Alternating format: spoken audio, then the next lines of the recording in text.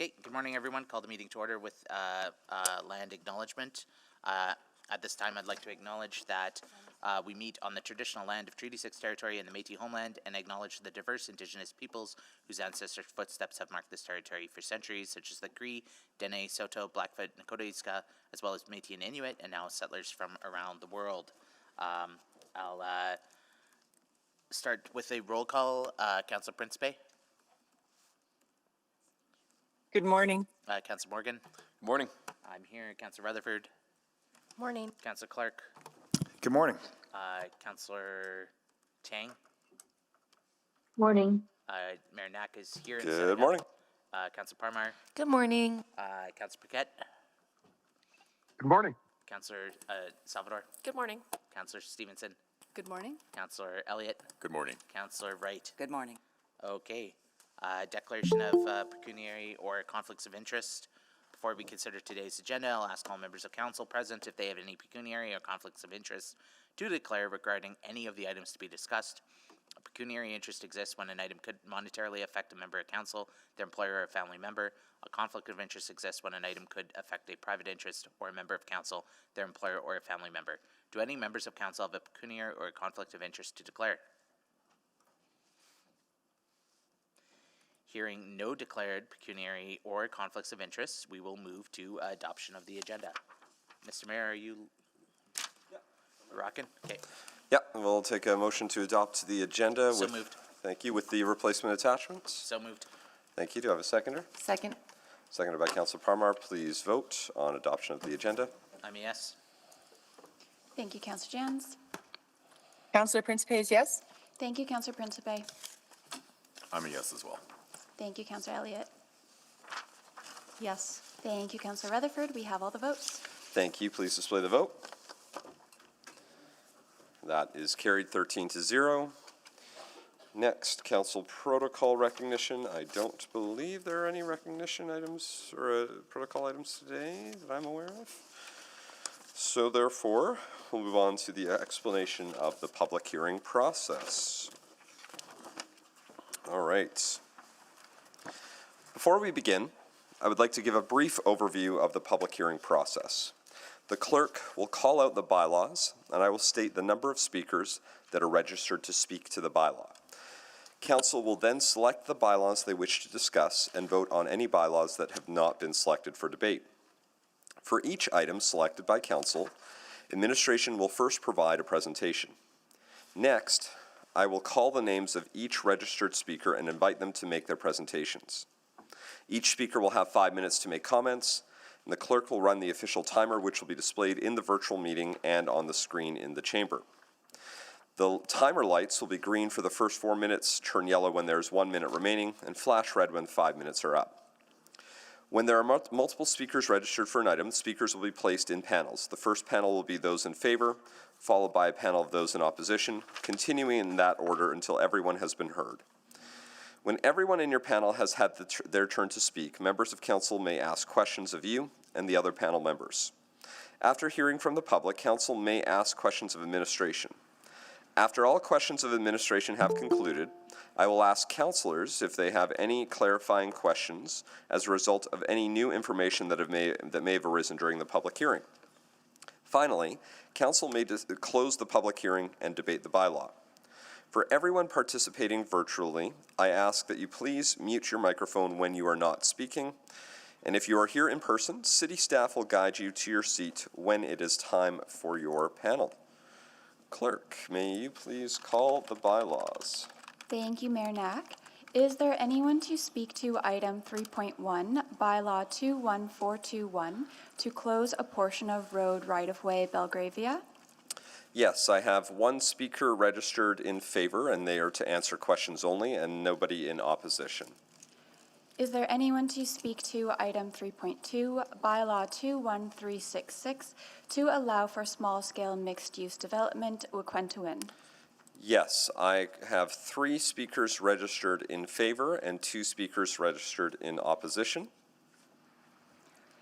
Items 3.3 and 3.4 will be dealt with together. Is there anyone to speak to 3.3, bylaw 21359, to amend the zoning bylaw 20001 and item 3.4, bylaw 20734, to recognize the park as home to historic resources and metropolitan-level recreational and cultural events while being sensitive to the River Valley context, River Valley Mayfair. Yes, I have 4 speakers registered in favor and 1 speaker registered in opposition. Is there anyone to speak to item 3.5, bylaw 21420, to allow for a range of small to medium-scale housing meltwater? Yes, I have 3 speakers registered in favor, all 3 of which are to answer questions only, and no speakers in opposition. Thank you. Items 3.6, 3.7, 3.8, and 3.9 will be dealt with together. Is there anyone to speak to 3.6, Charter Bylaw 21428, to amend the Ellerslie District Plan? Item 3.7, Bylaw 21398, to amend the DECO 2 Area Structure Plan? Item 3.8, Bylaw 21399, to amend the Alsace Neighborhood Structure Plan? And Item 3.9, Bylaw 21400, to allow for a range of small-scale housing and a variety of commercial businesses, Alsace. Yes, I have 3 speakers registered in favor, all to answer questions only, and no speakers in opposition. Is there anyone to speak to 3.10, Bylaw 21429, to allow for a variety of commercial businesses, Rideau Park? Yes, I have 1 speaker registered in favor and none in opposition. Before we move on, I'll just do a quick check to our speaker, Aman Hamid. Are you registered to speak in favor, or are you to only if selected? Speaking only if selected. Speaking only if selected. Thank you for that clarification. We can continue. Is there anyone to speak to item 3.11, bylaw 21423, to allow for childcare services and cannabis retail stores, South Edmonton Common? Yes, I have 2 speakers registered in favor, both to answer questions only, and none in opposition. Items 3.12 and 3.13 will be dealt with together. Is there anyone to speak to item 3.12, Charter Bylaw 21430, to amend the Southwest District Plan, and item 3.13, Bylaw 21431, to allow for a range of small and medium-scale housing, McEwen? Yes, I have 2 speakers registered in favor and 7 speakers registered in opposition. Is there anyone to speak to item 3.14, Bylaw 21416, to allow for medium-scale housing, Shawnzee? Yes, I have 3 speakers registered in favor, all to answer questions only, and no speakers in opposition. Items 3.15 and 3.16 will be dealt with together. Is there anyone to speak to 3.15, Charter Bylaw 21425, to amend the Northwest District Plan, and item 3.16, Bylaw 21426, to allow for medium-scale housing, MacArthur Industrial? Yes, I have 1 speaker registered in favor, and they are to answer questions only, and no speakers in opposition. Items 3.17 and 3.18 will be dealt with together. Is there anyone to speak to item 3.17, Charter Bylaw 21417, to amend the Northwest District Plan, and item 3.18, Bylaw 21418, to allow for large-scale facilities that provide community services, Barano? Yes, I have 2 speakers registered in favor, both to answer questions only, and no speakers in opposition. And lastly, is there anyone to speak to item 3.19, Bylaw 21419, to allow for a range of small to medium-scale housing, Calder? Yes, I have 1 speaker registered in favor and 1 speaker registered in opposition. Excellent. So that is the call of persons to speak. Next, we will move on to selection of items. So please click on the board if you wish to select an item for debate. Councillor Rutherford. Thank you. I would like to select 315 and 316 dealt with together. Okay. And I will select 319. That's 315 and 316 as well as 319. Yes. All right. Thank you. Great, thank you. Councillor Morgan. I'll select 3.12, 3.13 dealt with together. 3.12 and 3.13. Thank you. Councillor Wright. Thank you. I'd like to select 3.6, 3.7, 3.8, 3.9 to be dealt with together. Okay, that's 3.6 through 3.9, all dealt with together. Councillor Jans, 3.3 and 3.4, please. 3.3 and 3.4. That's it. That's it for you, okay. Thank you. Councillor Principe, Thank you, Mayor Knack. I will select item 3.14, 3.14. and I'm assuming 3.2 will be selected by someone else. I think so. That's probably a safe bet with our next speaker. So we'll let that, perfect. We'll go to the next one. Councillor Stevenson, Yes, thank you. I'll select 3.2. 3.2.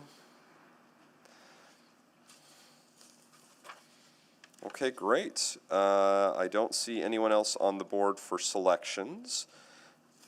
Oh, I'm sorry. Oh, Councillor Wright, 3.5. 3.5. Yeah, thank you. Okay. Perfect. I don't see anyone else on the board.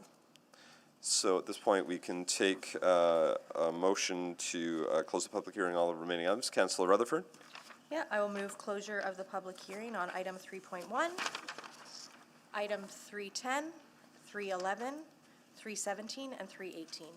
Second. seconded by Councillor Parmar. Please vote on closure of the public hearing.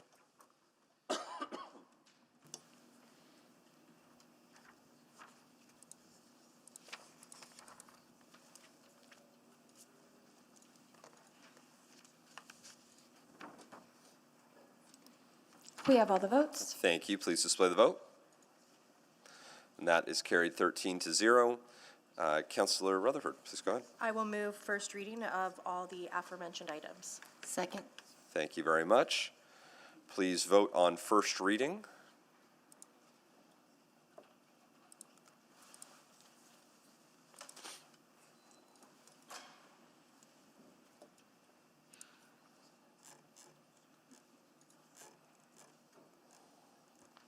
We have all the votes. Thank you. Please display the vote.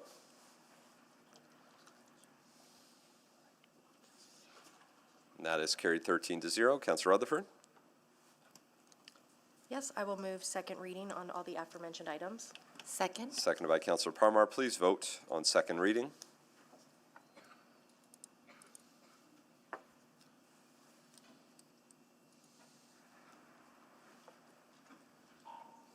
We have all the votes. Thank you. Please display the vote.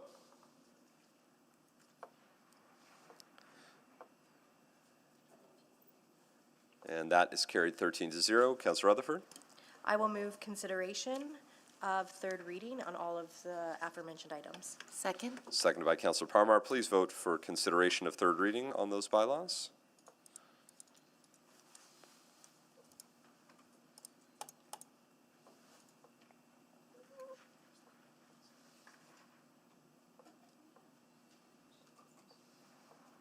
We have all the votes. Thank you. Please display the vote.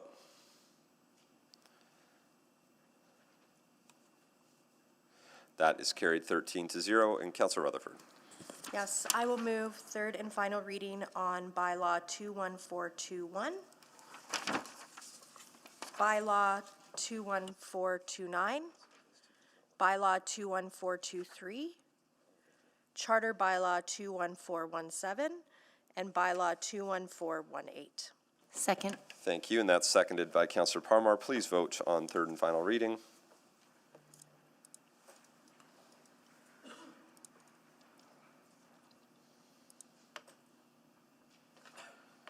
We have all the votes. Thank you. Please display the vote. And that is carried 13-0. Excellent. So that means, again, items 3.1, 310, 311, 317, and 318 have all been carried. So the way we'll be going through this, just for those in the audience who are here for other items, we'll be starting with item 3.2, which is the Waquentawin item, followed by the items 3.3 and 3.4, which is the River Valley Mayfair item, 3.5, which is Meltwater, then items 3.6 through 3.9, which are dealt with together. This is the Ellerslie and Alsace neighborhood structure plans. items 312 and 313, which are the McEwen items, so those will be a little bit later. 314 is Shaughnessy, 315, 316 is the MacArthur Industrial, and then finally 319, which is Calder. So that's the order we'll be going through.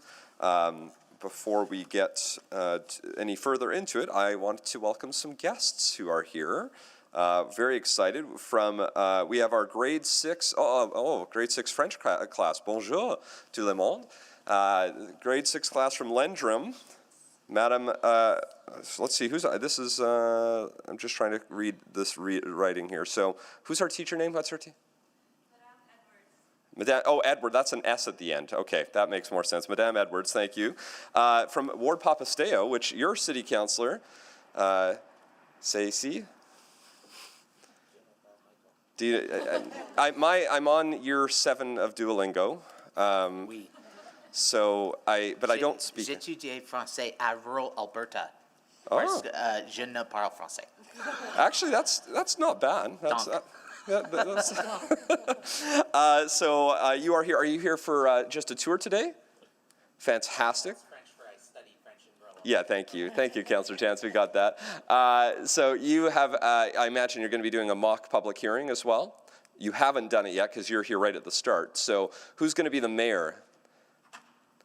Mayor, do you want to come down to the podium here and tell us what you're going to be discussing? En français, please, s'il vous plaît.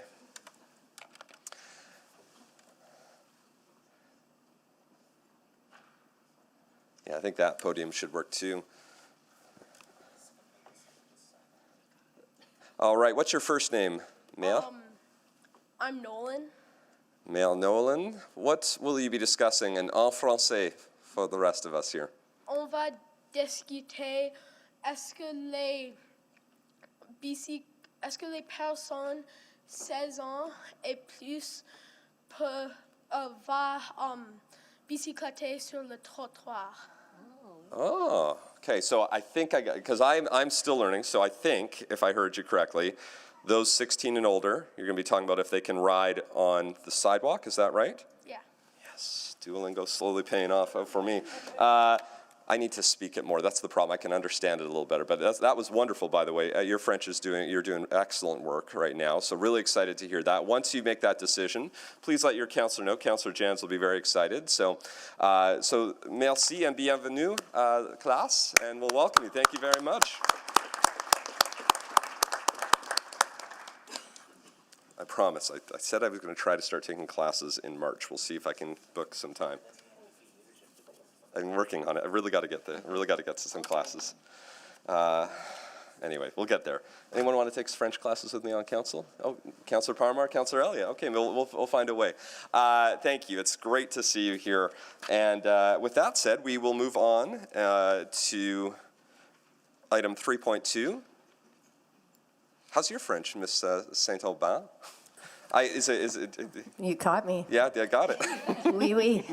Merci. Please go ahead. Bon matin.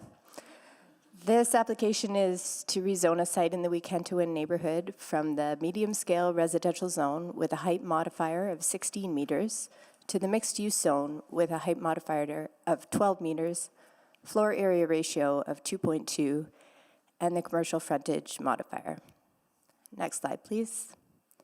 Situated at the corner of 112th Street and 99th Avenue, the site is within a highly walkable area and easy access to bike routes, as shown on the screen, as well as other active modes of transportation and amenities not shown on the screen, such as the Government Center LRT station and commercial services along Jasper Avenue and 109th Street. Next slide, please. The site is also prominently situated amongst a high concentration of historically designated or recognized buildings along 112th Street and 99th Avenue.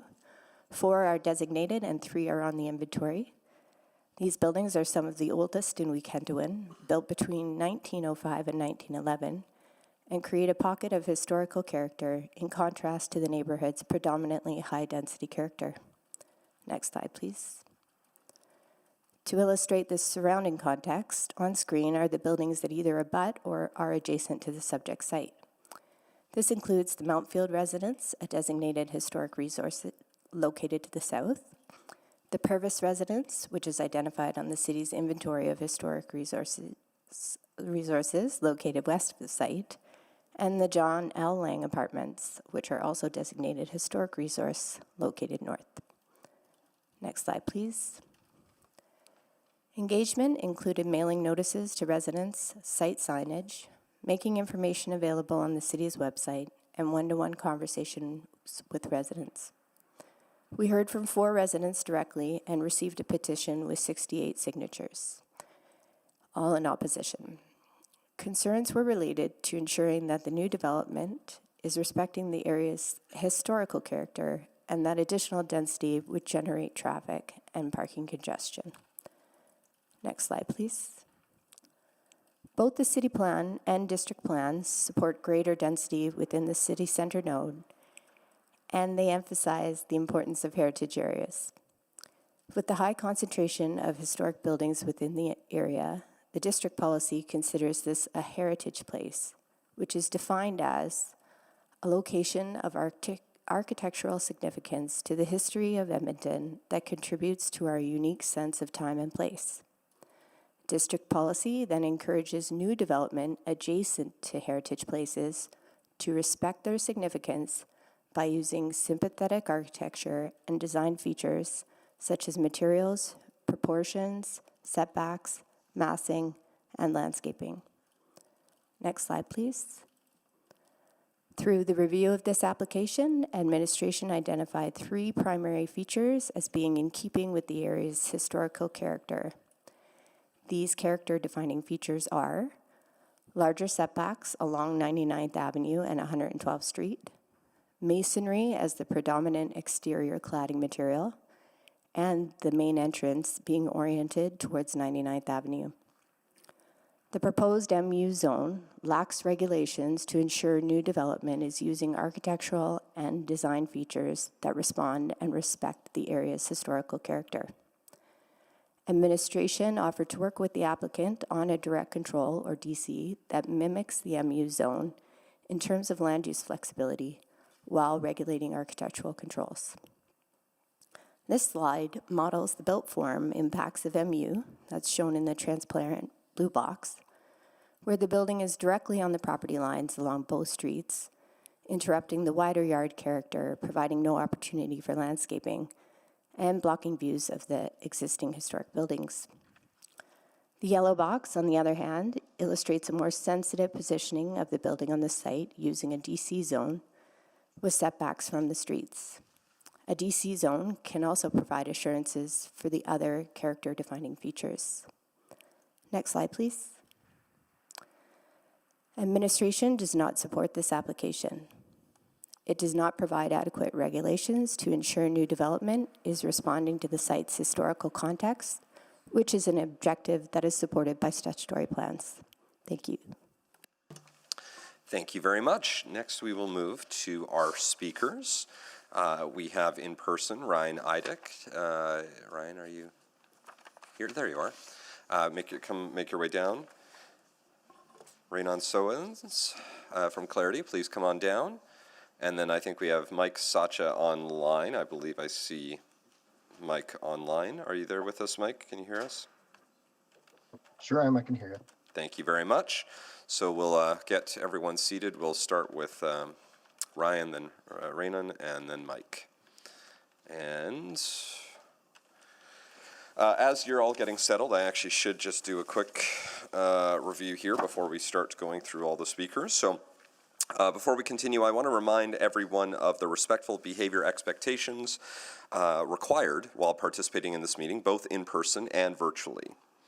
Hearing from the public is an important part of Council's process that provides us with the opportunity to hear the full diversity of opinions that exist in our community.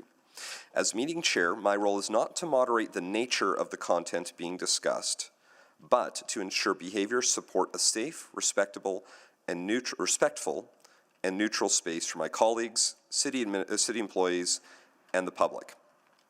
Disrespectful comments, including the use of profane language or gestures, and behaviors such as shouting, cheering, or clapping will not be tolerated. Obviously, the exception to that, of course, is when students are here and we clap for them because we welcome them. But everyone else, no clapping, no cheering, no booing.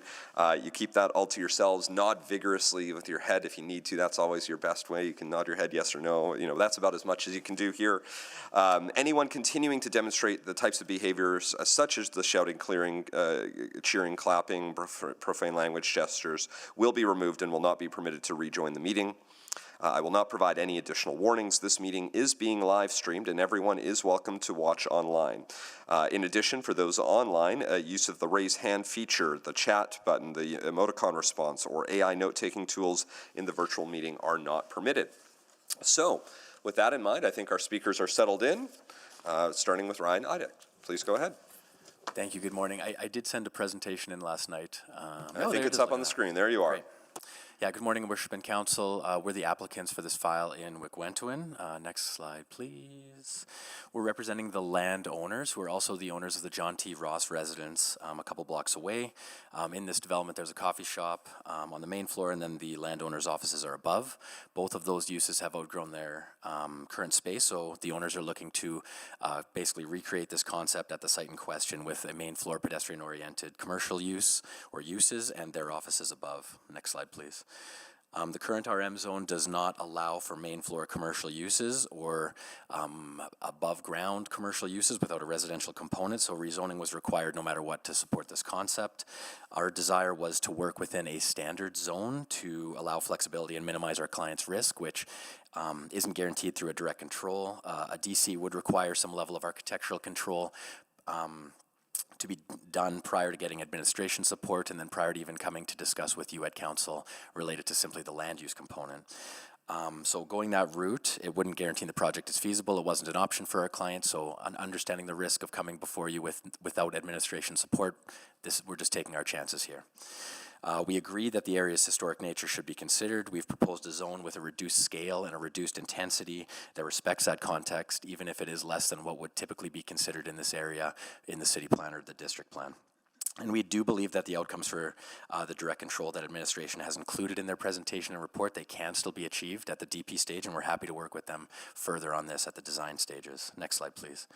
So when compared to the RM zone, which is the existing zone, the MU zone allows the building to be closer to the street-facing property line, so with 112th Street and 99th Avenue. However, it does maintain those 3-meter setbacks along the north and the west sides, which are the abutting sites from the historical buildings, which we felt was a fairly decent compromise. We also reduced the maximum height to something that's closer to the existing buildings on the north and the west, and the increases in the gross floor area and the building footprint, they're fairly comparable to what's currently allowed under the RM if everything was built to maximum possible extent. Next slide, please. So the reason why we couldn't find agreement is there's several technicalities in the MU zone that led us to be here. So we feel that the DC is a fairly blunt tool to use to overcome these admittedly minor deficiencies that could be done at the development permit stage.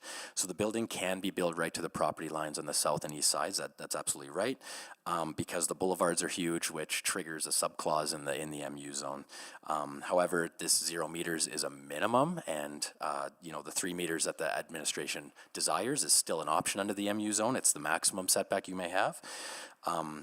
We don't feel like a reduced setback is an issue on a pedestrian-oriented commercial corner site. There's lots of examples of this around the city, and it's a well-traveled corner, and we do feel that the boulevards being wider helps with that reduced setback anyways. Next slide, please. Now, with regards to the entrance locations, again, there's a technicality that the MU zone requires that there's a main entrance facing 112th Street because it's a designated collector. 99th Avenue is a local roadway west of 112, but a collector roadway east. I bet you didn't think roadway classifications would be such a big part of your public hearings this term, but here we are again. So again, the direct control shouldn't be the tool to use to regulate the entrances. It doesn't restrict an entrance from facing south. We have no issues with adding an entrance facing south, and we've made that clear to administration as well. Next slide, please. Now, the MU zone contains significantly more design requirements than most standard zones, and we're of the opinion that the building design doesn't need to be dictated to appear similar to the existing historic buildings in order to remain sensitive. We feel that the scale, intensity, and form is more important than the way it looks. There's 2 examples from Edmonton that we've shown on the screen on the top, where historic buildings are right next to buildings built in standard zones. And in both those cases, you know, you could say what you want about those standard buildings, but it does not detract from the historic buildings in our opinion. The one on the top right is even just down the street from the site in question. The one on the bottom is that's the Umferville block in Riverdale that was built under a standard zone. So standard zones do not mean that architectural design has to be terrible, for lack of a better word, and we're happy to work with administration on design moving forward. We don't think it needs to be dictated prior to getting the land use approved. Next slide, please. So it's the first step. We've tried to meet administration halfway on the proposed zone modifiers. We're happy to continue working with them at design stages. We have a client that's ready to move into these design phases if rezoning is approved. And again, we believe that the intensity, scale, and function of the building at this corner is more important than making sure the design is subjectively perfect. We hope you agree, and we're happy to answer any questions that you might have.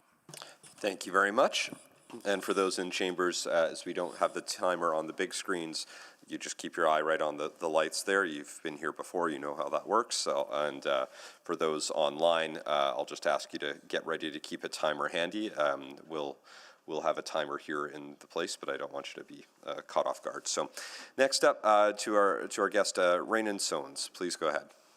Thank you, Mayor Knack. I'm actually taking off my Clarity hat, just speaking as a nearby resident. I'm just outside of the notification area, so I wouldn't have been captured in that, but happy to lend a voice of support to this application. I really believe strongly in community amenities and feel that this application does offer the ability to do that. As Ryan did mention here, this is a project that's the proponent has been operating this type of community amenity type business in the Wequentuin neighborhood for a number of years, very successfully, I might add. It has turned into a tremendous hub of community engagement and activity.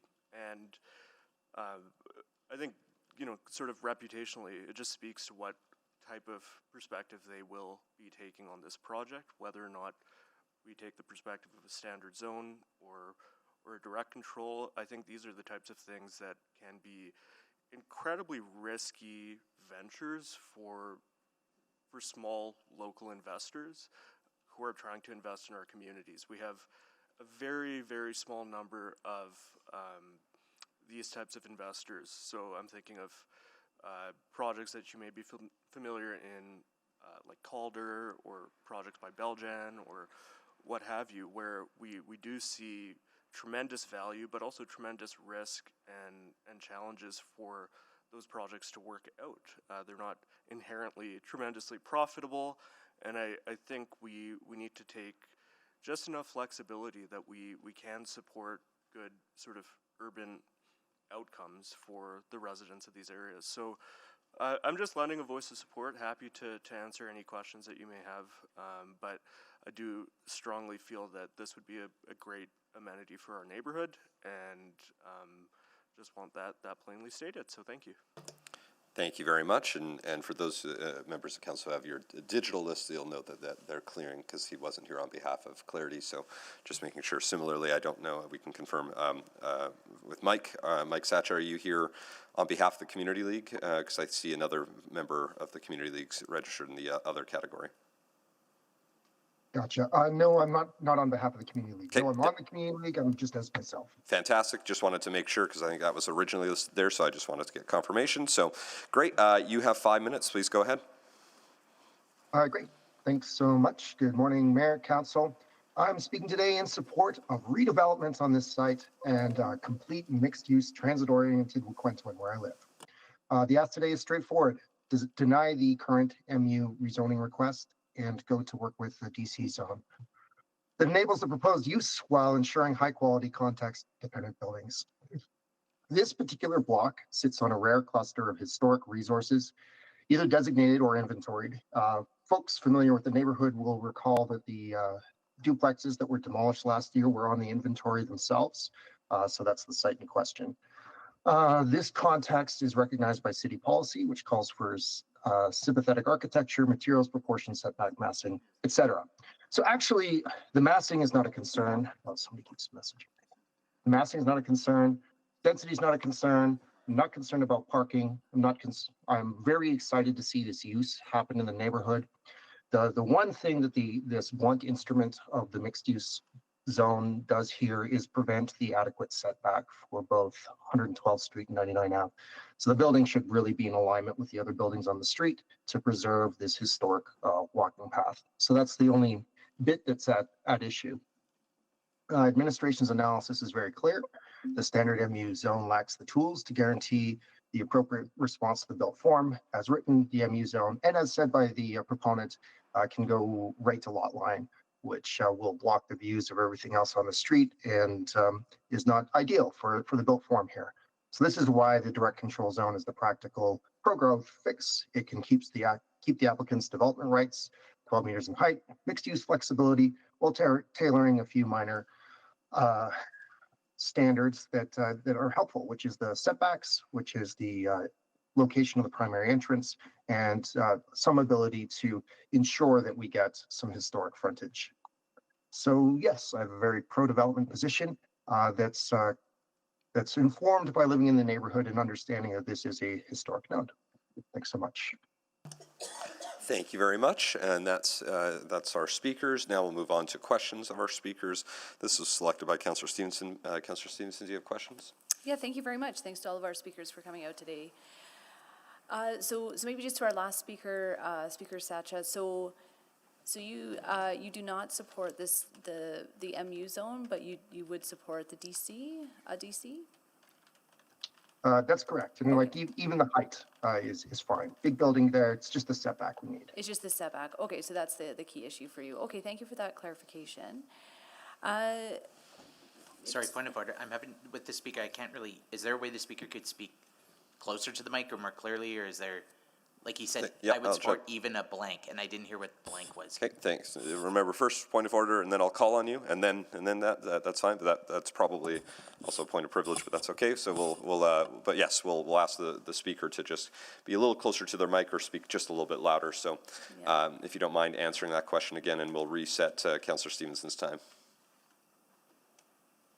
Oh, you're muted now. Sorry. Yourself. Try unmute. There you go. Let's try that once more. Yeah, we support, or I support the change in use, the increased density, increased height, no problems. We just need that setback. Great, thank you. To Speaker Eidick, we heard from our other speaker, there had been a historic building on that site previously. Could you talk us through the history? I believe that the site was acquired with the intention of preserving that building, is that correct? Yeah, through the chair to Councillor Stevenson. So back in 2024, we were first approached by the owners, and they were working with David Johnson's team here at the city on preserving the existing building. They wanted to renovate it for the concept that they wanted and then add a few more floors on top. Ultimately, the foundation is the reason why they didn't proceed with that. So, but yes, that was, they went down the road a little bit of preserving and kind of renovating the existing building before they decided to not move forward with that. Okay, thank you. And again, just wanted to clarify the challenge with the current zone, even though it provides more height, there's just the requirement to have residential above, and that's not of interest to this owner. They just want to do commercial. Yes, standalone commercial building is just not permitted in RM. Great. Okay, thank you. The setback seems to be an issue clearly coming up, and we'll certainly have some questions for administration as well. You may have referenced it in your presentation. I just wanted to confirm again. I know that the patio at their current building is a major asset. I assume they would maybe want to replicate that in their new location? Yeah, maybe I wasn't clear in the presentation, but the 0 meter setback is a minimum, and if there was a cafe or restaurant that would be built on that main floor, yes, there would probably be a patio component. We even offered during the process to register development easements for we offered 1.5 meter setbacks. We could discuss 3 meter setbacks, but we offered that as a legal tool, which wasn't palatable, but we are fine with adding setbacks to that corner. We're not opposed to that whatsoever. Oh, okay. Okay, so that's something you're willing to commit to sort of in this hearing. Yeah, and I will need to get some clarity on whether patios can be located within an easement. So would that be the thought, like 1.5 meter totally clear easement, and then 1.5 meters for a patio potentially? Yeah. Okay, Yes, yeah. okay. Okay, thank you. I think those are all my questions for now. Thank you very much, Councillor Rutherford. Thanks. I just have a few questions to Speaker Edick. You know, you're familiar with this process. You know the advice that we've received on many occasions from legal that even if the intent of an applicant is one way, we always have to think of what is the highest potential allowable rights that we are giving, because you could switch property, the property could switch ownership tomorrow, development of what's intended might not work out. So it seems weird that you're here with the argument to say, give us the rights and we'll just work better on that, knowing the advice we've received. Sure, yeah, through the chair to Councillor Rutherford. So there really is no other option. So, you know, the direct control just wasn't an option to start going through design processes. It doesn't minimize the risk. We might not have agreed on all the design elements with administration. We might have ended up back here with non-support again, or would have had to abandon ship while spending more money on design. And then we have council debating the elements of design as well. So from a risk perspective, it's just not palatable. So we understand the risks of going forward with non-support. That's just the way it is. We are saying a little bit of trust us, but mostly what we're saying is the direct control is a very blunt tool in this circumstance. And we feel like what administration is asking for, the entrances and the setbacks, we've offered solutions to those already. Those are technicalities, some of which could be granted through variances at the development permit stage, some of which can be granted as of right. Most of what our concern with the direct control is the design element. We are not interested in spending a ton of money on design up front before we know that the concept is done. And we don't want to debate the merits of design with administration and council prior to knowing that our concept is okay.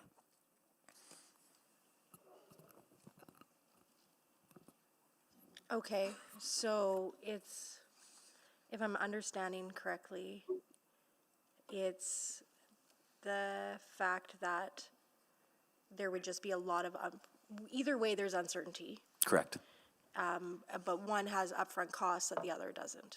And time, yes. So we are ready to go into design phases right now, which if we had to restart with the direct control now, that's an 8 to 9 month process. We would miss our construction season this year. So there's a cost and a timing perspective as well. Yeah, but then the challenge is like, there are some genuine concerns about. We don't disagree with that. Those setbacks, right? That's right. Okay, I'll have to think about that. Thank you. Thank you very much. I don't see anyone else on the board for questions, so you two are welcome to go grab your seats again as we move into our speakers in opposition. And first up, so we have two speakers in opposition. The first will be Antonio Rizzuto, and I think I see Antonio there, and then David Howitz from the Wet'suwet'en Community League is also online.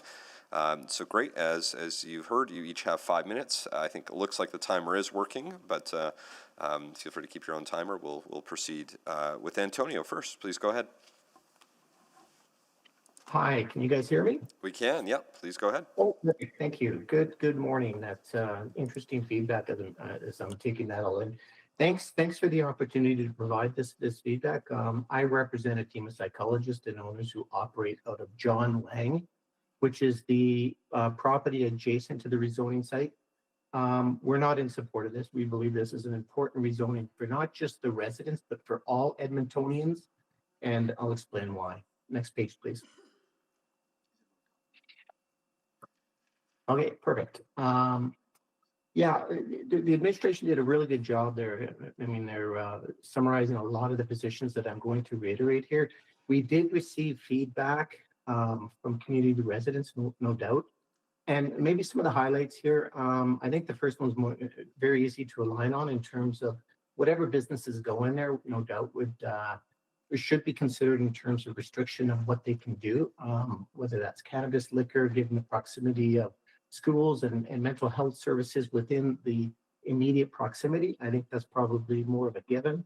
The parking, I think somebody alluded to that isn't a showstopper. I'm just highlighting it because it's always an issue with people that are closer in the area, no doubt. That isn't the driver of this presentation. It's really about the last two bullets there that you see as the heart of our position, is about maintaining the heritage character of the area. And as I'm listening to the discussion, there's not a lot of checks and balances in place in there to ensure that happens. This land can very easily moved to other owners and so forth. And there is nothing there that gives me a level of comfort that that we're in fact doing that. And you know, the street, there are very few streets in the city which can replicate the history of what you see. Any rezoning that compromises this historic character should be done with some level of controls and checks and balances. And you know, I think it's important to remind us all that the city and individual owners have committed significant resources to designate and preserve heritage homes at considerable cost. That's all Edmontonians, not just the people on this call or the people in the area. And this investment should not be compromised with rezoning that is too broad and too loose. Next page, please. Okay, I think the administration did a much better job with Google Maps and kind of showing what we're up against here. It's just such a unique space. You need to walk the street, and it just gives you the flavor of understanding the heritage of Edmonton and so forth. And when I say it's unique, if you draw, there's the site property in the middle, and you draw that sort of perimeter, there are numerous designated homes and ones on the list to be designated, and I probably haven't captured them all in this image. I think the administration did a better job of doing that in their presentation.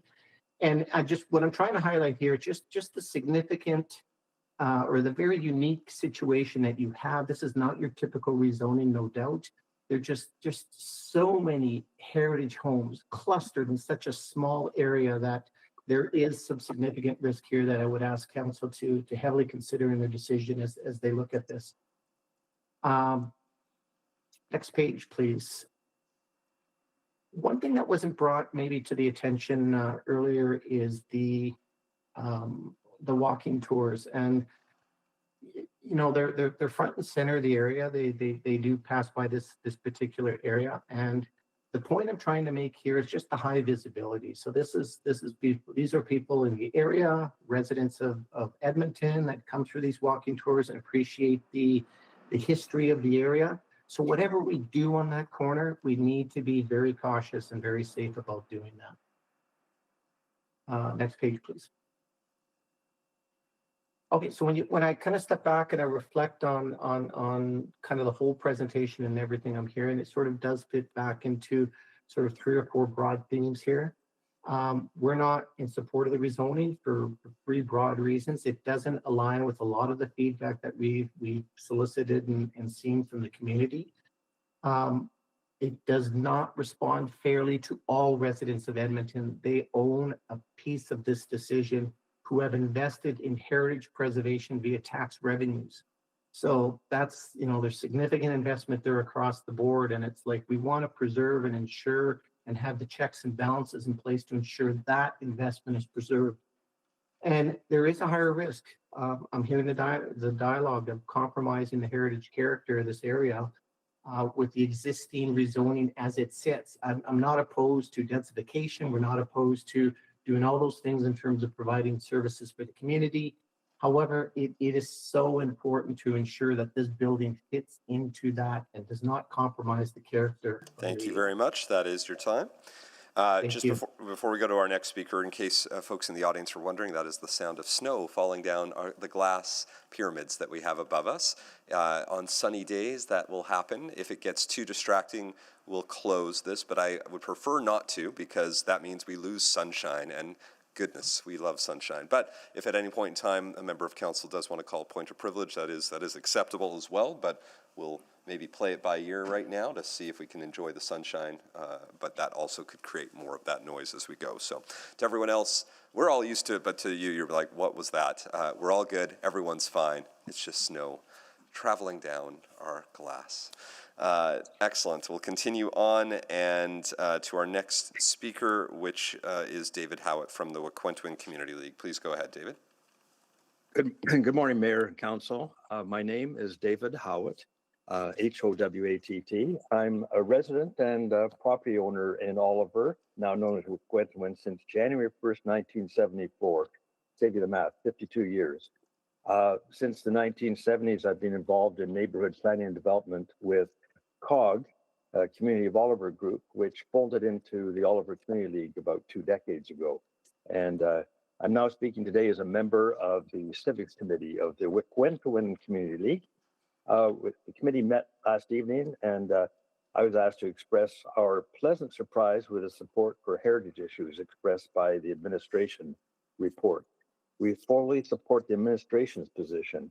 We're dealing with somewhat an amorphous issue, kind of a big cube, and it's with the size of it's mainly the setbacks, as Michael mentioned. We're not opposed to redevelopment. It's sad to see the previous structure become dilapidated and then be demolished. However, I think it's important that we provide some guardrails to whatever gets proposed there. I would say someone taught me long ago that never trust anyone who says trust us. Saying that, well, we can discuss this in development permit time, that isn't appropriate. There isn't a time for adequate community input, et cetera. We would like to make sure that the setbacks are there. It's important that we have those. This corner location is a keystone. It kind of demarks the over 100-century-old homes on either side, on the street and on the avenue. We're willing to work with the developer to make this the best possible project for the neighborhood and for the city. We want to preserve the walkability nature of the neighborhood. I know it well because not only do I live in the neighborhood, 115th Street, but my wife spent her last 5 years of her life in the General Hospital, so I know it by wheelchair level as well. And we are approachable and would like to help. And I think it's important that we give the administration the guardrails to attach to this project. We have had previous successes. For example, just a block to the west, the Galleria Apartments was an abandoned excavation for a high-rise that failed with its funding. And we worked with the new owners and the architects and have actually proposed scaling the building so it, rather than a four-story cube, it became 3 stories at the street level and 5 stories at the east side at the lane. And as a result of that, the architect won national commendations in various competitions. So basically, we're a little bit concerned with the project. We aren't opposed to commercial in the neighborhood, especially if it has a local nature at the service level. And this is the first I've heard of what a proposal is. And if that comes to fruition, all the better. It may well be complementary to Leonardo's sandwich shop around the corner. And that's my presentation. Thank you. Thank you very much. Next, we'll go to questions of our speakers in opposition. Councillor Stevenson, would you like to start?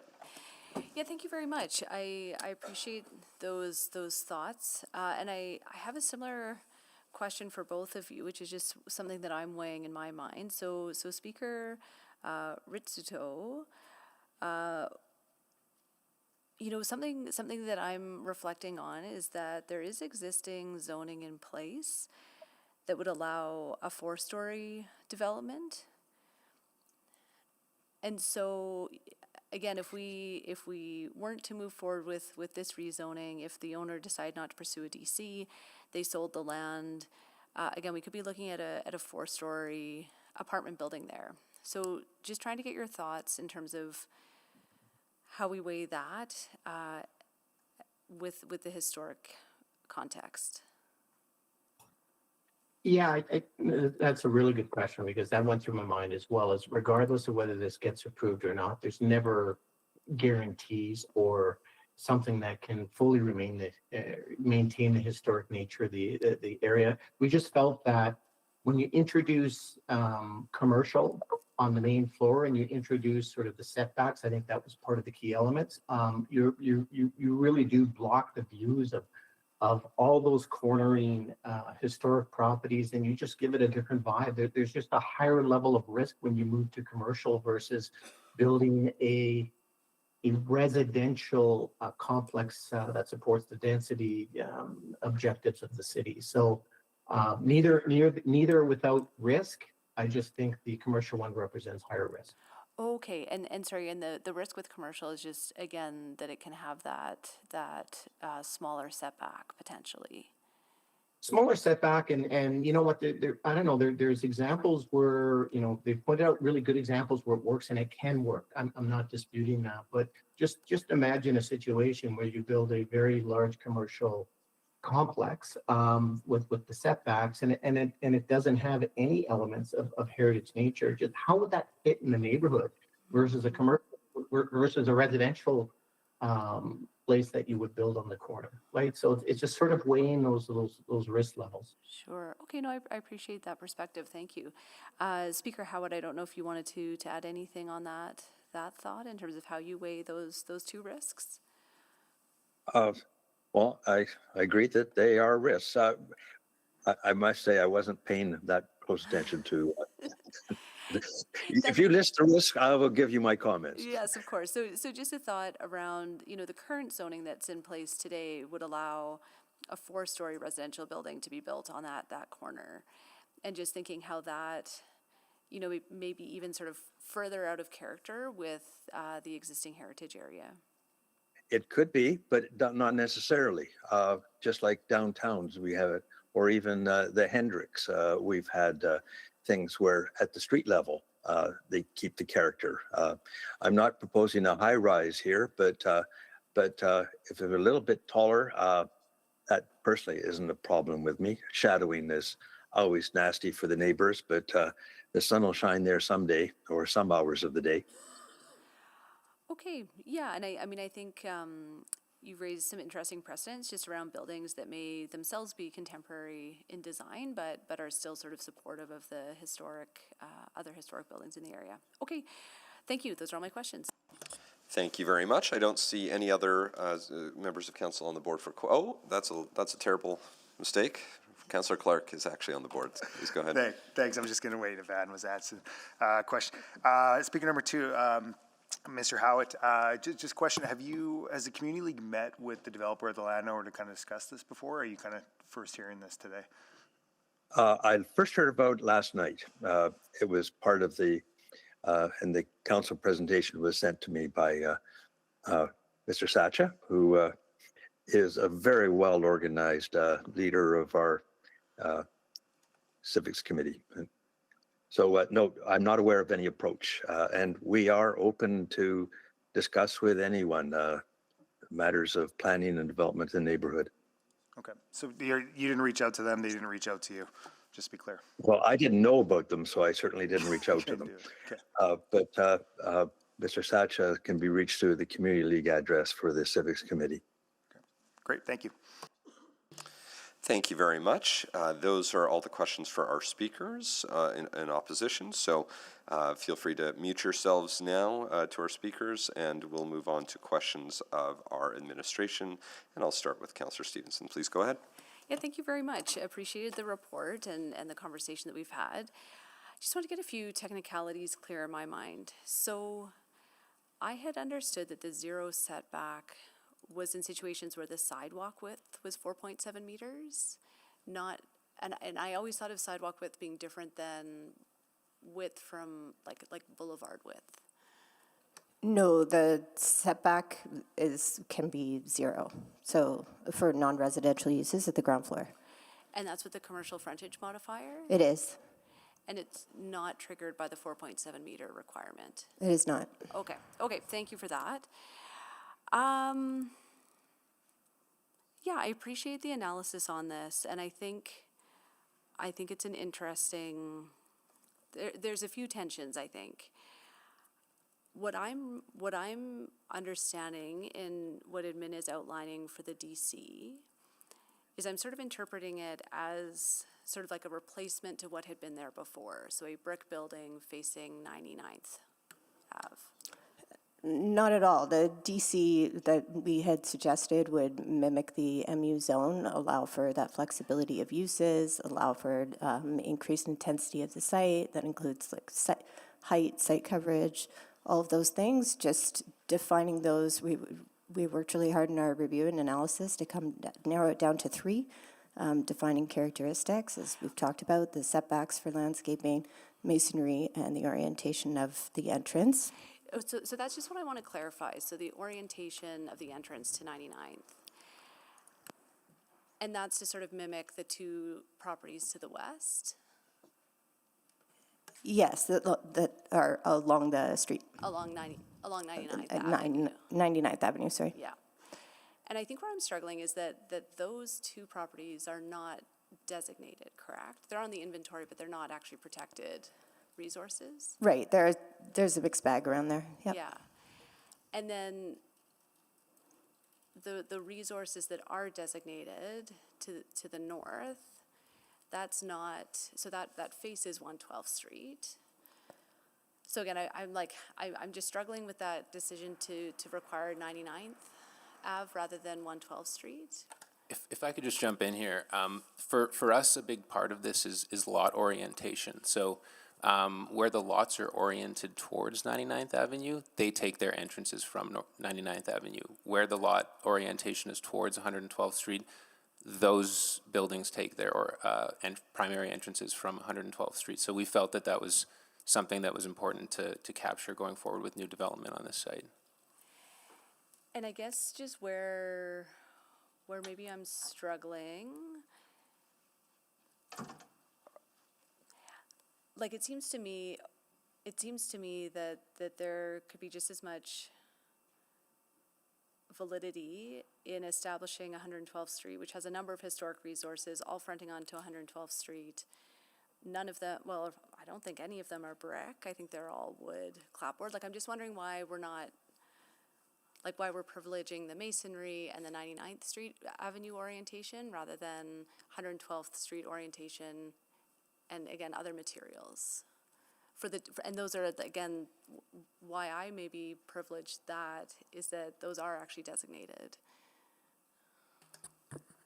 It's something that came up in our review. Again, I'll just reference back to the lot orientation. We are trying to respect, what was historically there. Obviously, the Armstrong residence played a factor in our review, and it really did complete, how it was oriented really did complete that section of 99th Avenue. And that's sort of historically what the character has been. So if we are allowing a zone that is more permissive and allows some of that orientation to change, our concern is that that will sort of start to alter some of the historic character of that area. So we feel that these are important components that need to be captured in a direct control zone. Okay, I think, but again, just to clarify that sort of portion of 99th Ave from the alley to 112th Street, so that's 3 properties. 1 is the property we're talking about, and then 2 are not designated. Correct. I would just kind of refer back to the policy, though. The policy coming from district policy, we do consider this to be a heritage place. The definition of a heritage place doesn't necessarily, it just talks about buildings that are historically important, not necessarily designated. So for us, Sorry, no, it's okay. Councillor Stevenson didn't give you, no, I gave you 15 seconds to answer that question as I was watching closely. Councillor Jans, please go ahead. Just picking up on this, so let's say, decorum chair. Please go ahead, Councillor Jans. Thank you. If the applicant walks away, on this site right now, it was considered part of the historic places, but I'm hearing the building's now, it's level dirt, right? That's correct. So something's gonna go up, right? And as I understand it right now, they could go up to 4 stories and they could build a fairly sizable box. The only change between what the applicant is requesting and what the current zoning is, the main change is the setback. Is that correct? That's correct. And the current would require 3 meters from each side, correct? That's 3 meters from the streets, yep. Which is both the Yes. street and the avenue. Yes. So 3 meter perimeter. Okay. When the applicant said they're willing to put in an easement, what is the legal impact of that? So, Councillor, Ms. Please. Ingburn from Yep. Legal Services, So I just want to remind council in this context that council's authority to regulate and deal with setbacks is through the zoning bylaw, right? So if that's something that you're wishing to do, or that's the assembly's desire, my recommendation would be to do that through a direct control zoning or a different zone or something else, rather than look towards legal instruments. The MJ recognizes your authority through the zoning bylaw. So if we want to dictate something, our tool is to say this has to be a DC, not the other zone. Could you remind me, what is an easement? So an easement is an instrument on title. It's an interest in land that allows for one person to use another person's property in a particular way. I think what we're probably talking about in the context of this is something called a restrictive covenant, which is also an interest in land, and it dictates that a particular person may not use their land in a particular way. So if I'm tossing up between the two of the instruments, I think probably a restrictive covenant is more along the lines of what is being discussed here, but reminding you that your authority is through the zoning bylaw and not through gaining interests in land. Right, so what effectively you're saying is the zoning's the zoning, and if the applicant is saying they're willing to offer compromise that they would put an easement, that's up to them, and that's can't be dictated by council. Correct. But if they're saying that they want to do that, what is the impact of that? That effectively would mean they are saying we're voluntarily not going to put any structure within 1.5 to 3 meters or whatever it is of the sidewalk? Correct, but I think it's important to note that there are certain requirements legally to go into those types of instruments and interests in land, and I would have some concerns about having the proper ingredients to set up those types of instruments in this instance. Are they not allowed to put an easement on their property? They can agree to, but you need two parties to an easement, and you need an area of land that is burdened by the easement, and you need an area of land that is benefited by the easement. So in this case, that would be the city? We don't have that information of who would be on that easement. It could be a contiguous parcel, potentially road right of way, but like I said, there would have to be the essential ingredients in order to have a valid interest in land. Okay.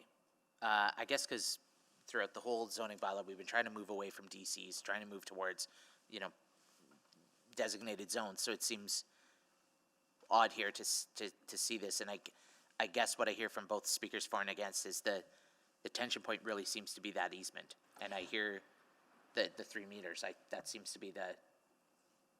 There are three components that administration has raised as issues. Yeah, setbacks, masonry, and orientation. Correct. Yeah. Yeah. And the setback seems to be the big one. The masonry one seems to be selective. If I'm following Councillor Stevenson's, it's wood on one side, brick on the other. Right, and so DC is direct control is a tool in our zoning bylaw. It exists today still, and it exists for unique situations, and administration evaluated those and asked the applicant if they were interested in pursuing that due to the context of the site. Yeah, I guess where I'm trying to understand, I'm out of time, thank you. Thank you very much. Councillor Salvador. Yeah, thank you. Maybe just to follow on from some of those questions, one of the things that the applicant shared was just a reference to opportunities to achieve similar outcomes at the DP stage. And I just wanted to understand, obviously, we're dealing with the tool of zoning in front of us right now, but what opportunities do exist at the DP stage for similar conversations?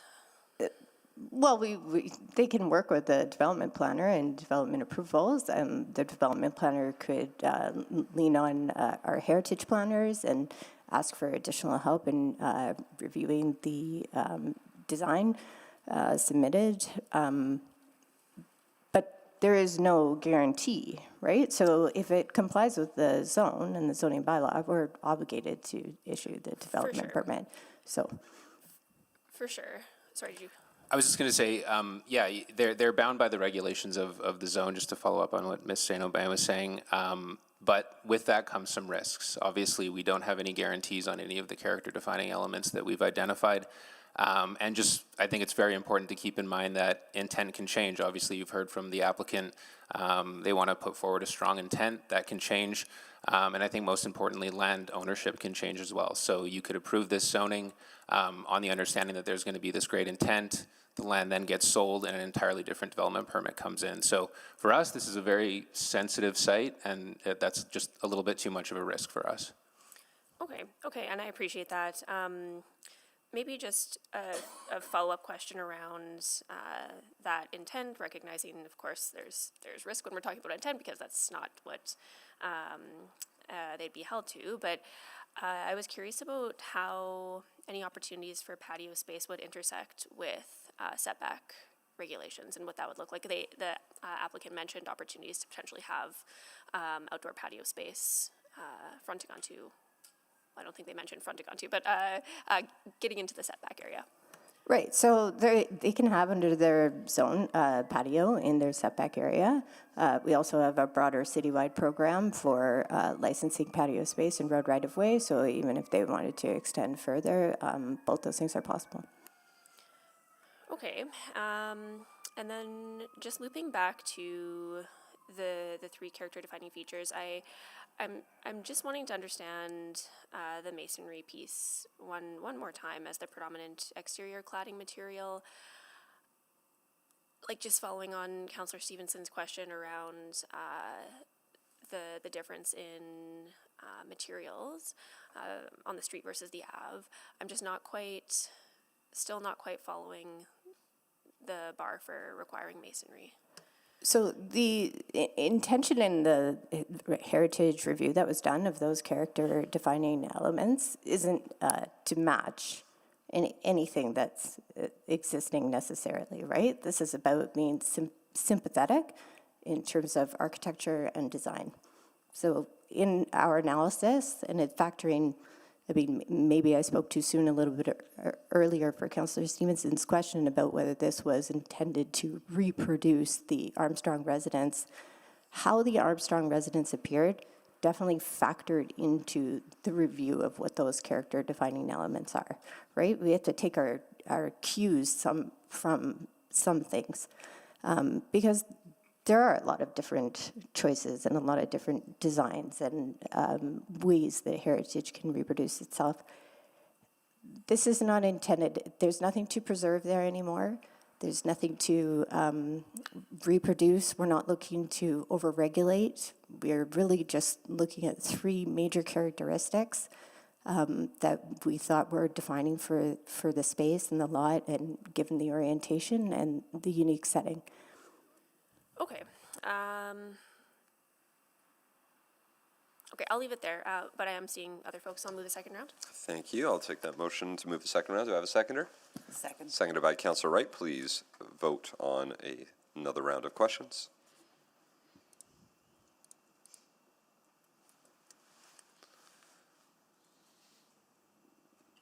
Yes. Thank you, Councillor Tang. And we will mark Councillor Elliott as absent. We have all the votes. Thank you. Please display the vote.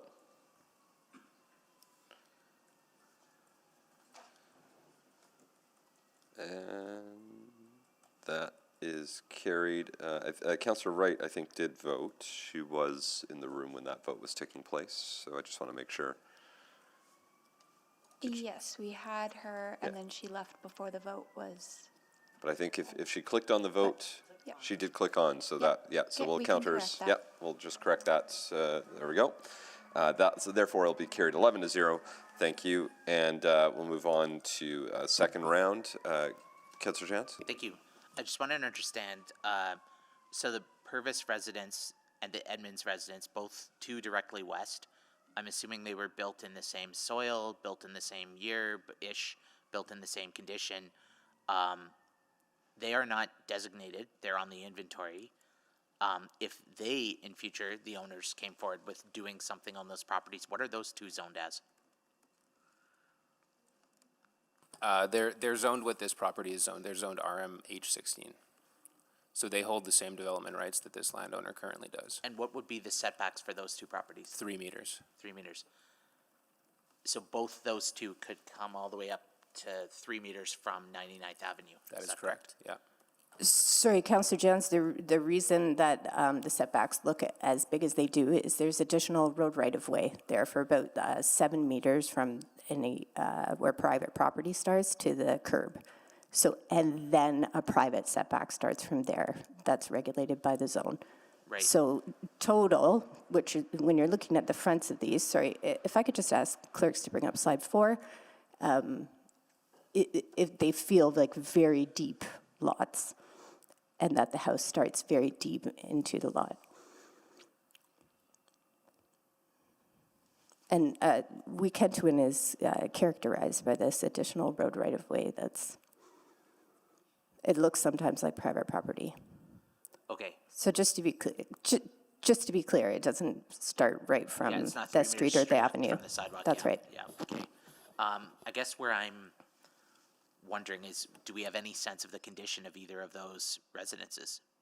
They're private, right? We wouldn't know that. We don't do foundation checks.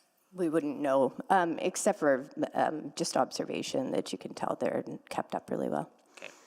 Because I guess I'm wondering, are we making decisions around one property on a corner that may or may not, like if we're saying one has to be X, but then in future, others around them may change into something entirely different or something else. I guess that's where I'm just trying to figure out how we're predicting here. I hear you. And these 3 features are not going to result in, or may not necessarily result in, a building that resembles the Armstrong residence at all, or say has a front porch or has a double tier on the top. This could be an entirely modern building, like the applicant showed pictures of, say, like the dog patch, right? This masonry doesn't have to result in a heritage reproduction. These are just features that will contribute to how the heritage place, as district plan defines it, appears to people. When you're out and about and walking in that area, these are the certain features that really contribute to that overall vibe. And I guess I'm kind of wondering about this. If I'm standing on the corner, I would see the new site in front of me. If I'm standing in front of the Galleria, I would I'm trying to get a better, I don't know, I saw the one chart that you have with the orange box and then the blue box, but I'm trying to see how the visual impacts would really be based on your position of view. How, if you're across the street, you'll still see everything just the same, whether you're on 112th or 99th, regardless of what's built on the corner. Do you mean just in terms of views? I guess I'm trying to really unpack what is the impact of the setbacks. Zero lot line would make sense. That would be the cube right up to the line. It would up to the property line. Like, is the concern that if the setback is not sufficient, that I won't be able to see the top wood deck on the Purvis residence? Views are one of the concerns when a heritage analysis is done.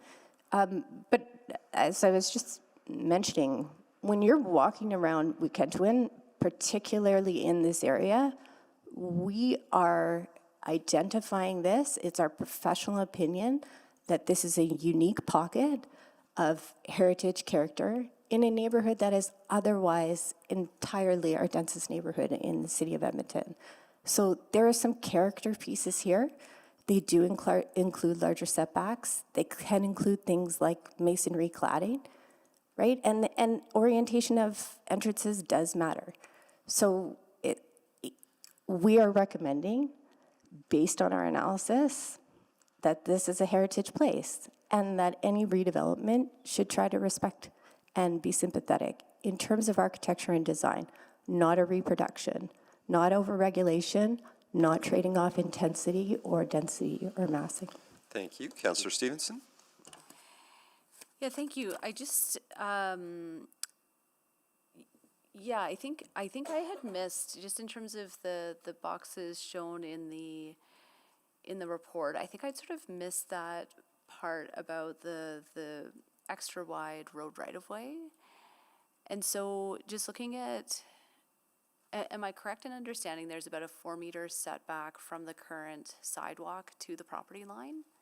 From the sidewalk, yes, and then from the curb weaver, that's where the 7 was coming from. Okay, so again, even if there was zero lot line development, there'd be a 4-meter distance between the side of the sidewalk to that 0 lot line. That's correct. Okay, I think maybe just another nuance, and maybe I misunderstood, so I hear the desire to not be prescriptive. I think I heard from the applicant earlier concerns about disagreements on design. So is the DC that administration is proposing, would that require elevation drawings? We could work with the application on, sometimes we call it a DC light, particularly if they're design ready to go. We could start looking at a concurrent development permit in their review as we're developing the DC, so that we know the design outcomes and the regulations jibe together, and they could be ready to go in the spring.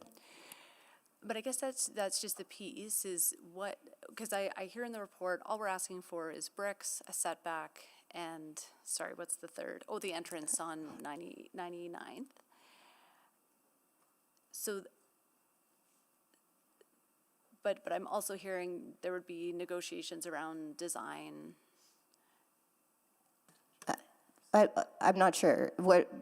When did you hear that? Well, Negotiations? just now, like, oh, we could do a DC light, we could go back and forth with the concurrent DP. Oh, I'm sorry if that wasn't clear. So the direct control that we had suggested throughout the review process Yeah, mimics the MU zone. yeah. We could ask for in a direct control in terms of elevations, no elevations, just a site plan, and ensure that the regulations are written well enough that those 3 defining elements are clear when they're at the DP stage. But when you say those regulations could be written well enough, are they just, there will be brick incorporated, there will be a 3-meter setback, there will be an entrance on 99th Avenue? Could be. We'd love to work with the applicant on this. But I think what they're worried about is that then becomes dictating elevation, dictating design. Councillor, we have, I just want to repeat what Claire said before, is that we're willing to work with the applicant. We want to make it simple. We also would look at a concurrent process for the, excuse me, the zoning and the development permit. But we need to sit down with the applicant to hammer those out. The question in front of council today is the conventional zone. We're recommending refusal, and we would like to explore the DC process and a DC for the site with the applicant. Okay. I did have one other question, and now I am blanking on it. I will leave it there. Thank you. Thank you. Councillor Wright? Thank you. So it's not a hard no. You're looking for a referral back to try to work it out, right? I'm not sure that we need a referral. It's really just council to make a decision on the recommendation that we've made, and then it would be up to the applicant to decide. Okay. Definitely not a no. We just wanted to meet in the middle. Okay, but I guess you weren't able to come to that middle prior to the applicant wanting to put this forward. That's right. Right, okay. And that's why the question is in front of council to make a decision. Okay. I guess to avoid this happening in future, do we need to have any changes done to our zoning bylaw renewal? No. You don't see this as being? This is not an something issue with the regulations or the zoning bylaw. We would like to leverage a tool that we have in our toolbox, and that's the conversation that we had with the applicant. The applicant wanted to pursue the conventional zone, and that's what the question that's before you today. Okay, thank you. That's all I have. Thank you. Councillor Salvador? Yeah, just, I think one more question. I've appreciated some of the clarifying answers that we received. So I just want to make sure that I'm understanding. I guess the risks associated with the DC and what granting variances would look like in that case. And maybe just for example, like if there's a single regulation that needs to be varied, would they have to come back for rezoning, or is there flexibility within that? We would write the direct control as flexible as possible to avoid that. So if there was something that would need to be varied, what was that? There is Jesse, thanks. Yeah, so I think that as a starting point, direct controls sort of are that box, right? And I think that's what you're alluding to. But there is some opportunity within a direct control, and you've seen it come before you before, where there is some variance ability on behalf of the development planner. We're very careful to ensure that there's appropriate parameters around that variance power, when, how much, those sorts of things. But there is opportunity to build that into the zone. And I'll leave it at that, but if you have further questions, happy to. Okay, I'll move a third round. Thank you. Second. That's moved and seconded by Councillor Stevenson. Please vote on another round of questions.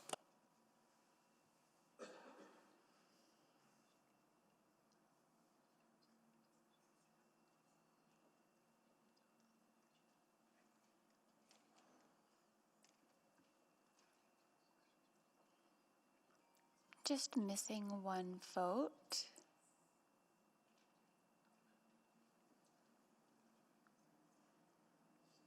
We have all the votes. Thank you. Please display the vote. That is carried 11-1. Next is Councillor Jans, I believe. Please go ahead. Thank you. Could you clarify what's contemplated right now for neighborhood renewal for Wet'suwet'en for both 99th Ave and 112th Street? Sure, Faisal's online. Councillor, that work is currently underway. We are in the refining phase, which means that a bulk of the design work has been done, community engagement has been done. As far as these two corridors are concerned, there will be changes from Active More's perspective. There are certain roads that are targeted for being one-ways. So I'm a little bit lean on the details here, but that's where we are in the process. Okay, because if there were going to be major changes to the road or the avenue, could that have a material impact on this conversation? My best advice is no, because as already mentioned, this is both for 99 Avenue and 112th Street. We have substantial road right-of-way available. So any traffic calming measures, any enhancements to pedestrian realm, they can well be done within, and no issues with the adjacent properties. Okay, thanks. And sorry, quick question, last one. Zero lot line in this case would mean the wall starts about 4 meters from where the sidewalk is? That's correct. So it's not going to be right up to the sidewalk? No. Because of that expanded road right away? No, but it will interrupt the existing setbacks that are a character defining element of the area. Yes, but it would not mean a wall right at the sidewalk. You wouldn't No. be standing on the sidewalk touching the wall. The 4 meters would be already back in both cases. Okay. All right, that's it. I just needed to clarify that. Thank you very much. I don't think I see anyone else on the board for questions of administration. Therefore, now we'll move on to questions related to new information that arose during the public hearing. Councillor Stevenson, questions for the applicants? Yeah, thank you. Just to Speaker Heidick. Perfect. We'll bring our, please come on down, Mr. Heidick, to grab a seat.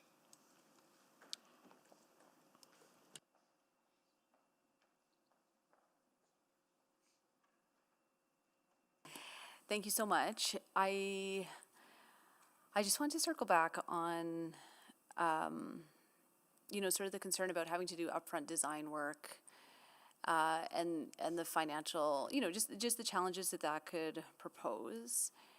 I'm hearing that it could be sort of a DC light, but I'm also understanding you'd still have to proceed with more detailed design towards development permit without any certainty in the zoning. Is that the risk? That's exactly right. So yeah, what are your thoughts? So the direct control, I mean, I'm not sure exactly how to address this, but the direct control includes kind of designing the entire building. And I know we can do a DC light with a site plan, but if we're talking about the cladding, what does primary material mean? We would have to design that out on the elevations and come to an agreement with administration before determining, yes, the word primary or percentage or whatever is accurate. So there's a specific level of design that needs to be done prior. So even to the DC light with regulations and site plan, it requires us to design the building. And we do appreciate the offer to go with a concurrent development permit. That's great, but then that accelerates our entire timeline. And then we still have to come here. There's also a major public component. So there's lots of different I don't want to be insensitive, but there's a lot of cooks in the kitchen that will be designing the building, and we think that we should be trusting our zoning bylaw and the development planners that still would regulate this and can take direction from the Heritage Planning Group and other groups as well. So I think the risk is just too great for us. If the city was willing to waive the application fees on the direct control and run some concurrent timelines and kind of minimize our costs and timing risks that way, I think we could have a discussion. But our direction from our clients is that we don't want to get into design until we know that the land use is approved. Right. Sorry, what, like, those administration fees, what is that delta between sort of a standard zone and a? I mean, I'll defer to administration, but I think it's around $7,000 for a minor direct control. Okay, yeah? Yeah, Administration? roughly, yes. Okay, and a standard zone is? This one was about 4,000. Yeah, 3,500. Okay, 3,500. Okay, so about half the cost. Maybe it's nice to be able to do both at the same time. To administration, yeah, with the DC, there would be sort of the pre-notification, so further public consultation as well. We can waive the pre-notification. Okay. But not the fees. But The not fee the fees. schedule is approved Yeah. by council. Yeah, and sorry, and I think 7,000 is the baseline. Are there things that go up from there, or would be 7,000? Because isn't there like a site area? No, we would just use the base fee, 7,000. I mean, there are ways that it can cost more, but on this site, no, 7 is accurate. Okay. And then again, it's the application fee. There's also the commitment of design costs prior to certainty. Yeah, the application fee is a nice gesture, but yes, it's more about the design fees without the guarantee. Okay, I think I'll leave it there. Thank you. Thank you, Councillor Jans.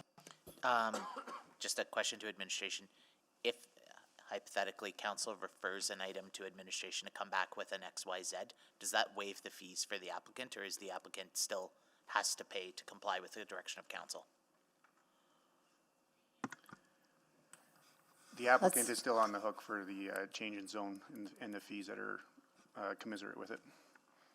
Interesting. Okay. So if we said come back with an industrial zone, they'd have to pay the subsequent fees for that? If there's a difference in what they have today, yes. Interesting. Okay. Yeah. Application fees are borne by the applicant, not the city. Yeah. I guess if I can ask the applicant, the three pieces there. So setbacks, I see the dispute, and then I hear you saying that you're willing to work with a patio, finding some space, finding some way. You used easement. I hear we're not supposed to really think of easement, but you offered it. The masonry considerations, what's the dispute there? There is no dispute about masonry. I think the dispute is that, primary or what amount of masonry. I think it's more than just what the material is. I think it's how much is applied or where it's applied and that type of thing, which I don't think has been accurately reflected in the report. Could you elaborate? So I don't believe that we're talking about simply, like I can't remember which councillor asked the question, but there was a question about, can we just say masonry is included? I think it's more complicated than just saying masonry will be included, and I don't think that a direct control is the right tool to require masonry when masonry could be included at the development permit stage anyways through its standard zone. And have you communicated that with administration through this journey? I think masonry wasn't really something that we didn't talk about the specifics of it. We talked about design considerations and architectural styles mostly. So that was where our dispute was. It wasn't specifically about masonry. Okay. How about the lot orientation? The difference between 99 and 112?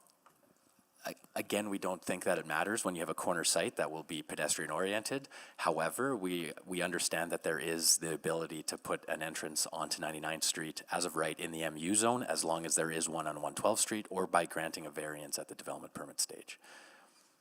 In theory, you could have kind of two. You could have two entrances, and maybe I'll just ask them for clarification or confirmation of that, but my reading was that you could have an entrance off 99th Street so long as there is a main entrance on 112th Street, or 99th Avenue, sorry. So both, I guess then this just comes back to setbacks. Is that the? And we're fine with that. Yeah, 0 meters is a minimum, and I understand the risk. If our clients were to turn around and sell it, somebody could build the building right to the property line. But with the desire to have a pedestrian-oriented development, some level of patio or front entrance that is set back, it was palatable to us. We have no issues with that. And maybe I shouldn't have even brought up the easement or restrictive covenant, because that derailed us a little bit, but we offered alternative solutions, which I know can't be guarantees, and I think that's why we're here. Okay. And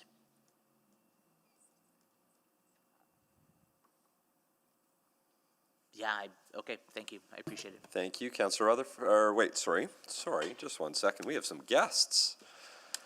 Another grade 6. Now, is this also a French-speaking class? No. Okay, so you don't want. So I was ready. Darn it. Now I don't know what to do with myself here. Anyway, that's fine. Well, still, bienvenue dans la classe de 6e. From Lendrum School. That's about all you're going to get, because I at least needed to do that. I was ready. I'd practiced. I was excited for the other grade 6 class, but so excited for all of you to be here with us. Their teacher, C. Andrews, where's our teacher? Right there. Hello. Good to see you. Your city councillor, you were just hearing ask questions. That is Councillor Michael Jans, who's looking intently as he's reflecting on this discussion right now. He looks very serious right now. Yeah. This is serious business, so this is good. We're excited to have you. I'm guessing you have done your mock council meeting, right? That's great. So who is the mayor? Mayor, did you want to come down to the podium and tell us what you discussed?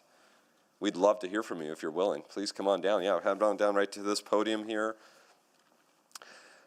Mayor, first, let us know your first name, Mayor. My name is Jack.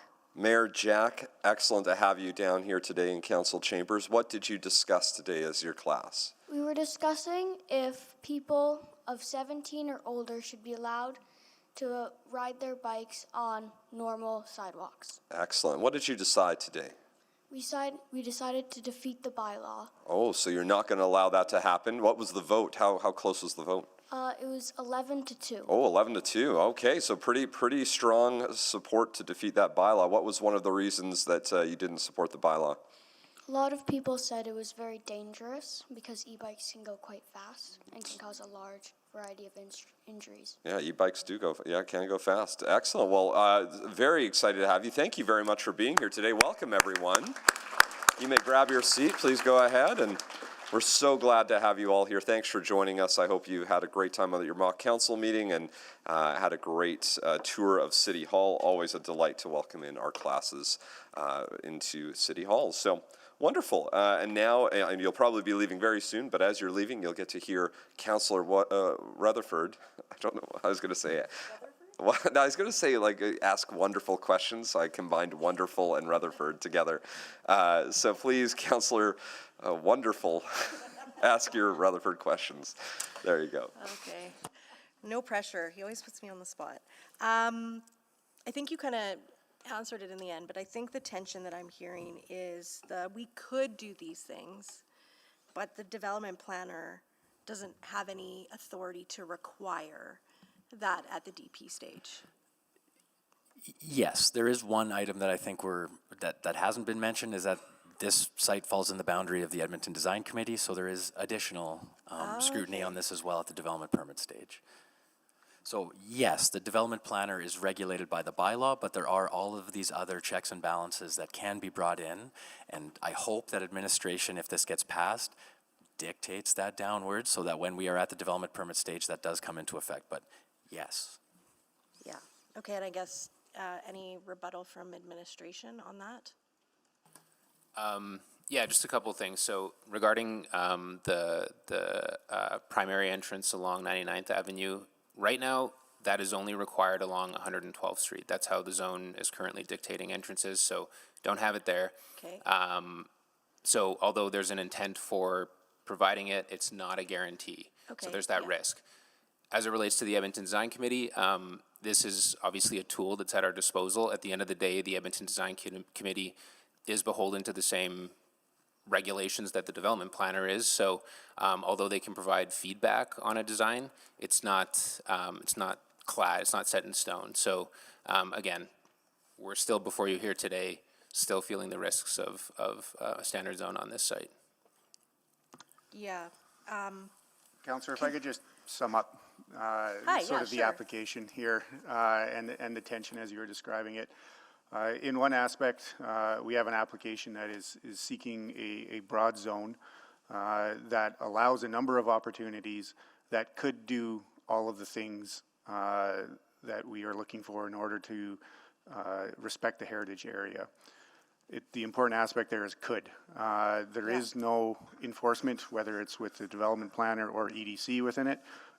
They can deliver whatever they want in terms of if it meets the zoning regulations, it'll be approved, and the technical requirements, et cetera.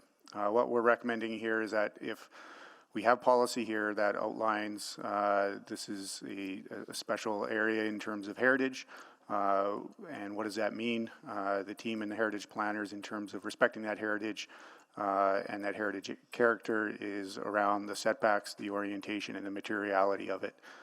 So we're looking to provide direction in terms of maintaining that character through those three elements through a zoning instrument. Yep, I understand that. Okay. You know what, I'm going to leave my questions there. Thank you. Thank you. Councillor Elliott. Thank you, Mayor. I think, my friend, I think you probably answered my question, because I was going to ask if we have a design committee, and because right now my initial take on this, we have a design committee to address this. I'm trying to find out why are we here? Why is this before us? However, if I understand you correctly, my friend, so the design committee works with the applicant to determine it fits within the DC, but there's no guarantee that the applicant will follow through on that design. Is that correct, or am I misunderstanding? No, so the Edmonton Design Committee is enacted or comes into play when there's an application. So administration and the applicant send the application to the Edmonton Design Committee for commentary.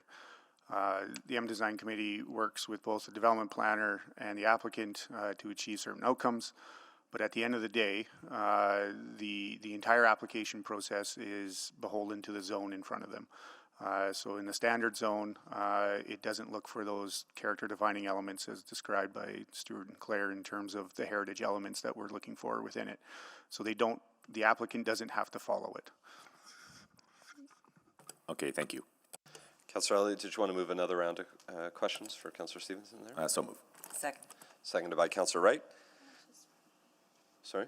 Well, not maybe for anyone. It's not just for, that's fair. Good point. A second round, please vote on a second round for whoever may have other questions.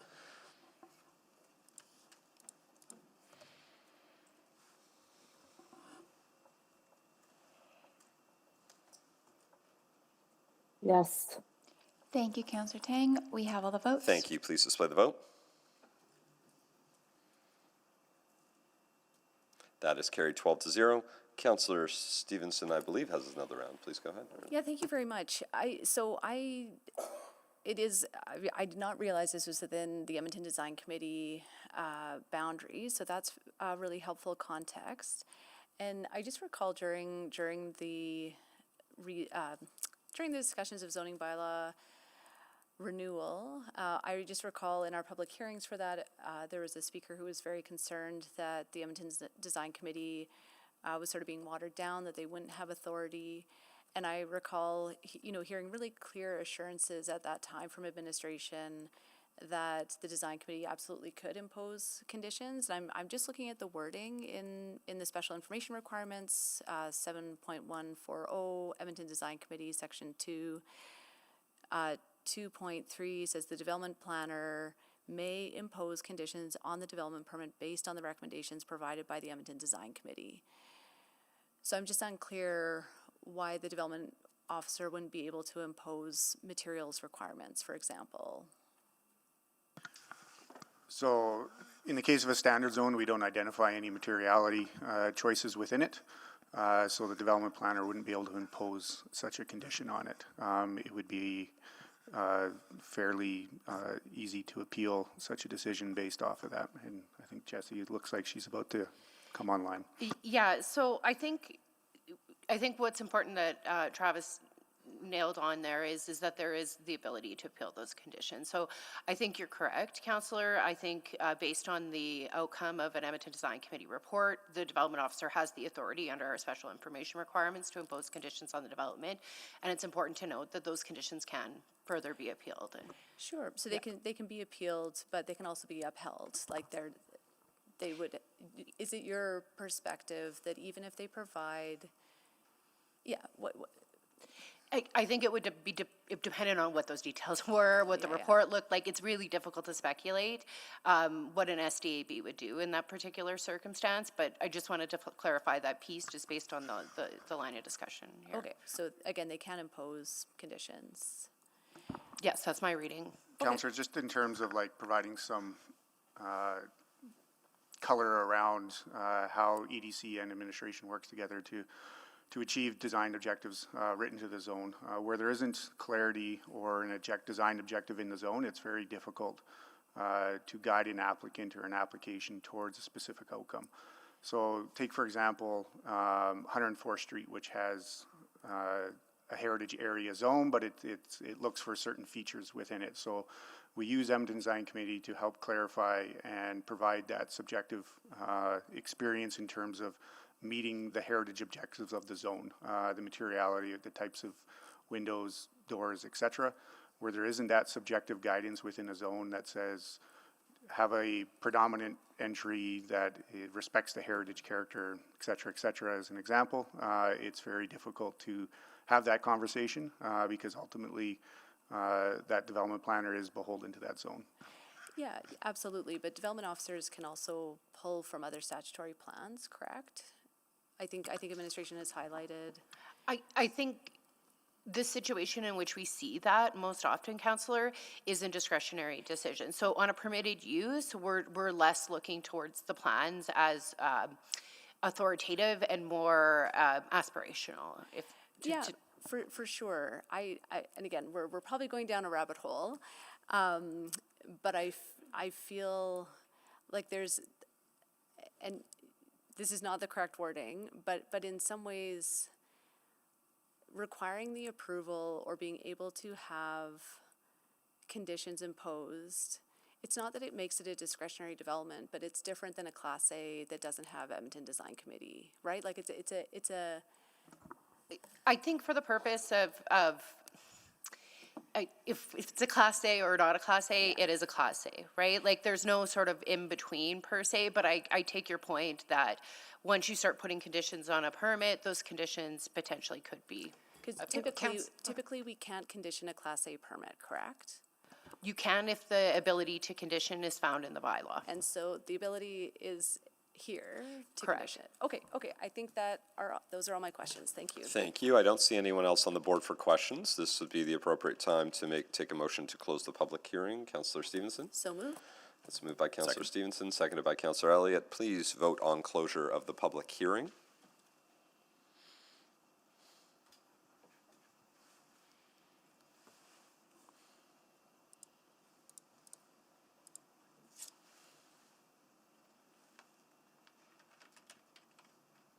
We have all the votes.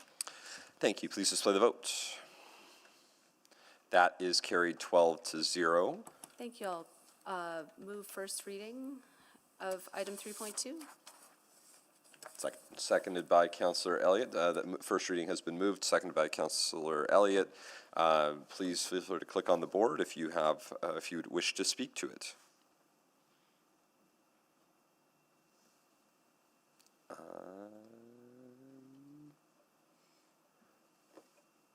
Councillor Rutherford. I found this conversation today very fascinating. It, in some ways, brought up more questions than answers, including, why why is there discretion about what our design committee has the authority to do or not? I mean, for me, if admin's interpretation is correct, I say, what's the point of the design committee? So hearing that, they do have that ability is very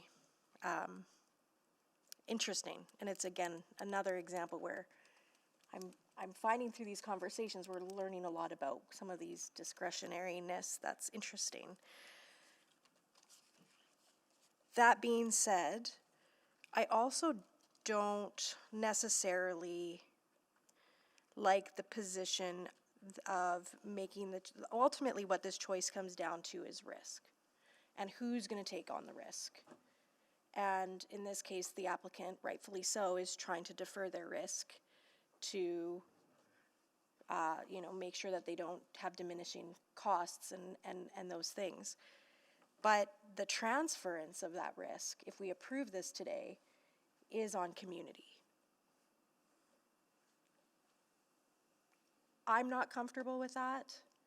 I feel like I don't have enough line of sight into what the DP planner can actually do, what they can't do,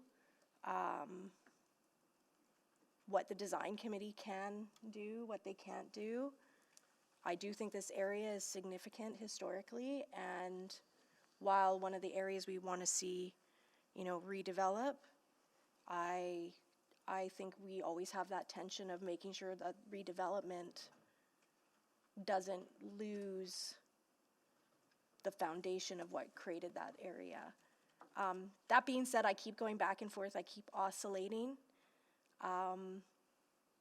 And I'll listen to and weigh my other colleagues speaking, including the ward councillor on this one, but definitely an interesting conversation today, and further conversation I'm sure to come on this one. Thank you. Thank you. Councillor Jantz? Yeah, I too really want to look to the ward councillor here because they will know this block best and these situations best, so I'm eager to hear there.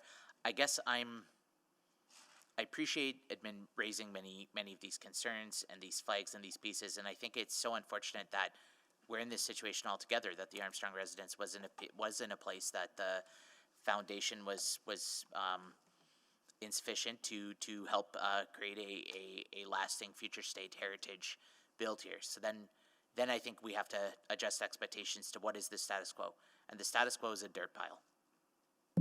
So the risk here to me is also, we have an applicant who's trying to bring forward a solution, who's trying to put forward something,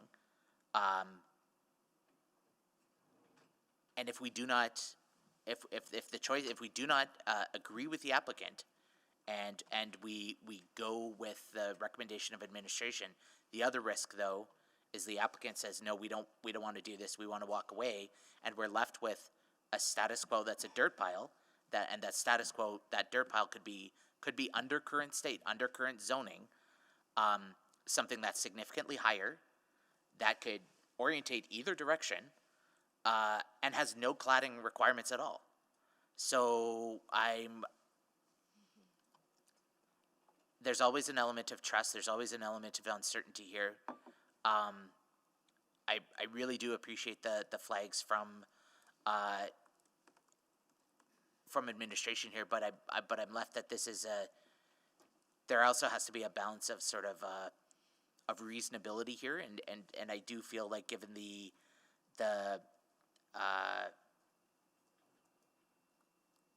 persistence that the applicant is still going forward here, that isn't saying no, we're just going to sell it at current at H16, or just agree to the revisions. I have to wonder, is there, that persistence seems to me to indicate that they are serious about moving ahead, doing a project here, and bringing something that's a much better, higher and better use to this corner. But admittedly, again, I will say, I really want to hear from the ward councillor here to make sure I'm truly understanding the nuances of this file, because to me, it's not one of those, I'm really uncertain about the risk that if we vote this down today and the applicant walks, what we're going to be left with instead by right. Thank you. Thank you. Councillor Salvador. Yeah, thank you. Like colleagues have shared, I've also sort of been going back and forth on this one, but really enjoying the conversation. And I just wanted to take a moment to highlight a few things that I guess have come up for me and are standing out to me. First, just want to appreciate everyone who spoke today. Also want to appreciate administration's work on this, and absolutely agree that this is a special and significant part of our city that has a really unique character. I guess the two pieces of information that arose out of this conversation that are really standing out to me. First is the 4-meter right-of-way. On my first read-through, I guess I didn't fully realize or capture what that meant and what that would mean on the ground, on the street. Even if a building were to be built to a 0 lot line, there would still be a fairly sizable buffer between the sidewalk and any built form. And when I was first thinking about, not having setbacks, I was almost envisioning it going like right up to the sidewalk. So that gives me some pause, and I would say decreases, in my mind, some of that risk of having a building go right up to the walk. The other understanding that I've gained through this conversation is the ability of the Edmonton Design Committee to impose conditions on the development permit. And recognizing, of course, we learned that there's limitations, of course, and variability on what that actually looks like and means. That also is an important reflection that I'm taking into consideration here. I think that also helps raise the bar on expectations for what any end product would look like on this important site. And to the point that was shared by a colleague around what the status quo means and what the current underlying zone would allow for, I think there's also risk with that. So it's really about weighing those trade-offs and weighing those risks. But I'm also interested in hearing from the ward councillor on this one, but also reflecting on some of those risk mitigating factors that have come up for me throughout this conversation. Thank you very much. Councillor Wright. Thank you. I too am still wondering about this.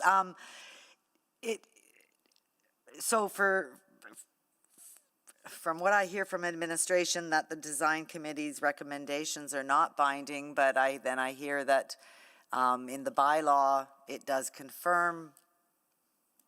But when I'm looking at the bylaw attached to the item, I don't see any reference at all to the design committee. I've tried to seek some clarity from the ward councillor. But again, still not finding that. So I'm also concerned about the capacity of the design committee and their ability to review in a timely fashion. I don't know if that's something that would delay the application further. So I will,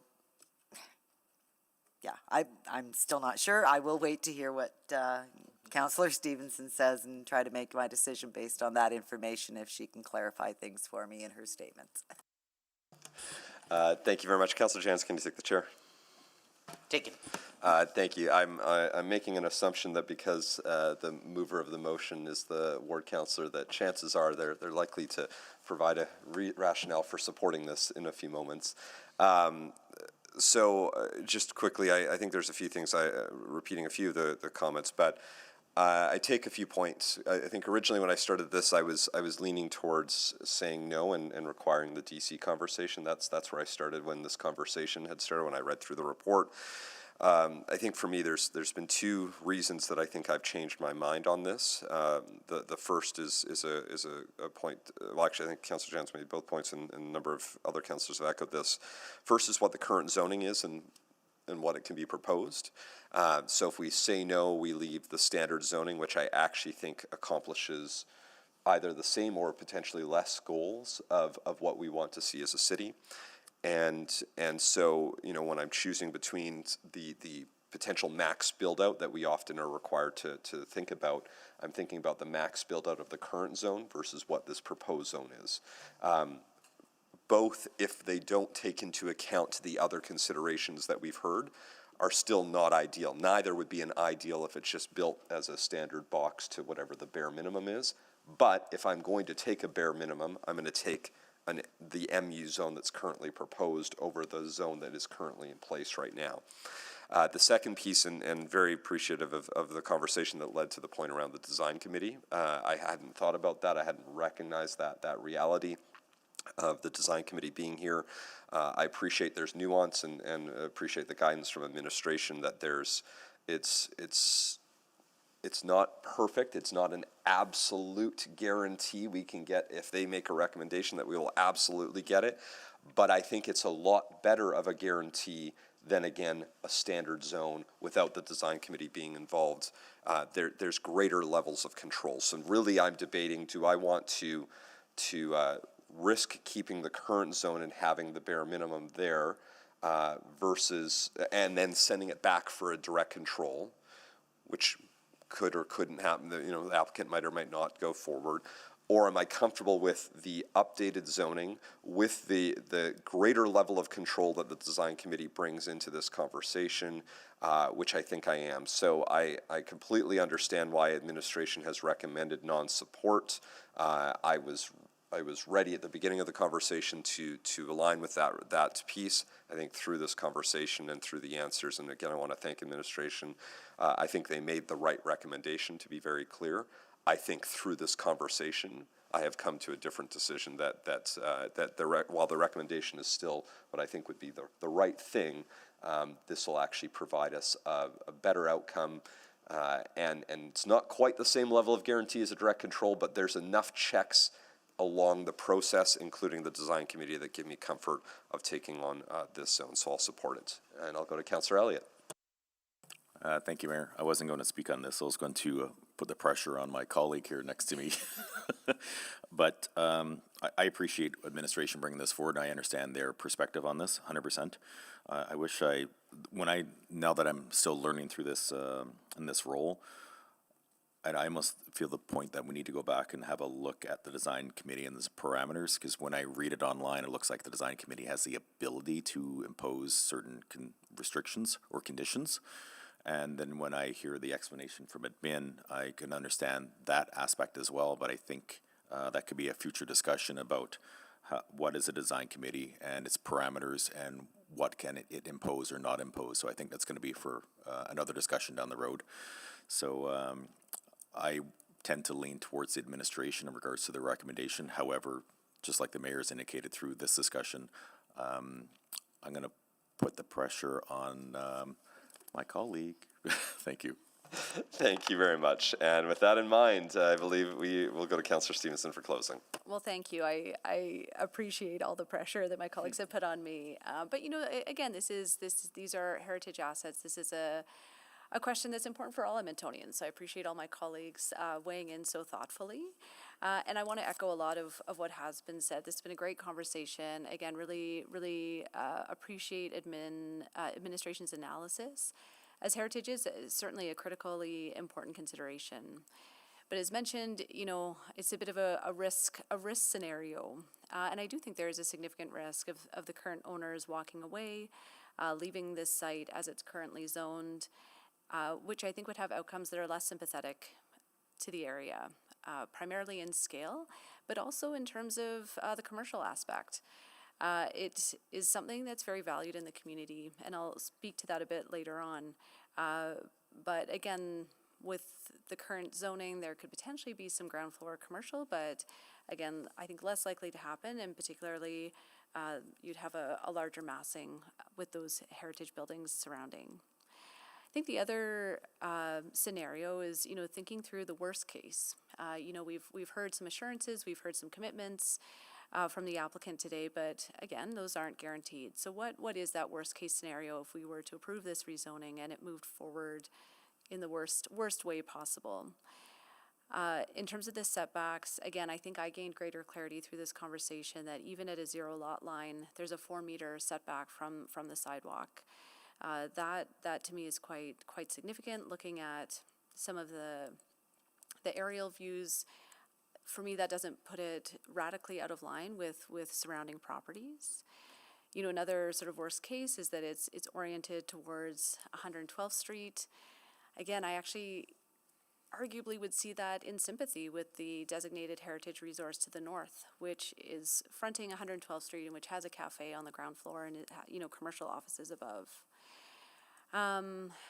There is, of course, the materials and the design aspect, but as we learned through this hearing, and which was a surprise to me, which it shouldn't have been, is that this area is subject to the Edmonton Design Committee to review and provide conditions, which, again, while not perfect, I think provide a lot of assurances that we will see a high level of design quality here.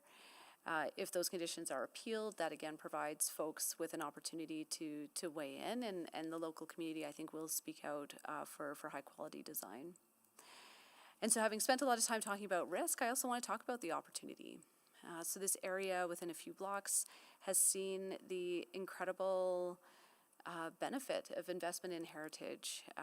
To the north, there's Leonardo's Cafe, there's Stopgap Cafe, you know, a couple blocks away, owned by the same owners here. And I think more than the exact design of these buildings, it's the third space that they create for the community that is so transformative. You know, neighbors get to know neighbors in these spaces, and I've seen firsthand how they have become such valued hubs of the community. So I appreciate the applicants being willing to pursue this vision to add more of these spaces to the neighborhood, and for that reason, I'll be supporting this rezoning. Thank you. Thank you very much. Please vote on first reading.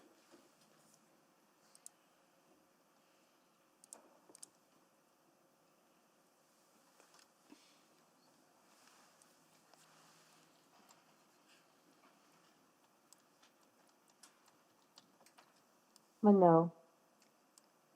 Thank you, Councillor Tang. We have all the votes. Thank you. Please display the vote. That is carried 9-3. Councillor Stevenson. I'll move second reading. Second. Seconded by Councillor Elliott. Please vote on second reading, please.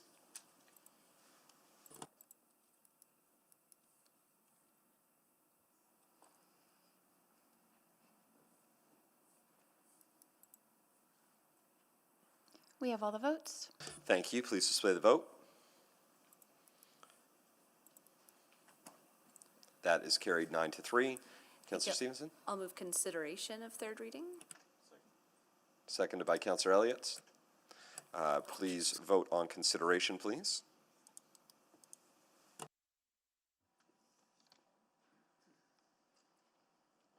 We have all the votes. Thank you. Please display the vote. That is carried 12-0. And Councillor Stevenson. Thank you. I'll move third and final reading of bylaw 21366. Second. Seconded by Councillor Elliott. Please vote on third and final reading of that bylaw.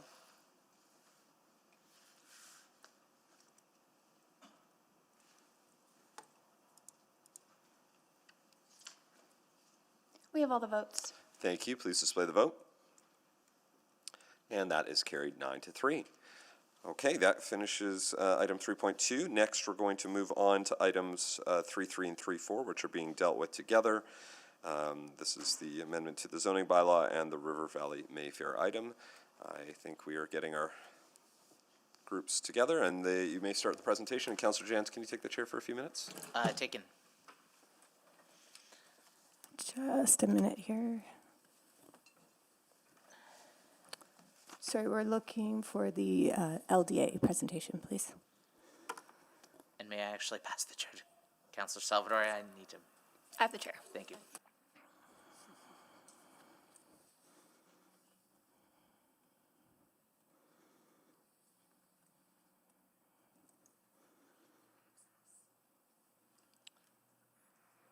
Okay, we'll just need a minute to fix some access issues here. Apologies.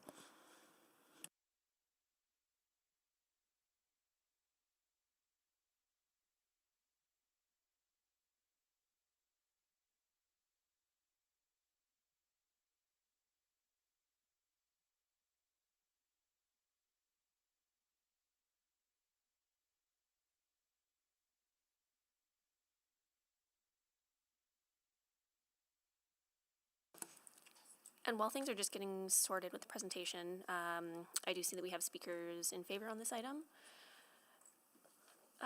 If folks would like to, I see some in person, can come down. So I see we have Corey Churchill, Hoida Hassan, Agnieszka Kotowaska, and Juanita Spence, who's here to answer questions only.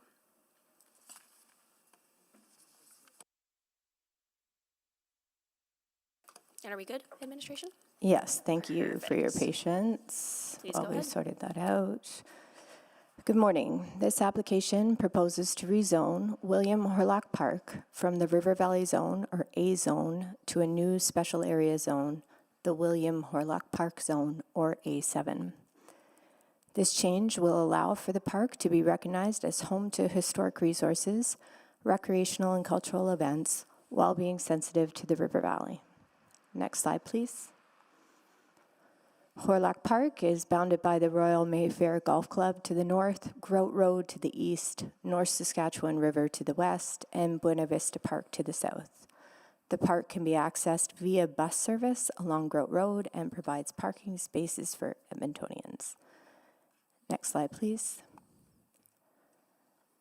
The first mail notice was sent in 2023 to 25 recipients living within 60-meter radius of the park, and we heard feedback from members of the Edmonton River Valley Conservation Coalition and North Saskatchewan River Valley Conservation Society. For the second mailed notice, we increased the radius to 120 meters, and 79 residents received the notice in 2025, and we heard from an additional 2 residents. Common concerns we heard were that it was necessary to have additional protection for sensitive natural areas, that there was not enough citizen involvement, that Edmonton's ecological protection has declined. There were questions on why the rezoning was necessary, and we also heard from citizens that they are eagerly awaiting the reopening and requested no more changes. Next slide, please. When compared with the existing A zone, the proposed A7 zone makes changes that ensure ongoing compatibility of park uses.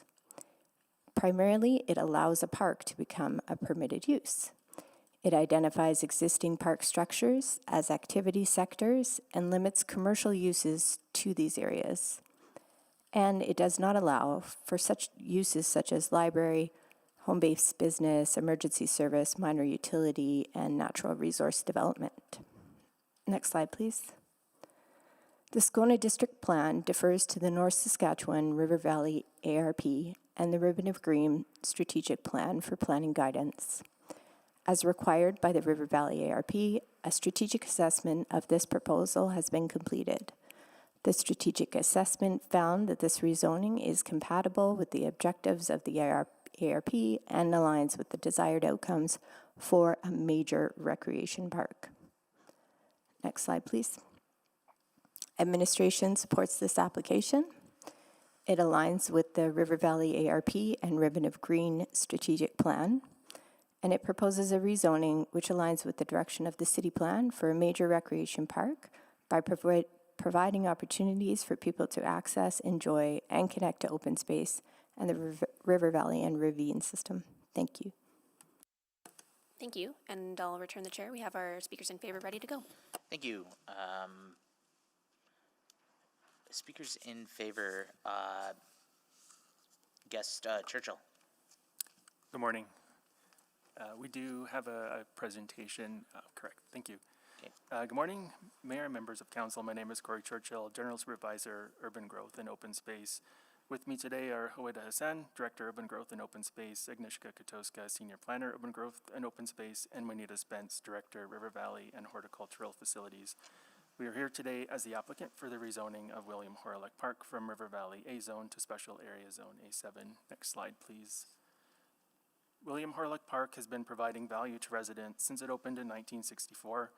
The park is identified as a major recreation park within the city plan and an amenity node within the Ribbon of Green Strategic Plan.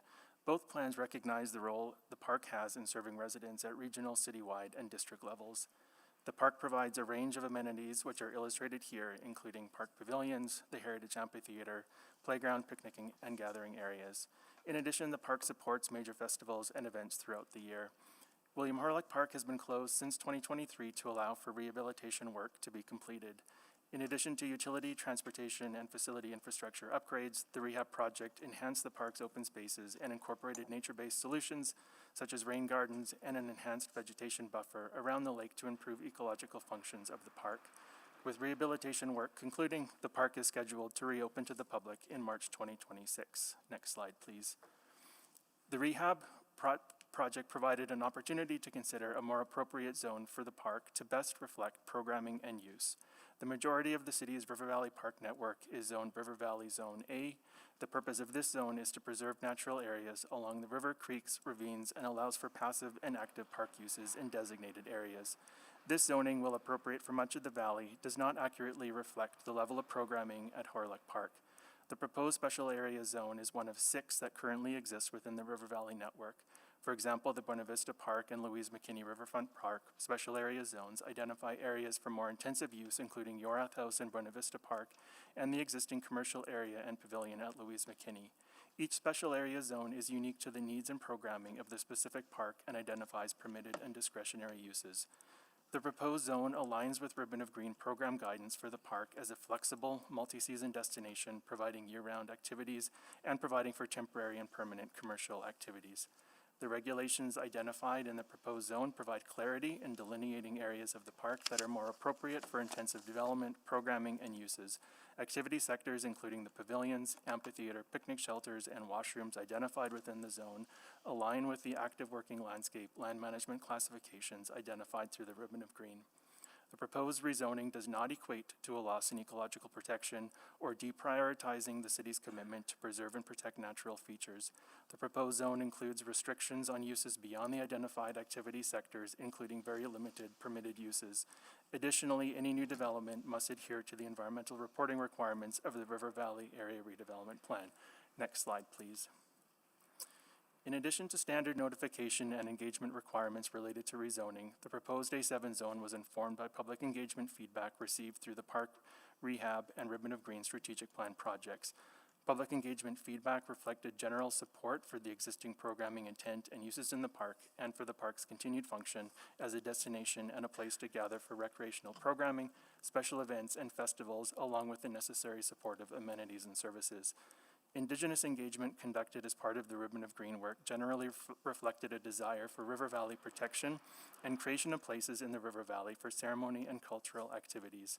A reoccurring theme through engagement was that of ecological protection, including retaining trees and natural vegetation in the park and the incorporation of nature-based solutions into the park's built features. Throughout the rehab project, engagement feedback demonstrated public interest in maintaining and enhancing features of the park to improve overall accessibility and visitor experience, and the desire to improve the ability of festival and event organizers to stage events within the park. In summary, the proposed A7 zone reflects the engagement feedback received and ensures the park can continue to provide the services and amenities that Edmontonians and other visitors rely on, while ensuring protection is in place for the long-term stewardship of natural areas of the park. Next slide, please. And welcome any questions you may have. Thank you. Guest Hassan? Right here. I'm just here to support questions. Questions? Guest Katawaska and guest Spence are also questions only? Okay, excellent. I'll look to my colleagues. Are there any questions of administration?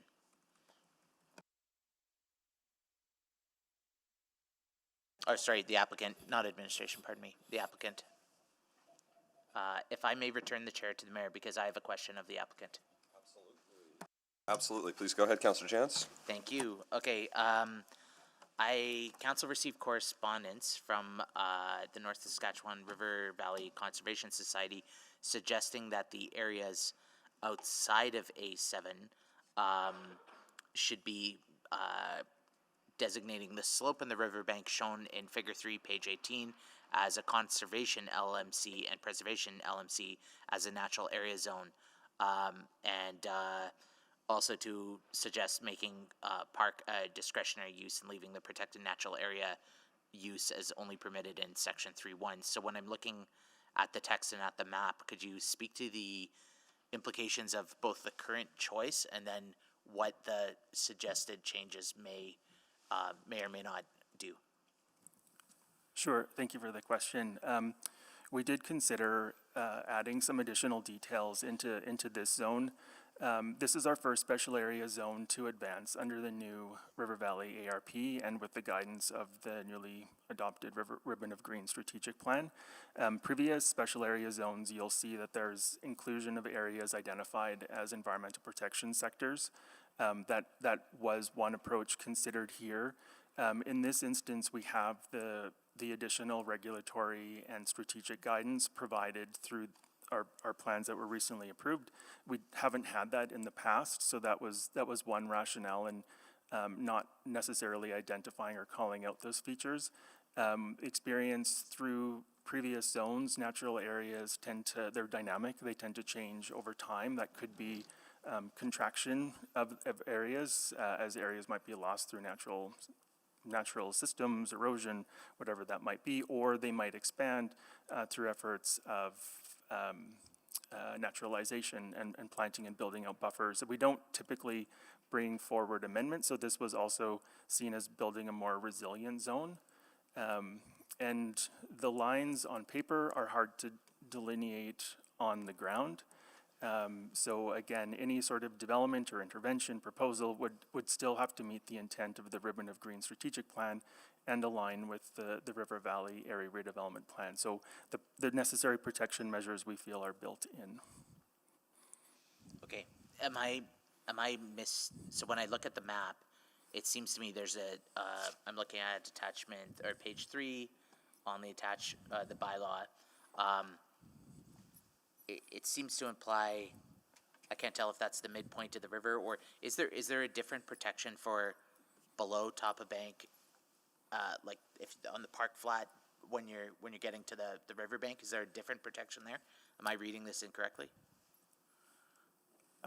There might be differing levels of jurisdictional consideration below top of bank. It might be captured as environmental reserve. If we're looking a lot along the water's edge, there might be other jurisdictions, the provincial or federal involvement. Okay. So I know we have a speaker. We can defer to the speaker as well too. But it's what I think I'm hearing admin suggest is that the classification here is sufficient for the purposes intended of Horlock Park, and what I think I'm reading is the some of the advocates suggest a much higher or restrictive use, such as protected natural area, would be much more protective than the current park designation. Is that correct? I believe that's the perception. Yes, I think from administration's perspective, any development proposal or intervention still would require an environmental review and would be subject to approval. Certainly, if it's offside of what would be permitted within a preservation or conservation area, that would likely trigger a requirement to bring such application forward for council consideration. I appreciate the argument from the conservation groups, but from administration's perspective, again, falling back to the Ribbon of Green and the River Valley ARP, we feel that there's protections built in.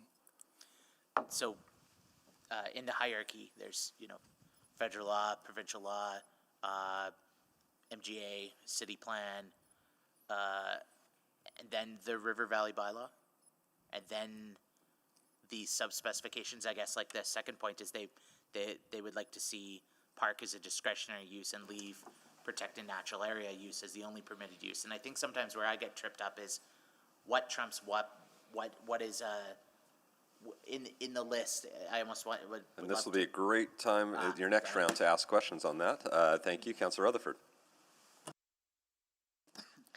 I'm hearing what the applicant is saying, but I think when we go back to the the passing of the River Valley ARP, there was quite a complex discussion about certain words. Do you remember that conversation? And I think those were like, I can't remember if it was shall or should.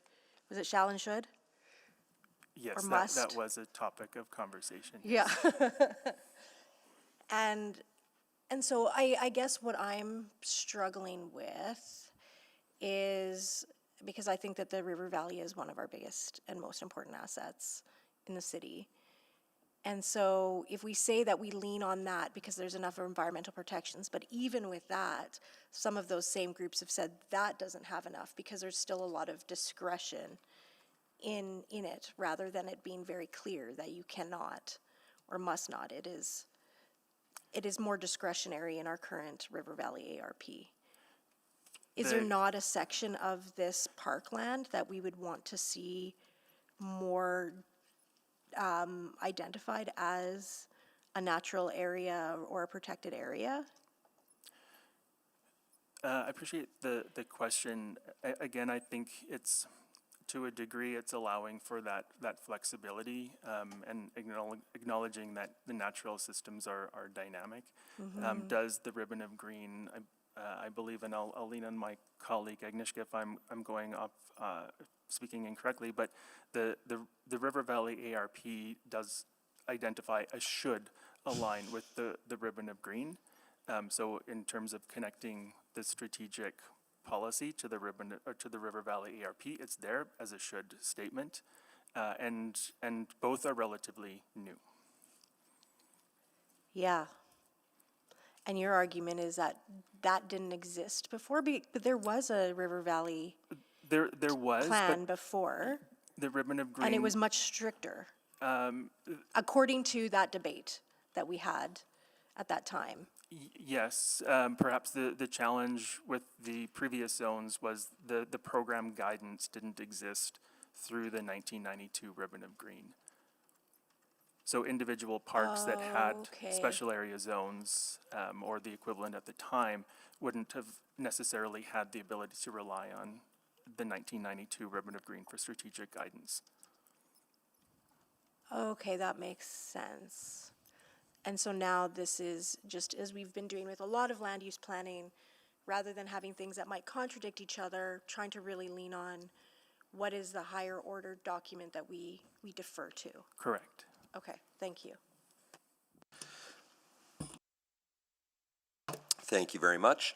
It is 11:57, so we're not going to have time to hear from our speaker in opposition just yet. So what will happen is we will take our recess, which will take us until 1:30. At 1:30, we will start right at 1:30 hearing from Christine Kowalczyk, who's our speaker in opposition. And once we do that, we'll move on to questions of administration, and then there's new information, all the same thing we just went through in that process. So everyone else is aware where we're at in the process. Once this item is done, these are cross-referenced 3334. Once we finish that, the next item is the meltwater item, which is item 3.5. Currently no speakers in opposition, and the speakers in favor were questions only. Similarly, that's the case for items 3.6 through 3.9, which are all cross-referenced, and that's the Ellerslie District Plan, Dakota and Alsace item. That doesn't mean anything. There's no speakers. Items can still take a long time, but oftentimes items without speakers in opposition go a little bit more quickly. Then that would take us to item 312, which is an item we have a number of speakers on. It's the McEwen item. We have a number of speakers who have registered in opposition. We would do that. Upon completion of that, we'd move to 314, which is Shaughnessy, then the MacArthur Industrial item, and then finally the Calder item. So still a lot of work ahead of us here. We'll go and do our best to make it through all of the items as best we can. So we're on recess until 1:30 p.m. Thanks, everyone.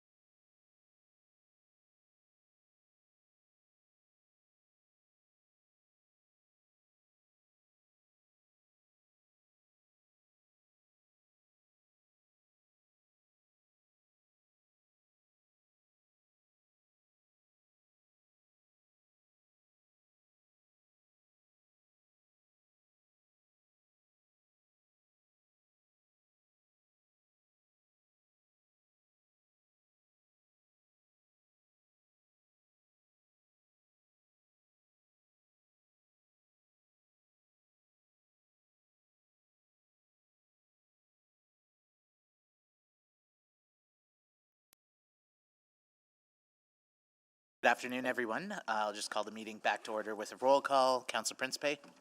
Hello. Councillor Morgan. Good afternoon. Councillor Rutherford. Hello. Councillor Clark. Good afternoon. Councillor Tang. Councillor Tang. I see Councillor Tang online. We'll come back. Hello. Oh, Can okay, you hear great. me? Awesome. Mayor Knack will be joining us shortly. Councillor Parmar. Hello. Councillor Paquette. Councillor Paquette. Councillor Salvador. Good afternoon. Councillor Stevenson. Good afternoon. Councillor Elliott. Good afternoon. Councillor Wright. Good afternoon. Excellent. I'll just look to the chair to confirm, or the clerk to confirm we have quorum and we can proceed. Excellent. We'll start with welcoming two sets of guests to the chambers. First up is the grade 6 class from John A. McDougall School with teacher Lassard. Is that correct? And so maybe give all of these students from Ward Ode Min a warm welcome to the chambers. And your city councillor is Councillor Ann Stevenson. And John A. McDougall School. Did I read that correctly? Yep. Yeah, John A. McDougall School. And your councillor is Councillor Stevenson. And did you have a chance to do the Box City Council? Awesome. Okay. Well, we are excited to hear how that goes for you. And have you picked a mayor? Yes. Would the mayor like to come down and tell us what you'll be debating this afternoon?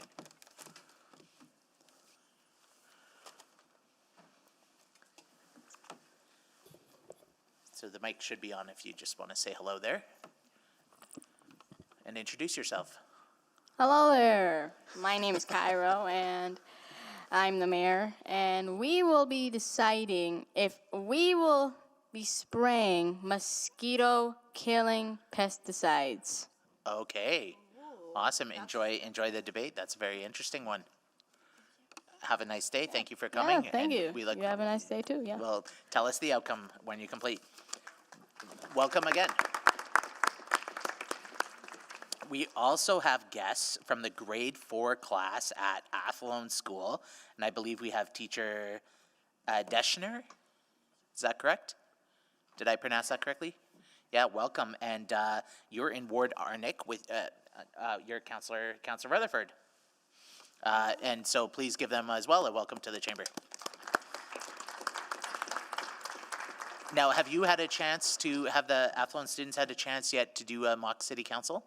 They're coming back in June, and they'll be doing it in June, but I talked to Councilor Rutherford about arrangements. I understand you may have a speaker who can come down and tell us what you will be debating. No, what they think of City Hall. Oh, what you think of your City Hall experience. Would somebody like to come and share quickly?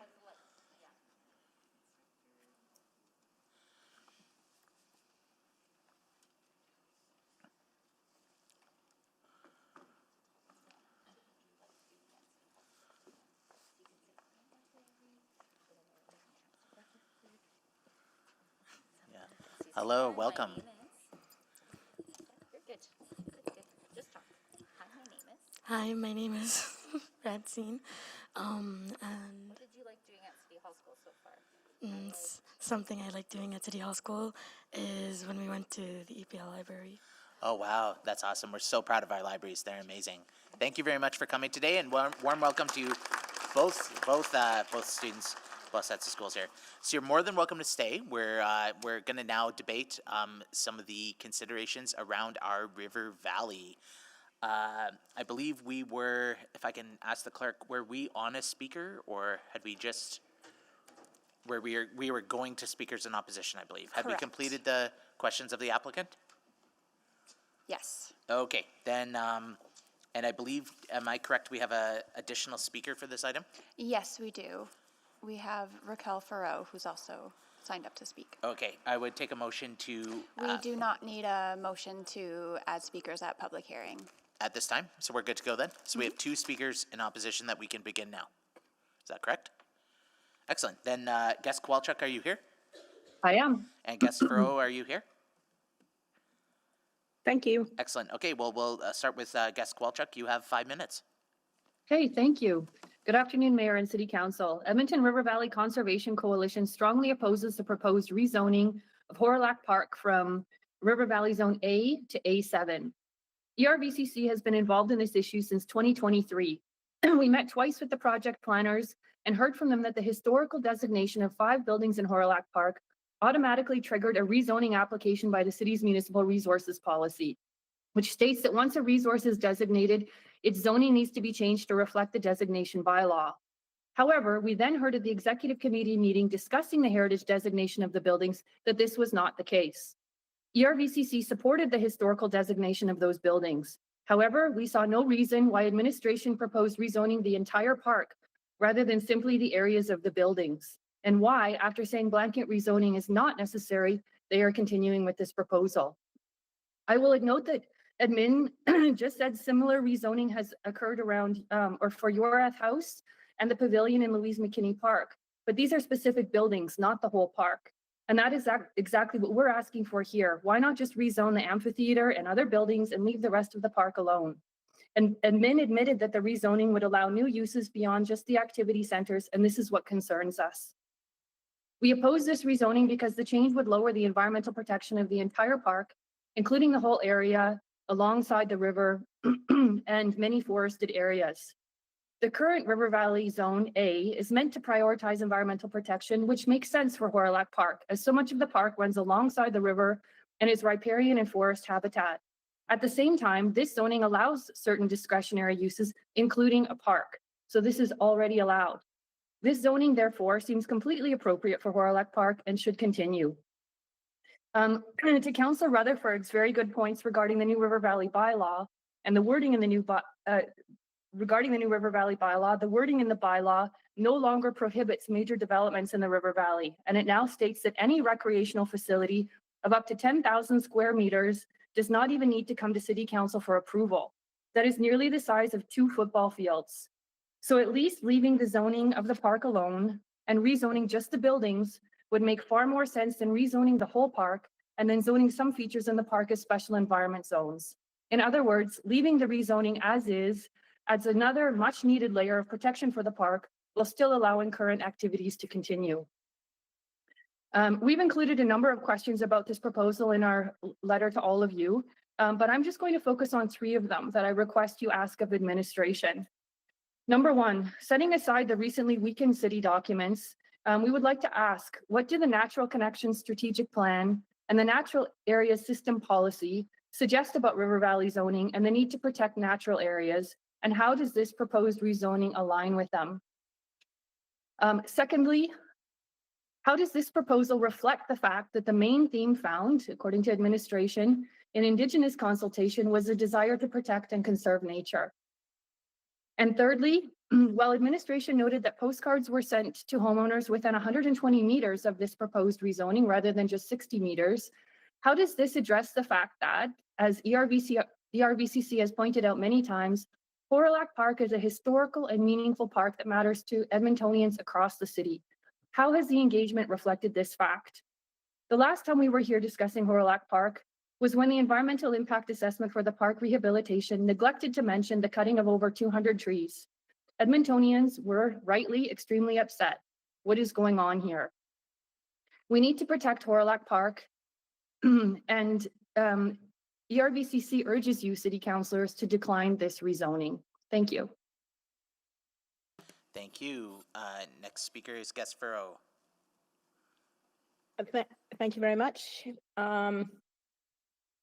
I couldn't join this morning's meeting, but I do remember this issue from 2023 when both ERVCC and North Saskatchewan River Valley Conservation Society were able to have good conversations with administration. And yeah, we did understand at that time that the buildings could get designation status and continue as is without any rezoning. So not having heard this morning's conversation, I suspect I still oppose this rezoning.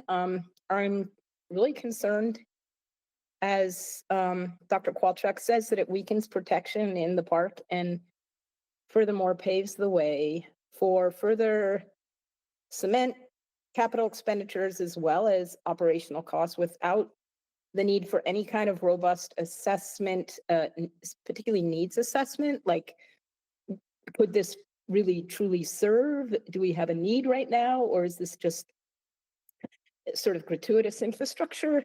And so it paves the way for sort of blowing our carbon budget, our capital budget, our operational budget, as well as weakening the environmental protections that are so important for our loved park system. Like Dr. Kolchak says, how does this align with the natural areas strategic connections policy and some of our high level policies, some of our commitment to increasing net natural areas and so forth. So yeah, I don't see the need, and the A zone as currently is allows for discretionary uses such as are being presented today. So weakening from A to A7 is just unneeded, and I think getting ahead of ourselves. And the new zoning bylaw additionally weakens environmental protections. So with the new zoning bylaw, I think this is further just further unnecessary weakening of our environmental protections that are so important. So yeah, I just reiterate what Dr. Kowalchuk has said. My ask is not to approve this rezoning. Thank you. Thank you very much. Are there any questions of speakers in opposition?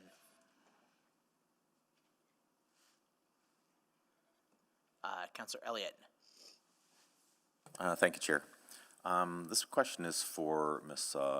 My apologies if I mispronounced your name, Ms. Kolachuk. And you mentioned that this proposed change by the administration will affect the environmental protection of the whole park. Are you able to elaborate so I can get a better understanding of what you're referring there, please? Yeah, thank you for the question. Admin said in their presentation, or else it was Mr. Churchill, I'm not sure, one of the two of them said that that this change would allow for activity or for new uses beyond the specific activity zones, which are currently limited to just the buildings like the amphitheater and the other buildings that currently exist in Horilac Park. Where those activities are currently all allowed, but the change would allow for those uses, including commercial uses, food and drink, sales, and servicing. I think it says in the new A7 proposed rezoning throughout the park. Okay, thank you for that. That's my questions, and I appreciate the insight. Thank you. Any other questions? Hearing none, we'll thank the speakers in opposition, and we will now go to administration. Is there anyone from administration wishing to, do we have presentation or any remarks or anything? Or is that covered already? Yeah, administration's made their presentation. So you're good, and now we're back to questions to admin. Questions of admin, yep. Okay. Sorry, lunch threw me off. I'm like, what did we cover or not? Yeah, okay. Okay, back to questions of admin. Councillor Stevenson. Yeah, thank you very much. I appreciate the conversation, and I just want to make sure that I'm understanding the full implications. So again, if I'm sort of looking at a side-by-side of the proposed A7 and the existing A, the added permitted use is the park, correct? That's correct. If I could just ask clerks to bring up slide 7, please, then we can have a visual on the comparison. Yeah, so park becomes a permitted use. Protected natural area is still there as a permitted use. And the other change is that food and drink service becomes discretionary, whereas not permitted under A. And then you could see all the uses in the smaller chart on the right-hand side are proposed to be not permitted. Not permitted. So aside from food and drink services and park, it's more restrictive. It actually becomes more restrictive, and food and drink is further restricted to those activity sectors. What this really does in terms of permitted uses is balance out how the park is used and accurately reflect how the park is used, right? This is a metropolitan level park. hosts many regional events, hundreds of thousands of people there. It truly is a park. And equal and as important are those protected natural areas. So both make sense as permitted uses. Yeah, I follow that logic there. And forgive me, I think I heard that having the permitted use of park enables a significant scale of development, like the 2 football fields. I heard a reference to a size.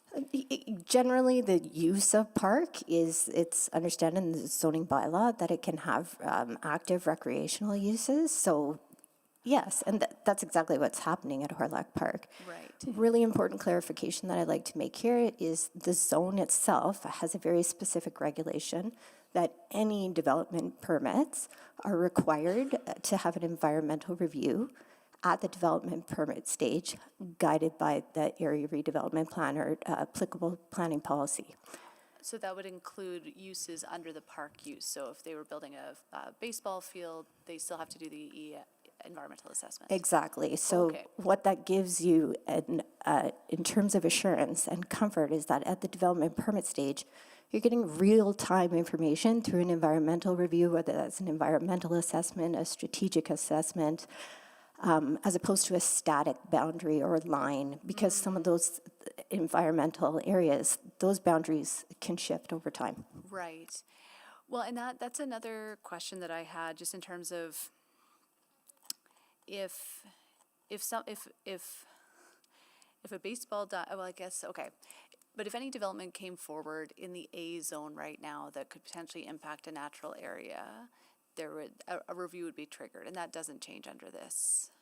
That's correct. Okay. And then the only other small thing, I don't know, in the A zone, it just says that special events must comply with section 6.100. That's not in the A7, but I assume that it still has to comply with all the relevant. That's correct. Yeah, those general sections are still applicable. They're still Yeah. there. Okay. Okay, I think those were all my questions. Thank you very much. Thank you very much. And next up is going to be and sorry, I didn't get to, I was a little late, so hello to our guests. I know you've already been welcomed. Great to see you. I know you're going to be leaving right away, but thanks for being here. Next up, Councillor Jans, please go ahead. Thank you. So just really concerned about the I'll call it the trees to the west, if you're from the water west to the river, and then also the trees and the bank in the kind of the south L or J, I guess, side of the park. If we were to send this back and kind of subdivide it into A would be the park area that I think all of us agree is the park area inside of the ring there, but then for those other 2 areas, identifying them as conservation LMC or preservation LMC as a natural area zone, what would be the implications of that? Do you mean in terms of additional protections? Yes. I think materially, not a lot would change. The zone itself, the proposed zone, is requiring an environmental review of any development at the development permit stage. So that is going to take place regardless of whether it's in the park area or whether it's in a designated and protected area. So what would be, if we made just this whole area a protected natural area with park as a discretionary use, what would be the impact of that? Well, that isn't how the park is used, Councillor Jans. So it would be an additional regulatory layer for, no reason at all. This park is massive in terms of its active uses. But the areas with the trees to the south, like the park is massive and its uses for sure, and the area outside of where Heritage Festival is, where you have the trees to the west or trees to the south, how do we ensure those are protected? Through that clause that requires an environmental review should any development be proposed on the site. Right now, they're protected either way, right? We have ARP, we have a River Valley overlay, we have A zoning in place right now, potentially A7. there are layers and layers here of protection, Councillor Johns. So remind me again, what are the tiers of protection in terms of the river valley? Like, what is the most restrictive to least restrictive? Like, what is the absolute in the river valley, the most restrictive classification or the most restrictive zone? The most restrictive zone, it's the, Would be is Oh, it a conservation area? Is it a sure, under the zoning bylaw, it would be the A zone. so sorry, the A zone? The A zone is the most restrictive, and then the slightly more permeable would be the A7. This is a new, it's a new zone. It's a special area zone that has been written to adapt itself to William Horlock Park and how it is used. And The Councillor, features within that So this park. is a new zone just for Harlack Park. correct, just for Horlack. And it's also in the slide that was up earlier in terms of what's permitted and discretionary. There are some uses that make this more protective than the A zone in terms of natural resource development. So there's various layers of protection. The ARP also, through the procedures that are laid out in the ARP, requiring that environmental site review, and as well as the, sorry, I forget the attachment that's in the report today. Strategic assessment. Thank you, Claire. Those are all layers of protection, and that tree stand is laid out in the ARP. So like we are confident in the layers of protection that we have through our statutory plans as well as our bylaws. Okay, thank you very much. Thank you very much. Councillor Wright. Thank you. I was just trying to get a copy of that slide 7 emailed so that we have more information there. I'm just wondering what protections are in place for having special events? Like what criteria do organizers have to go to help make sure that we're protecting that natural area? They go through a development permit process. Okay, and so what sort of things would be put in place in that development permit? So the development planner would review the zone for the area. So if we looked at the A7 zone, they would read it and understand that, say, food and drink services are restricted to only activity sectors. Those activity sectors are delineated by an appendix in the proposed zoning. So that includes things like the amphitheater, right, and the skating shack. So any type of special event is de facto kept away from any of the protected areas or the more sensitive areas because of that activity sector definition. Okay, for events such as the Heritage Festival, there's food service all over the park. What does the organizer need to do to make sure that the natural areas are protected? Is there something specific that needs to be followed, is what I'm trying to get at? Like areas where they can't go? Yes. Yeah, so I think like a site layout plan would be submitted as part of any kind of a special event. That would be reviewed by the development planner. Can they pour their pots of oil and gray water down the embankment? No. And where does that outline then? Well, there's there's other layers of protection. We wouldn't be allowing the food service to be doing that, just as we would in other areas of the River Valley. Okay, but I guess sort of my concern maybe with some of these items today too is that there's no clarity, I guess, as to what the development officer can and cannot do. So Councillor, over here, Travis, not everything is contained within the development permit process or the land development process for that matter. The city retains ownership of Horlack Park. The city manages Horlack Park through its River Valley team. And so through the Events Edmonton, that also coordinates activities in there. So there's multiple layers of checks and balances to ensure that activity is happening where activity needs to occur and can occur. And that includes through the high-level review with the, as these events are brought online, where the types of activity should occur so that programming can be brought in. And then when it hits the development permit process, it's typically permitted as a special event, which generally because of these areas, and especially in Horilac, which hosts a number of events, it's a pretty well-oiled machine, no pun intended in terms of where you dump the oil. But of where activities can occur, have occurred in the past, and how it's managed throughout those multiple layers of city touch points. Whoops, thank you. Did I get the presentation with the extra slides in it yet? Yes, I did. Okay. So, Councillor Wright, just that is also, that detailed list is also an attachment to the report. Okay, I will take a closer look. If I have any more questions, I'll come back. Thank you.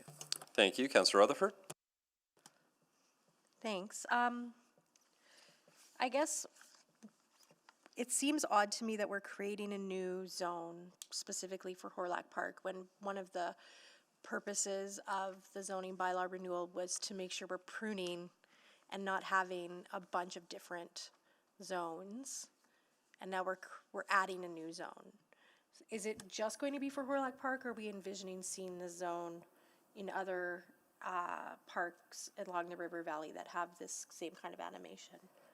That question might be better answered by the applicant in more detail. But I can tell you, Councillor Rutherford, that this does follow a program that was laid out where it's an understanding that some of these major nodes in our river valley are special areas, and they do require special zoning that reflect how they're used.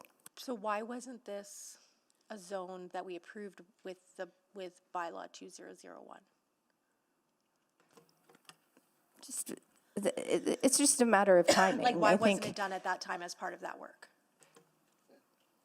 I would say this is led by the applicant, which is the open space team. So it'd be part of their ongoing. An applicant can just create a new zone? Yeah, absolutely. Yep. Text amendments. Any applicant can create a new zone? Statutory plans. They can apply to, yes. Okay. That's essentially what we have, like our special area zones are that, similar DC zones are that. But one of the reasons perhaps that that in terms of timing is the renewal of Horilac Park itself and also the designation of those heritage areas is rationale to reflect the specific uses of Horilac Park and embedding those into the zoning bylaw and providing that clarity as well, in terms of where activity is happening and where it is not happening, and what type of activity.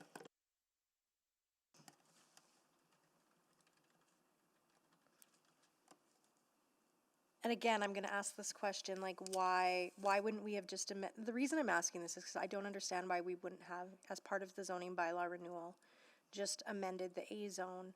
Because, like, when I look at that slide that was up with the what's discretionary, what's not allowed, what's allowable, not allowable.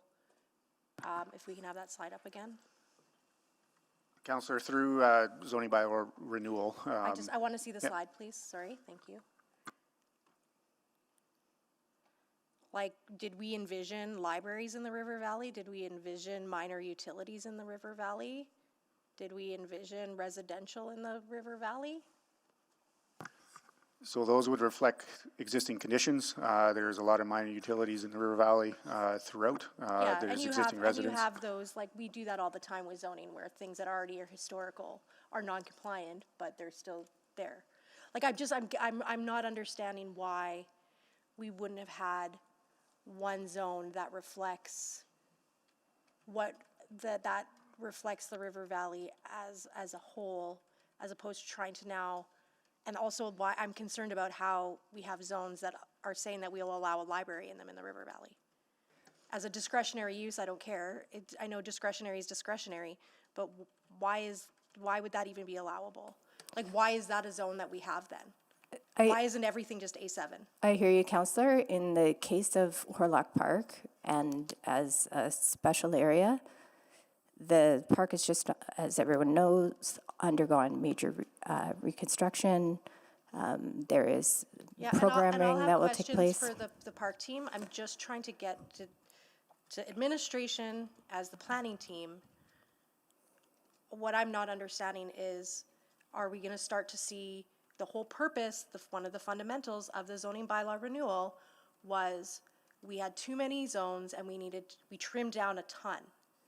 And here we are, less than 2 years out, and we're adding another zone that, to me, seems a bit redundant, and I worry about the zone that is currently a zone actually serving the purpose of the River Valley. So, Councillor, the numbered A zones are laid out because if we have special areas, they have to be referred back to, they have to refer back to a statutory plans, the ARP. These areas, they have specific and unique uses, like the zoo and Fort Edmonton Park, and Rundle, which has a recreation center specific in it. So there's specific elements in each of these areas. Instead of blanketing the whole river valley with them, is recognizing these unique activity areas within the river valley that all Edmontonians access, and that to limit the activities within each of those. Thank you. Did you want to make a motion for another round of questions, Councillor Rutherford? Yes, I will. Thank you. Moved by Councillor Rutherford, seconded by Second. Councillor Salvador. Please vote for another round of questions.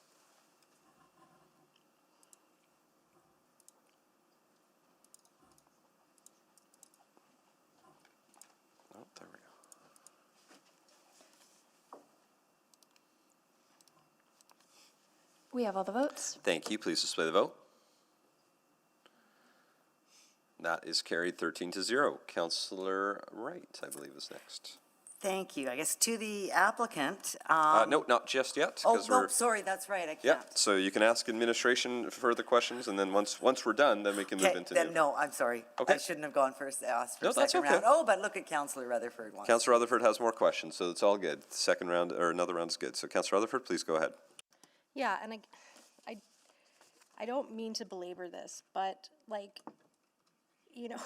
one of the criticisms that we received about, a lot of our thing is that every neighborhood is also unique, right? So, it feels like, again, are we gonna end up with a fracturing of A7, A8, A2? How many zones are we gonna get to recognize, because how the Valley Zoo runs is not a part of this rezoning today, and may not be the same as Horlock Park and or the current Zone A. Do you see what I'm saying? So while we're at this decision point, I think it's a fundamental issue of, when we did the zoning bylaw renewal, what we decided then and how quickly we're coming back, and is it going to proliferate to multiple different zones? So, Councillor, these special areas were anticipated in the ribbon of green. So that the groundwork for these special areas was laid out in a different document. Okay. And so, yes, there will be different A zones. Yes, we will be adding zones as these different areas may need those, as zoning comes up. That is not a failure of the zoning bylaw. Yeah. Will there be zones? That is the intent. Will there be zones, do you foresee zones that are more restrictive, even further, that are like a natural area? No activity. Perhaps, but Big Island, perhaps. We don't know. We don't no, know how that is yeah. going to come in front of us. But today we're talking about Horlock Park, and our recommendation is support because of the limitations that we're placing on this special area, and being very clear about what programming and where and how. Okay, and then my last question is, just because it's new in terms of having the redevelopment, the River Valley redevelopment plan, and now this rezoning coming back, one of the speakers in opposition talked about the allowance, and I remember this being a point too, of 10,000 square meters that doesn't have to come to council for development. Does this ring a bell? No, sorry. I'm pretty sure that was definitely in there. I remember us debating it. So I guess what I'll leave there, and so I'm not taking up a bunch of time, is I'd like to see if that is in there, and if so, how does that interplay with A and with A7? Thank you. Thank you very much. Before we go to Councillor Paquette, we have some guests here from the grade 6 class from John A. McDougall School, which is in Ward O'Damon, and your city councillor is Councillor Ann Stevenson right there waving at you with their teacher S. Gratton, I believe. Yes, good to see you. Welcome.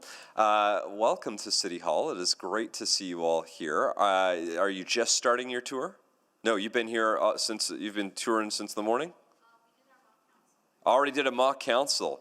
Fantastic. I'm so excited about that because that means I get to ask who is the mayor. Hello, Mayor. Did you want to come down and tell us what you discussed today? I would love to hear from you. Come on down. Be safe as you're coming down. Thanks for using those handles. That's good. First, Mayor, please let us know your first name. My name is Asha. Asha, nice to meet you, Mayor Asha. It's a pleasure to have you. So, what was the topic of discussion today? We were talking about mosquitoes, ditching, spraying mosquitoes in around Edmonton, like ditching like the mosquitoes, like no more mosquitoes. No more spray. So, whether or not to spray for mosquitoes? Yes, Yeah. What did you decide?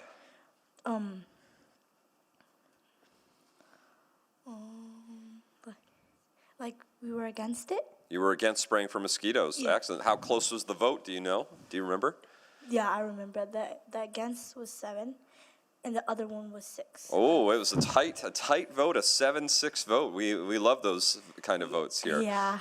What was one reason somebody that the 7 said to stop, and what's one reason for the 6? For the 4 people,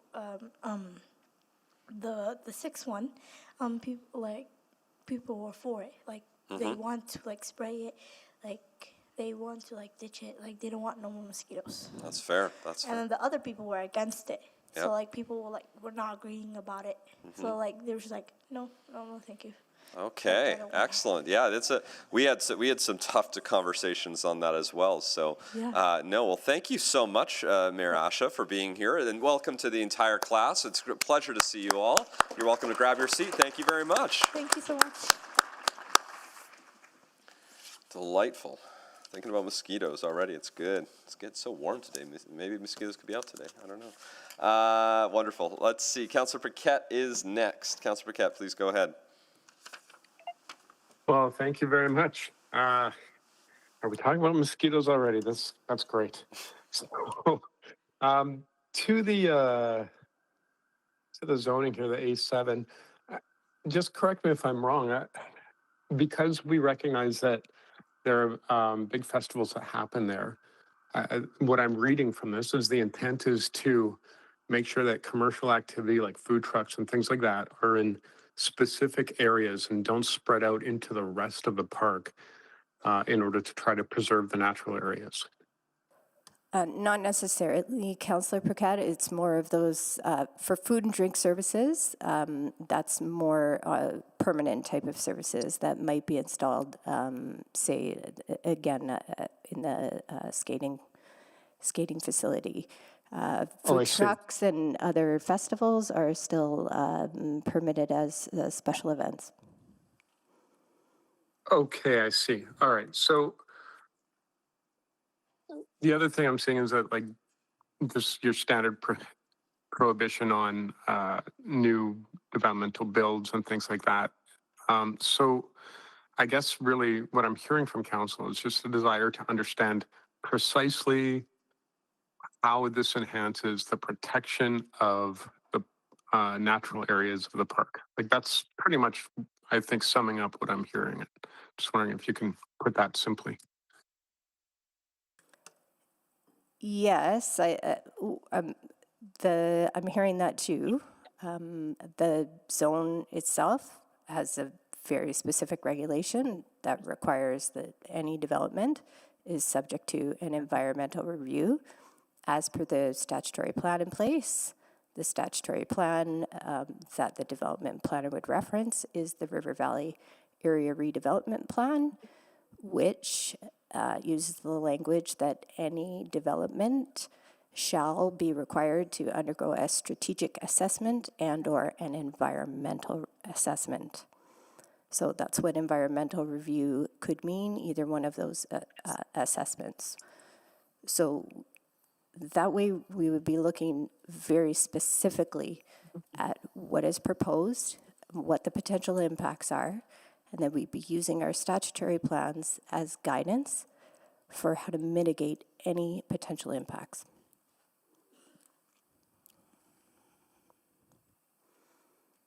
Right, okay, so, yeah, that was simple, sort of. Okay, so the next question then would be, it sounds like there's a little bit of worry about the fact that we've got A6, A7, but what I'm hearing is we're going to have A8, A9 potentially, because each area within these protected zones in the ribbon of green have their own unique characteristics. And because they have different use cases, what the numbered designations are trying to do is take into account those characteristics, but really the overall guiding principles are in the ribbon of green plan. Is that right? That's correct, and the River Valley ARP. And the River Valley ARP, yeah. Okay. So, and just so that people have this very, very clear, does this create additional protections? Does it reduce protections? Or does it just change the approach to protections and there's no gain or loss? It is relatively neutral. There are several uses that are no longer permitted, that were permitted under A, but it does allow a park as a permitted use. So effectively, this is just a transparent way of showing how the park is used, and will allow for functional and efficient programming of the space as it's set to open in March. And yeah, really clear on where food and drink service can be. So it could be seen as neutral. Yeah, okay, I get it. I mean, it's a metropolitan like event area, like it's a festival area, and we're sort of just trying to recognize that. Okay, I get it. Thanks. Thank you very much. Councillor Jansen, can you take the chair? Taken. Thank you. I'm trying to do a quick scan through, but maybe you can help me just to make sure. So, I was looking at Zone A1, the Fort Edmonton zone, and Zone A2, the conservatory. So, we've got A1 through A6 already. My quick-ish read is that I think for zones, most of those A1 through A6, there's actually more uses in those special zones than what is being proposed for Horlack Park. Is that an oversimplification, or that was my quick? I'm just doing a quick scan. It sounds accurate. Okay, because like a lot of them include the minor utility. Like I'm on Valley Zone, and understandably, Fort Edmonton has minor utility, and some of these have that. So. But Bonavista does not have that as an example. It has a few things. So this is sort of the thinking, is that we've broken this out, and that's, so we've pulled out these. So with again, maybe not a perfect, I'm not going to say for sure all 6, but it seems like at least more than half of the 6 special area zones allow for more than what's being proposed at Horlack. Is that, can I safely say that, I think, at least from what I'm reading? Fair to say, Mayor. Okay. I just want to make sure I'm of the understanding of where we're at. And again, we don't have, I appreciate Councillor Rutherford's point, we might, we don't have anything for like the new Northeast Park, but we might want to do that. It has the potential, if it's warranted. Yeah. I mean, the River Valley is the city of Edmonton's biggest attraction and biggest asset. It is likely warranted to have special area zoning. Yeah. One similarity, I think, in all of these special zones in the River Valley, in all of them, A1 through A6, is that they all do include the park piece that we're talking about right now, I think, correct? And that's because we sort of acknowledge these as parks. As parks, as more than what you would see in the standard A zone. Okay. Just wanted to make sure I'm understanding every aspect of it. Okay, I think those are all my questions. Thanks. I'll take the chair back. And I've got it. There we go. Thank you. So those are all the questions for administration. Now is the time where we can ask questions related to new information that has arisen during the public hearing to the speakers in favor, in opposition, or to administration. So please click on if you have questions related to new information, which I think there will be at least one member of council. I'm guessing they're clicking on at some point. No, the one over there. That is there. Councillor Stevenson beat you though, so go ahead, Councillor Stevenson. I just want to circle back on some information. So, again, administration's rationale for moving the discretionary park use to permitted is that the space is functioning primarily as a park. Is that correct? Sorry, you're asking administration, not applicant. Yes, it is a park. It makes sense that it is permitted use as a park. Yeah. And again, the implications are still, because the main thing that happens with the discretionary use as someone who lives within 60 meters of an A zone is that a lot of discretionary development notifications get sent out. But that doesn't change the rigor of, again, requiring the environmental impact assessment for any development permit, whether it's permitted or discretionary. Exactly. That review is taking place no matter what. Okay, thank you very much. Thank you, Councillor Wright. Hi, I don't know if it's new information. It's a new question from some of the speakers in opposition as to why we have two separate bodies here of city employees, one being administration and the other being the applicant. So, okay, yes. Happy to answer that one. Okay. So you've seen this before on when we have affordable housing applications, sometimes real estate is the applicant. It's just to delineate that we have planning coordination that gives a recommendation, and then we have also sometimes other bodies within the city that have sort of care and control of land, and they come as an applicant just as any developer or any would come in those similar situations. And it's because the city owns the land that they are representing Typically, that the would city be land. the reason. Right. Yeah. Okay, I just wanted to ask that. And then to the applicant then, I guess, why did you feel the need for, I was gonna say for food and drink services to be from not permitted to discretionary? Because it's not permitted, sorry, for accessory to park use. I would say similar to other special area zones, it's recognizing that these pavilions, these buildings exist, the Heritage Amphitheater exists, they offer food services, they offer any number of things that didn't necessarily align with the A zone. So this just helps to clarify what would be permitted and where.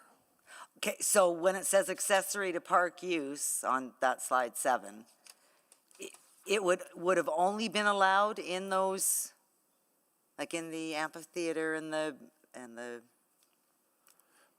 those buildings? Is that right? That's where it occurred. I would say that there was always a degree of ambiguity within the A zone and how those uses existed within the A zone.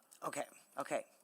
And then my other question was also about why we went from discretionary park to just park, but I think that was covered there. Okay, that's it. Okay, thank you. Thank you very much. I don't see anyone else on the board for questions. This will be a time I can take a motion to close the public hearing. I can look to the ward councillor to see if they want to make a motion on that, or? Sure. Move to close Yeah, public I'll move hearing, to yeah. close public hearing. Seconded by Councillor Elliott. Thank you. Please vote to close the public hearing. I'll Wait, just. Unless you're voting No. verbally. Okay. I was trying to vote. Okay.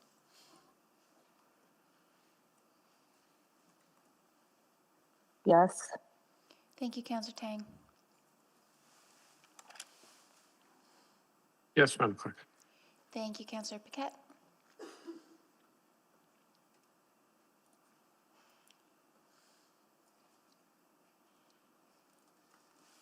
Just missing one vote.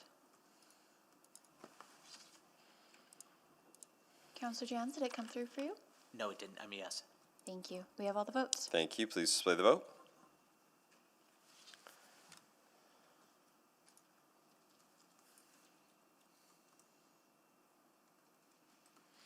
And that is carried 12-0. First reading, is anyone willing to move that? I'll put first reading on the floor. Councillor Jans has put first reading on the floor. Second. Seconded by Councillor Elliott. Anyone wishing to speak to it, please click on the board, please, at this time.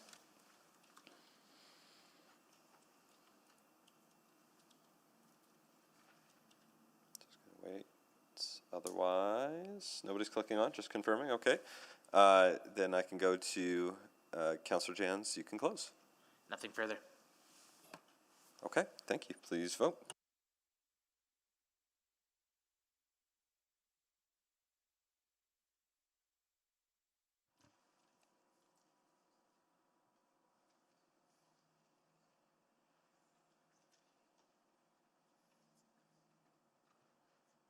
We have all the votes. Thank you. Please display the vote. That is carried 12-0. Councillor Jans. I'll move second reading. Second reading moved. Second. Seconded by Councillor Elliott. Please vote on second reading.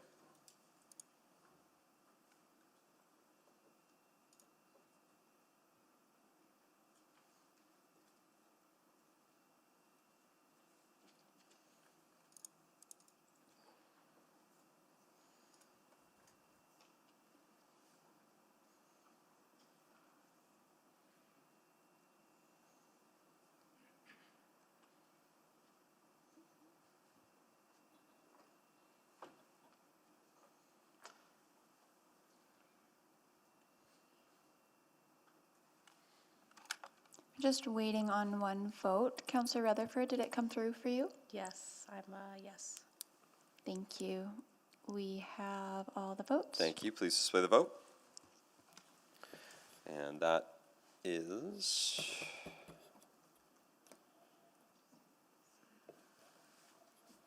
we'll find out. There it is. Carried 12-0. Councillor Jans. I'll move consideration of third reading. Consideration of third reading. Seconded by Councillor Elliott. Please vote for consideration.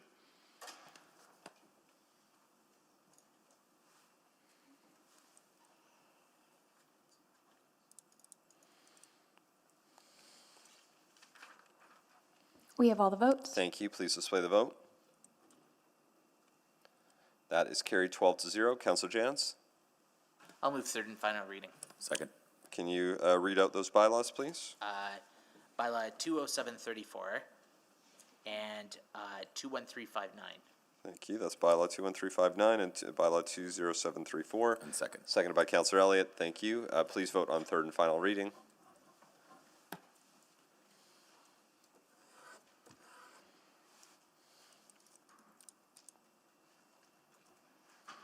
We have all the votes. Thank you. Please display the vote.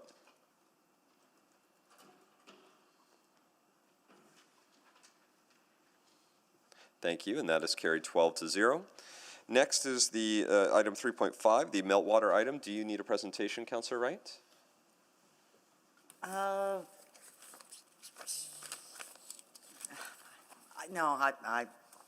I'm good with it. Okay. I've got No, I questions. don't wanna- Unless colleagues. Does anyone else require a presentation on that? No, then, oh, we do? Yep, that's all right. Perfect. Yep. Please, we'll do a presentation.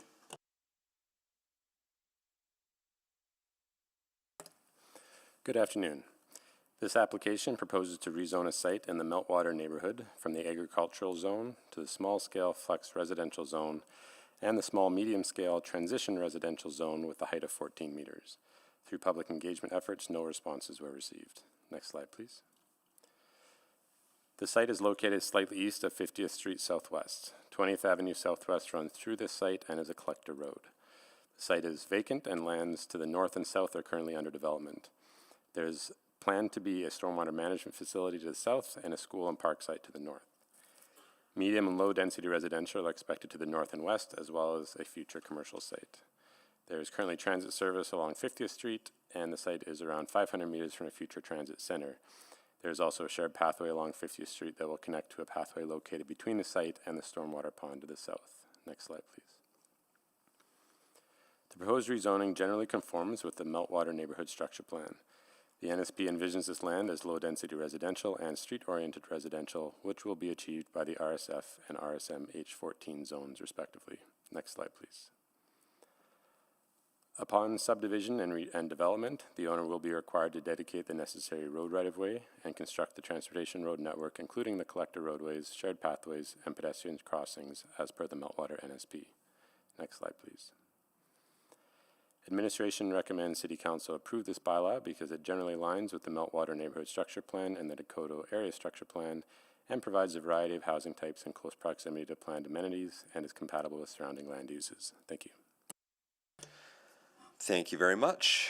We'll move to 3.5. We have 3 speakers in favor, all to answer questions only. Do you have questions for the applicants or just administration? No, just administration. Excellent. Does anyone have questions for the applicants? Not seeing any. We'll go to questions of administration. Please go ahead, Councillor Wright. I'll be official and get my name on the board. It's okay. It's all good. Although I know the clerk can do it There after it I is. start Yep. talking. I guess then a few things in the report. First of all, it talks about the above-ground storage tanks. What needs to be done for that? There's an environmental concern?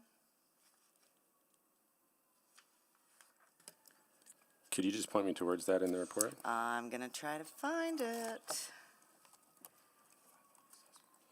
Oh, okay. Yes, Got I found it? it. Okay. Yeah, so basically, there's been an environmental assessment at phase 1 that has identified that there's a potential risk of some contamination in the ground. And when redevelopment happens, there'll be some ground testing and it'll have to be remediated before development can occur. And what was in those tanks? Is it was it fertilizer? Is it purple gas? I don't know what. Probably gas related, but I don't have the exact details. Okay, and then there will be an environmental assessment done, you said?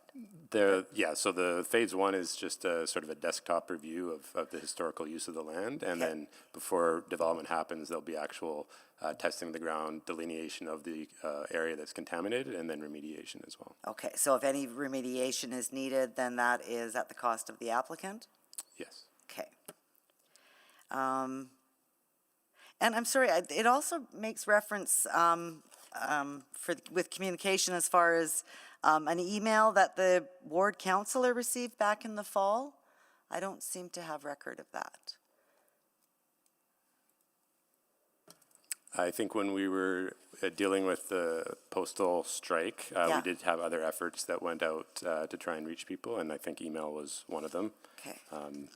But like I said, I don't have, so I don't know what information I was provided and what I should have shared out to my constituents, I guess. Well, there wasn't an expectation for you to share out to your constituents, but it was basically the postcard we would normally mail out. We emailed to anybody that we thought might have an interest. So the councillor, the community league, anybody that had contacted us about the application. I guess my concern, I want to make sure that you've got the right email address for me with the hyphen in it, because I've searched my emails and I can't see. We can double check that we've got your correct contact information. Okay.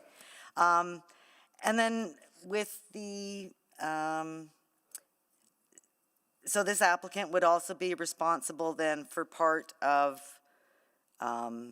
the expansion of 50th Street, right?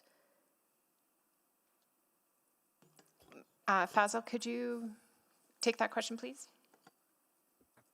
Councillor, 50th Street next to this site is already 4 lanes, so it is part of the ARA catchment. So definitely this owner will be contributing to future 50th Street construction, but nothing needed as the access will be coming off of the collector and it will be tying into a 4-lane road. Oh, okay, but I think under the ARA, it's supposed to be 6 lanes, right? And at what point? And also, I don't know how, I meant to take a drive out there because I think the 4 lanes do cut out shortly after, just south of where the collector road would come out. That's correct. That is south of 22 Avenue. If clerks can bring up the slide, that will help. Slide 6, please. And the 50th Street is 4 lanes in the ARA, not 6 lanes. Just clarification there. Oh, I thought when we reviewed it a week or 2 ago, I thought I saw 6 lanes for 50th. No? Okay, I'll double check that.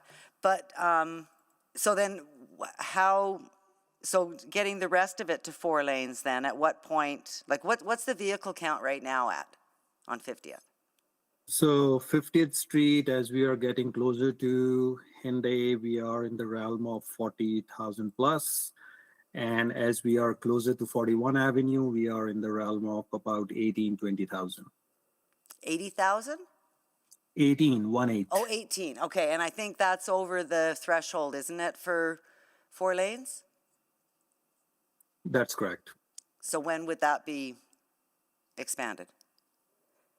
So as you can see a minute ago on the slide, the lands adjacent to 50th Street in that area are still to develop.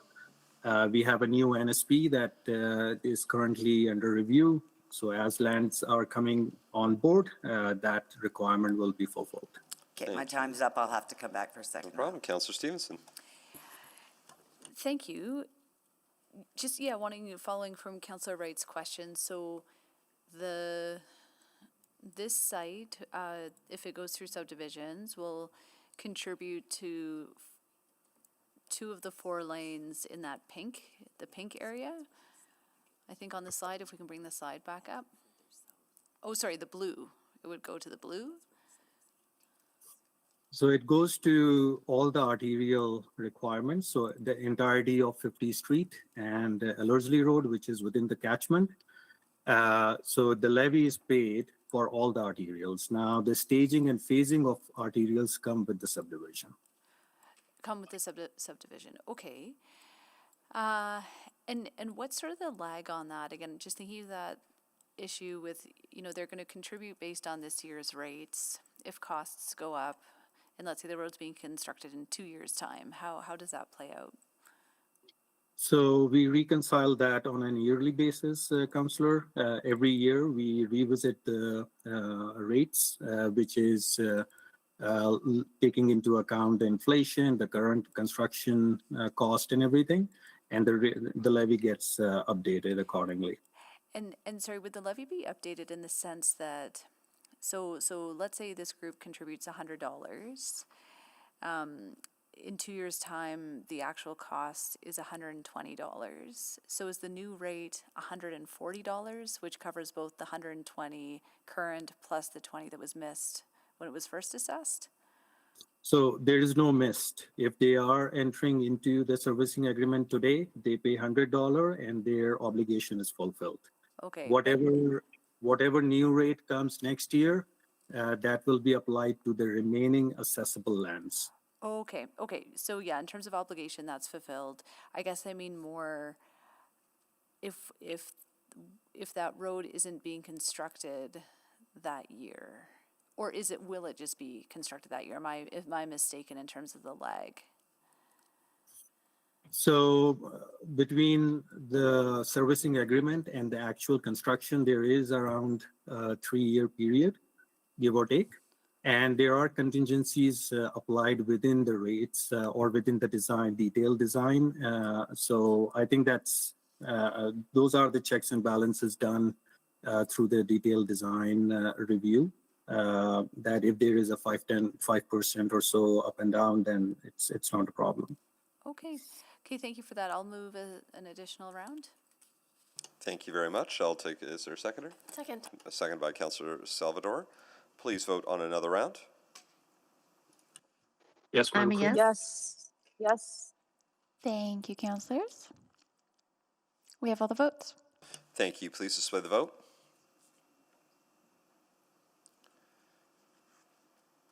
That is carried 12-0. Councillor Wright, I believe, is next. Please go ahead.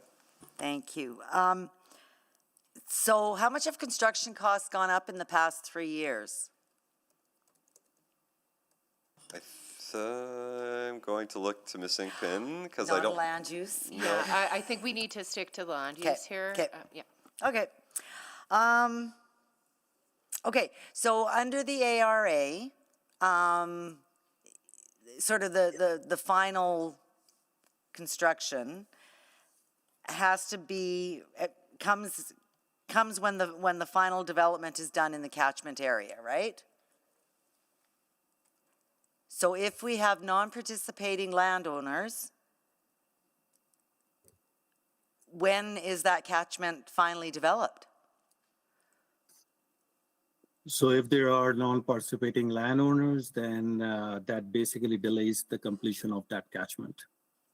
So we would end up with an arterial road that would never be expanded, as we've seen in other areas of the city. We can't say that for sure. I'll be speculating if I say yes or no to that. It is still a lot of accessible area. Like this is just an area that is starting to develop. It is too early to get to that level of conclusion. We have got such catchments, which is not this one, but yes, there are some catchments at the west end, for example, Grange, where we are very much close to closing the catchment area, and it's contingent on smaller lands that are yet to be developed. Okay, because my concern is this, I mean, the part of this catchment includes 3 arterial roads, 50th Street, 34th Street, and 17th Street. And if that catchment is never close to completion, those 3 arterial roads will never be expanded to what the intent is. My concern is that council is approving the land use plan, and the plan looks great. I love all the colors on your maps and charts, but we have no ability to sort of control the execution of the plan. And we're stuck, like I said, with roads that aren't getting built or that are end up after swapping. The city ends up paying, 3 or 4 times more than what the original cost would have been when the plan was approved. Councillor, we're working with the policies and the procedures that we have in place. Yeah. And so in terms of the question of this, this is not a plan amendment, this is just a rezoning, so the zones align with the plan. Yeah. In this case, like we're confident that we have the mechanisms in place to get the facilities and the roadways that we need. Okay, so if I want to ensure, I would have to have council approve a change to the policy as well as to the ARA bylaw in order to remove the requirement for the catchment area. If you want to change the catchment area, that's a question of the ARA. Okay, and then, but which is the overriding, is it the policy 507 or is it the ARA bylaw, or do they have to be done in conjunction? It depends if you're just changing the catchment, I believe it would just be the ARA bylaw, but if you're changing how we do business in terms of arterial roads, that's more of a policy as well as a procedure question. Okay, so, and if I were to want to request that, because I was going to look at requesting this on, or amending, or referring back the the 4 items together until we had that review done of both the bylaw and the policy. But to approve this today, it would be at the existing bylaw, or it would fit in with the existing bylaw, right? The zoning that's in front of you today complies with the plan that council has approved. Okay. Time is up. I'm not sure whether I want to refer this one back. Okay, thank you. Thank you very much. I don't see anyone else on the board, so this would be the appropriate time to make motions if you want to make a motion to close public hearing or anything else. I'll move a motion to close public hearing, unless the mover, or does the ward councilor wish to?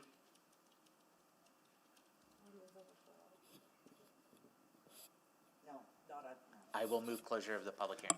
Second. Seconded by moved by Councillor Jan, seconded by Councillor Rutherford to close the public hearing. Please vote to close the public hearing. I'm a yes. Yes. I'm a yes. Thank you, councillors. Yes, Madam Clerk. Thank you, Councillor Paquette. We have all the votes. Thank you. Please display the vote.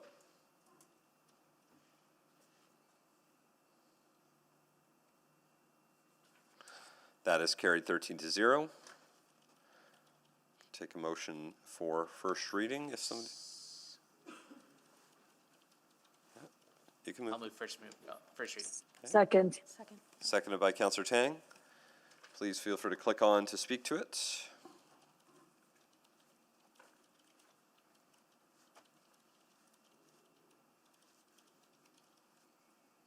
Just going to wait a few seconds for things to show up. Councillor Wright, please go ahead. I will just speak to it. I think this one may be too far along to do any referrals back on it, but I would like to take a closer look at the entire ARA bylaw and policy with the next set of 4. Thank you. Any other, no one else on the board for speaking? Councillor Chance, any closing comments? Nothing further. Thank you. Please vote on I'm a first yes. reading. Thank you. Yes. Thank you, Councillor. I'm a yes. Thank you, Councillor Palmer. We have all the votes. Thank you. Please display the vote. That's carried 13-0. I'll move second reading. Councillor Jans has moved second reading. Do I have a seconder? Second. Seconded by Councillor Rutherford. Please vote on second reading. I'm a yes. Yes. Thank you, Councillor Tang. I'm a yes. Thank you, Councillor Palmer. We have all the votes. Thank you. Please display the vote. Second reading is carried 13-0. Councillor I'll Jans? move consideration of third reading. Second. Moved by Councillor Jans, seconded by Councillor Rutherford for consideration. Please vote on consideration of third reading. Yes. Thank you. I'm a yes. Thank you.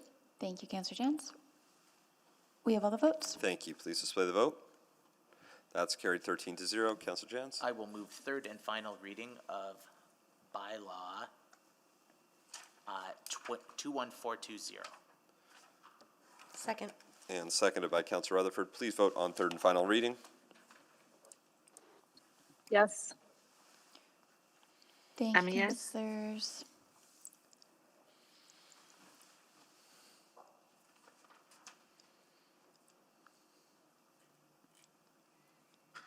I'm just waiting on one vote. Councillor Rutherford, did it come through?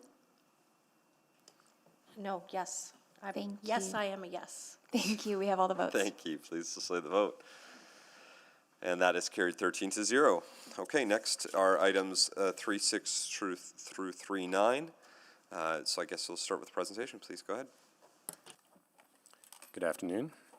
This application proposes a rezoning to allow for a range of small-scale housing as well as commercial and community uses.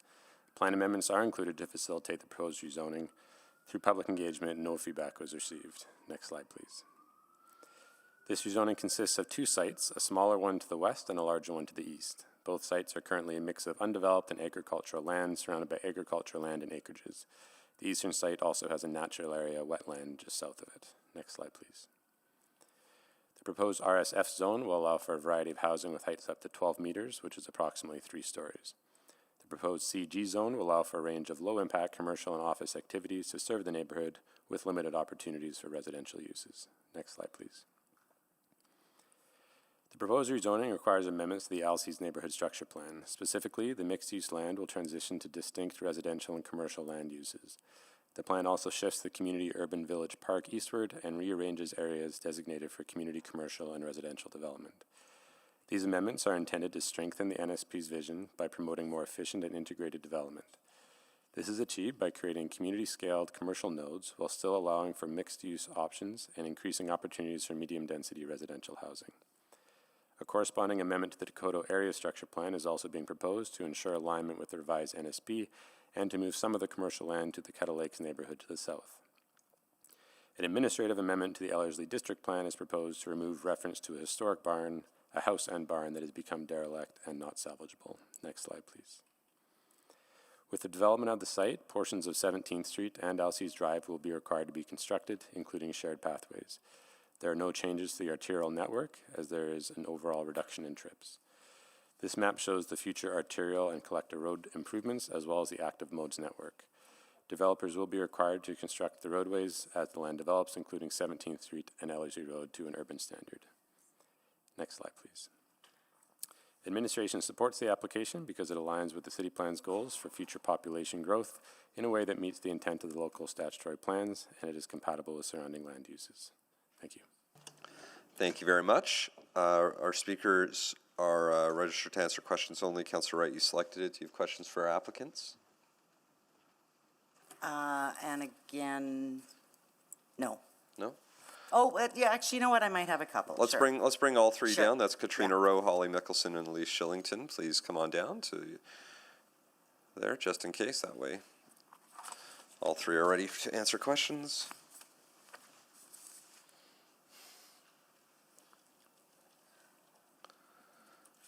Excellent. Councillor Wright, please go ahead whenever you're ready. Okay, just looking at, so we're looking, I can ask questions on all four, right? Yep. Yeah. These are all being dealt with Yeah, together, okay. so yep. I just got to pull up the slide. I'm thinking about the jug handle there, 17th Street. So we have one section just north or just south of the Henday. That's under your responsibility, and then there's a gap, and then just south of that, there's another, that's your responsibility, right? I'm just wondering who's going to take care of the gap in between if it's a non-participating landowner. There's no gap. So 17th Street, the arterial road bylaw includes 17th Street, the junk handle, and the west-east arterial that connects those two. There's no longer a gap with this revised amendment, and we would be expected to be conditioned with that with our first subdivision for the first 2 lanes. Okay, just hang on a second. I thought I saw on the slide. The gap you may be referring to, Councillor Wright, is in the approved NSP. So there's a small portion of residential between the existing 17th Street and, low-density residential between the existing 17th Street alignment and the medium-density residential there. So if you look at the proposed layout, you can see that that is now community commercial, and that gap has closed up. Okay, it's the same presentation for all examples, right? If you look at the comparison between the existing land use concept figure 5 and the proposed land use concept figure 5. Okay, I was sorry. I was looking at something that did show there was a gap. Okay. I think you're maybe looking at the TUC lands directly to the north that shows that connection, but 17th Street connects directly into the existing provincial transit utility corridor that we absolutely would be able to utilize to complete 17th Street to connect to the Henday. Okay, and the 17th Street, though, at this point is just going to be the 2 lanes. The first 2 lanes would be conditioned right away, Yeah. which is our anticipation, and then once thresholds meet that level, then developers would be conditioned with the second 2 lanes. Okay, and so the developers then again, as Councillor Stevenson pointed out, they just pay in at today's costs. When the cost of construction escalates 3 or 4 years or 10 years from now, who pays the difference? It's slightly more complicated than that. We don't simply pay in as a rate times area in most instances. Here we would be taking on construction, so we would physically be constructing those first 2 lanes at today's rate. Any future lands, we would expect to continue down and actually construct the first 2 lanes of 17th Street. Any additional developers would pay that basin rate, and I think as Faisal noted, the steering committee does update those rates annually to reflect the current construction costs. Right, the current construction costs are updated, but as in Councillor Stevenson's example, that $100 that you paid a day, you don't get charged supplemental increases on that $100. Like once you pay your $100, you're done. Right? Okay. Yes, I can add a little bit to that. Every year, the construction costs are reevaluated, and the total construction cost in the basin is divided by the remaining lands. And so historically, it should be going up with the rate of inflation of construction costs each year. So being the first one into the catchment, you've got the benefit of paying the lower rates. Being the last one into the catchment, you've got to cover all the costs, unless with the ARA steering committee, you can swap some lanes with the city. Well, we're first in, so we'll Yeah. have a significant amount of construction, which will likely greatly exceed what we actually owe on a rate times area basis. But then you can recoup that from the other landowners as Yep. they come in, right? Yeah. Yep. Okay, in the bylaw, it's bylaw 21399. It talks about the northbound left turning lane, and this is under, well, this is page 2 of 12. That the 17th Street jug handle access when 17th Street is upgraded to 6 lanes. So when will 17th Street be upgraded to 6 lanes?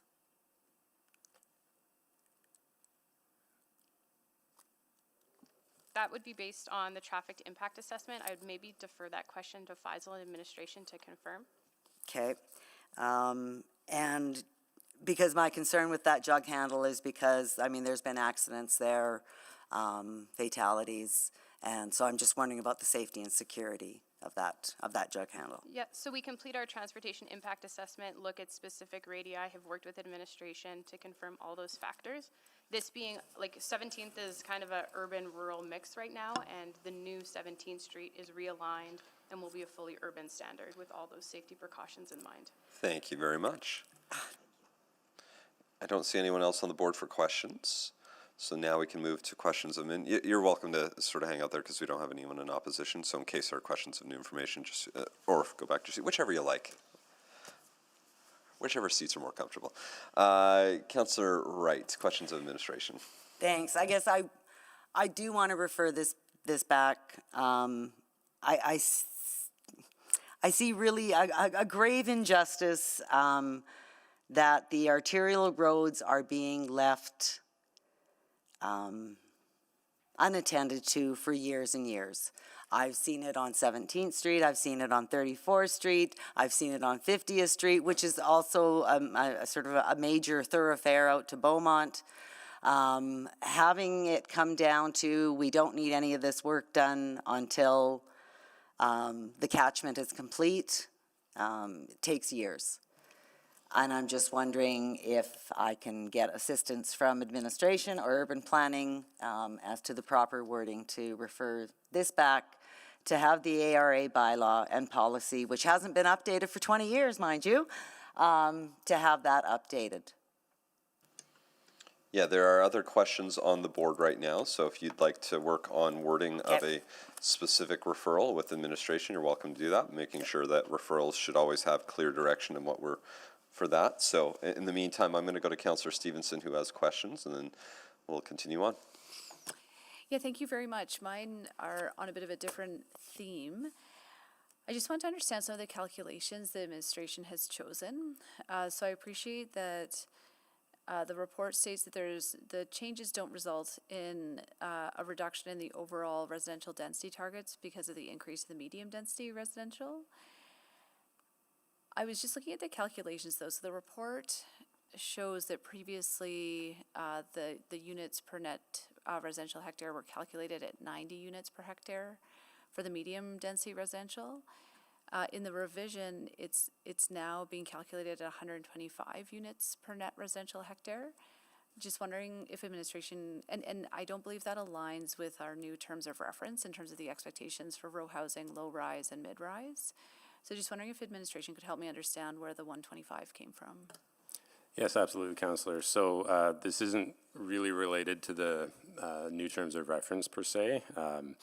The initiation of this application and the consideration of this was prior to those coming into effect.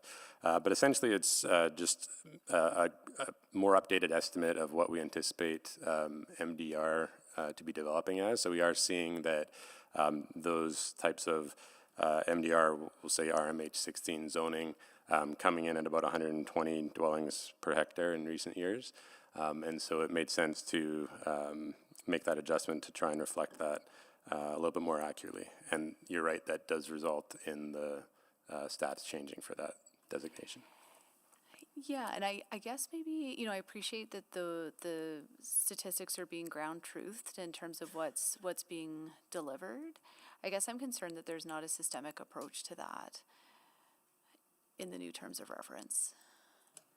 So the concern being that you would want us to do that more often, or concerned that we were not doing that enough, if I could clarify? Yeah, my concern is that we have consistent expectations, and so that we're calculating anticipated density in the same way for all neighborhoods. Yeah, so for neighborhoods that already have approved NSPs, their general expectation is going to be that those calculations aren't going to change. That's the general way forward. In certain circumstances, if an applicant is looking to make that change, we can look into that. We can see what makes sense, whether that makes sense to apply more of a ground truth number or a number from the TORs, could be dealt with on a case-by-case basis. But generally speaking, new NSPs are going to continue to use the calculations that they have. I guess I just worry about, maybe another way to phrase the question, did we calculate what the total residential density would be if we maintained the 90 units per hectare? In this particular plan? Yeah, so if 90 was maintained, the residential density would be about 35, so it would decrease from 37 to 35. Okay, so it would decrease. And that's just where, I'm a bit uncomfortable, because it seems like we are changing a number on a one-off basis that on paper says that we're getting the outcome that we want, but it doesn't seem to be like a consistent methodology. Yeah, admittedly, it doesn't look great to be adjusting one number like that. These things are estimates. If we had applied a slightly lower number, like say the TOR number I think is 110, 110 applied would result in an increase from 37 to 38. So we don't see that applying the 125 and having it go to 39 as a problem. We also generally know that particularly at the LDR level, those densities are probably going to come in a little higher as well than what the current estimates are. Sorry, could you say that again? If it was 110 instead of 125, it would be even higher? No, the increase would be from 37 to 38, as opposed to 125 gets it from 37 to 39. Gotcha. Okay, well, I think maybe if there's a referral motion, maybe that's an additional piece. Again, and I think we're having a report back around the terms of reference. Is that correct? That's correct, yes. Okay, so maybe an opportunity to talk about that then. But again, just to confirm a yes or no, if we stayed with 90 with the established number, we would be dropping to 35 with these amendments. That's correct. Okay. Thank you. Do we have wording for any motions, Councillor Wright? Not at this time. Oh, Can we? well, good news, but Councillor Clark is on the board, so he'll bail you out for a little bit. Or do you have questions? No, I was going to ask if we could. Move to the next item? Yeah. Moving to the next item is a very large item, so if we move to the next item, we might not get back to it based off the number of speakers. So I just want to leave that caution with you. Councillor Clark? Great, thank you. Just so I'm clear when I'm looking at the table, the land use and population stats, so density goes up with these proposed changes, correct, right? And then commercial, we're taking out the kind of mixed use, so commercial is going to go up as well. We're kind of, because we're going to take out some of the residential mixed use and then make it all commercial. And then arterial roadways, there's a difference there too, in an increase. Is that correct, just me looking at it? I believe so. The table sort of has the current and proposed and the difference. So yes, the arterial roadway is going up slightly in terms of the amount of land. The commercial is actually going down slightly. And I can't remember what the third one you were asking about, but there are quite a bit of adjustments to the stats if you look at the comparison table. But I guess if you take out the commercial and residential mixed use, right, that 8.3 and then just go to commercial, I don't know, would that be a fair assumption, saying it's going to be more commercial then? There's going to be less mixed use, pretty much the same amount of commercial. I think it'd be more accurate to say there'd be more opportunities for medium density residential and low density residential. Okay. Great, thank you. Thank you very much. But we don't have the wording yet, so so I think we... And I'm fine postponing it until after the next item. Okay, or if so you want to bring the other item forward. Well, either way. Either are completely in order of motion, so why don't we just move to bring the other items forward here, the 312, 313 for the short term? I'll move to bring item 312, 313 forward. Okay, thank you. Second. Seconded by Councillor Salvador. Please vote to bring those items forward. I'm yes. Thank you.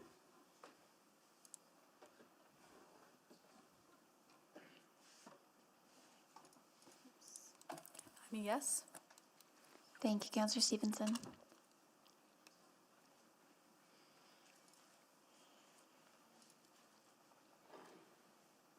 We have all the votes. Thank you. Please display the vote.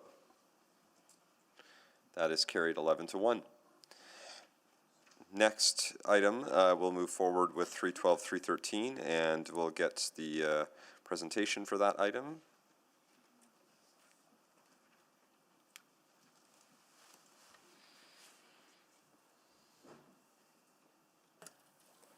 Good afternoon. This application proposes a rezoning and a Southwest District Plan amendment to allow for a range of small to medium scale housing in McEwen. Next slide, please. Located in the south central portion of the neighborhood, the site is developed with a church building and a large field and is predominantly surrounded by single detached dwellings. The site is within a 5-minute walk from commercial uses and bus stops and is currently accessible from Ellerslie Road, an arterial road with a shared use path forming the spine of a secondary corridor. Next slide, please. The proposed medium-scale residential zone, or RMH23, allows for mid-rise residential development up to 23 meters or approximately 6 stories. The proposed small-medium-scale residential transition zone, or RSMH12, allows small-scale residential such as row housing with a maximum height of 12 meters or approximately 3 stories. Next slide, please. To facilitate the residential zones, this application proposes amendments to the Southwest District Plan, including redesignating the site from urban services, which allows uses such as institutions and community services, to the urban mixed designation to allow the proposed residential development. The plan amendment also includes designating this as a large site and expanding the Ellerslie Road secondary corridor to fully incorporate the proposed RMH23 land into the boundary of the corridor. Next slide, please. Through the processing of this application, the proposed zoning changed twice in response to public engagement and administration's review. Initially, the medium-scale residential zone with a height of 16 meters or 4 stories was proposed for the northern portion of the site, which is then scaled back to the RSM zone with a height of 14 meters and finally to the RSM zone with a height of 12 meters. Next slide, please. Public engagement for this application included a mailed notice, site signage, information on the city's webpage, an Engaged Edmonton webpage, an in-person public engagement session, and ongoing one-on-one communication. Administration heard from approximately 145 people, with most concerns related to negative impacts to adjacent sites, including loss of property value, views, sunlight, and privacy, as well as traffic and parking issues. It was also heard that the community uses the field on the site and does not want to see a loss of this amenity, with some suggesting that this could become a future school site instead. However, as privately owned land in an already developed neighborhood, There is no practical mechanism for the city or school boards to compel the land to be converted to a school site. Next slide, please. The proposed residential development aligns with the city plan's vision for sites at nodes and corridors to support population growth within Edmonton's existing boundaries. Given the proposed residential development's proximity to commercial uses and amenities, the application also supports two big city moves, a community of communities by making it easier for residents to meet their daily needs, and a rebuildable city by adapting to market demands and promoting growth along corridors. Next slide, please. The district policy supports mid-rise development within secondary corridors along arterial roadways and collector roadways. The proposed RMH23 zone along Ellerslie Road aligns with this direction. District policy also supports small-scale housing in urban mixed areas outside of nodes and corridors. This map shows allowable height for the proposed site and surrounding zoning, with the darker shading meaning the taller the height. The proposed RSM H12 zone has the same 12-meter height as the existing surrounding small-scale flex residential zone, or RSF, though would allow for more site coverage and is anticipated to result in a more dense form of development, such as row housing or multi-unit housing. This is appropriate on a large site that has flexibility to develop in a comprehensive way and where it can act as a transition away from the secondary corridor into the neighborhood. Next slide, please. With the development of the site, the owner will be required to construct a publicly accessible road and an active mode connection through the site from Ellerslie Road into the neighborhood as conceptually shown on this slide. In addition, the current pedestrian signal at Ellerslie Road will be upgraded to a full signalized intersection. The upgraded signalized intersection serves as a primary access to the site, and the impact of the existing network is not expected to be significant, as reviewed and confirmed by the Transportation Impact Assessment. Next slide, please. Administration supports the application because it aligns with the city plan's goals for future population growth. It conforms with the district plan, including its vision for large sites along secondary corridors, and it is compatible with surrounding land uses. Thank you. Thank you very much. Next, we'll move to our speakers. We have Yolanda Liu, who will be speaking, and then Nicholas Carls. I actually don't know how to say your last name, Nicholas. Carls? Carls. I thought it was Carls. Yeah, okay, there we go. Yeah. And friendly reminder, whenever you sign up to speak, if you're ever wondering, you can insert the phonetic spelling of your name if you're ever interested, so that when it comes to speakers, I won't butcher names, or at least it will happen less. There we go. Yolanda Liu is going to be our first speaker. You have a presentation? Yes, we do. Okay, great. There it is. Please go ahead. Okay, thank you. Good afternoon, Your Worship and members of Council. My name is Yolanda Liu with Stantec Consulting. I'm here today representing our client Streetside Developments and the landowner Rosedale Developments to amend the Southwest District Plan and rezone lands in the McEwen neighborhood. Next slide, please. On the screen, you will see in yellow to the west, north, and a portion of the east side is developed and zoned RSF, which allows up to 12 meters in height. The areas shown in orange on the east side of the site and south of Ellerslie Road are zoned a mix of RM and RSM, allowing for 12 to 16 meters in height. The McEwen neighborhood is a master plan community in the Heritage Valley area. The McEwen Neighborhood Area Structure Plan was repealed with the adoption of the Southwest District Plan. Next slide, please. The site fronts onto Ellerslie Road, which is designated as a secondary corridor in the Southwest District Plan. Secondary corridors are areas along prominent residential and commercial streets that serve as local destination for surrounding communities and a location for higher density residential built forms. Approximately 50 meters of the southern portion of the site is included in the secondary corridor. However, 16 meters of the 50 is an undevelopable utility corridor. The amendment to the Southwest District Plan expands this area to align more generally with the rest of the corridor, as well as designate the site for urban mix. Next slide, please. The applications were submitted to the city in early 2025, proposing a rezoning from urban facilities to RMH16 and RMH23.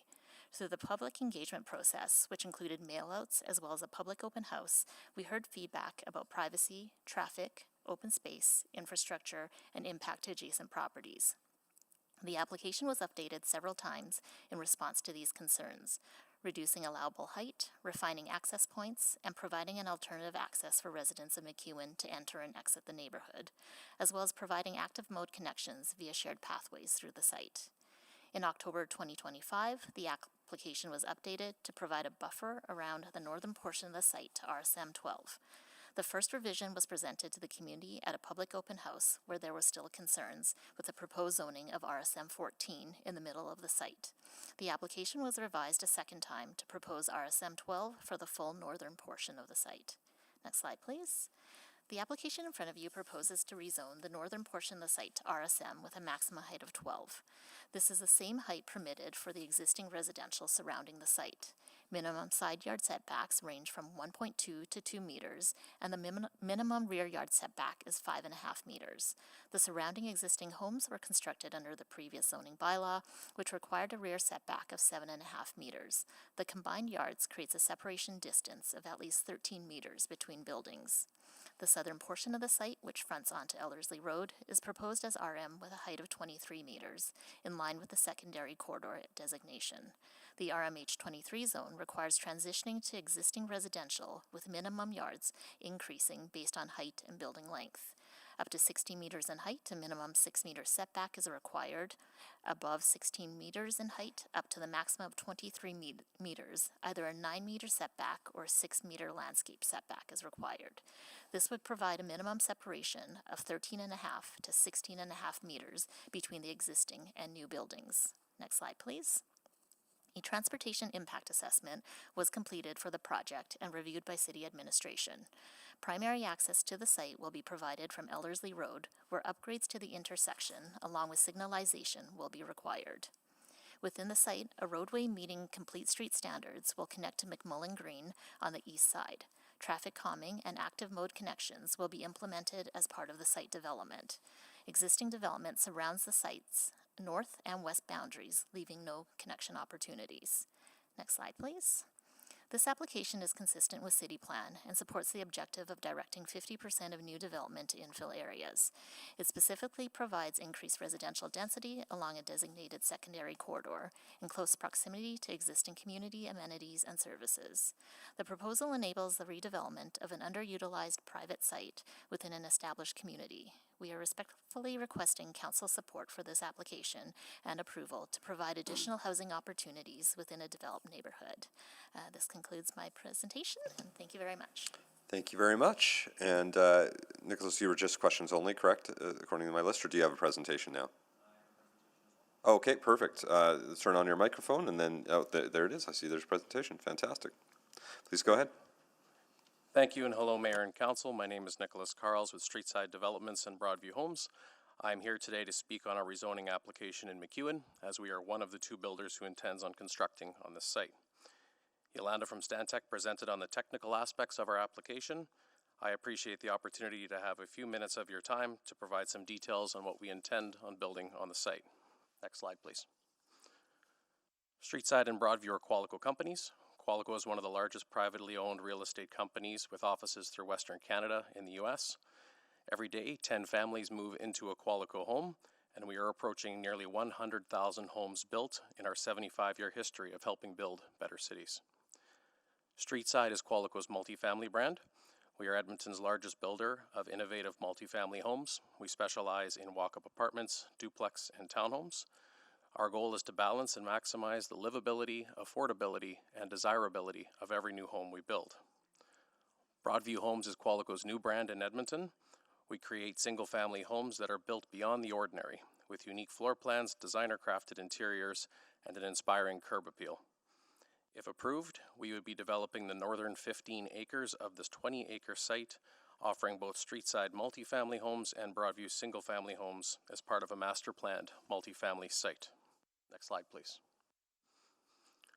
We are heavily invested in Edmonton and specialize in missing middle housing. We currently have 30-plus active projects in the region, and while traditionally a greenfield builder, over the past few years we have aligned ourselves with the City of Edmonton's plan to have half of new homes built in established areas. Since then, we've secured infill projects in Blatchford, Inglewood, Spruce Avenue, and Michener Park. With this application, we seek to add another location in McEwen. Next slide, please. This diagram demonstrates the progression of our proposed zoning application. The current landowner intends on constructing apartment-style units along Ellerslie Road.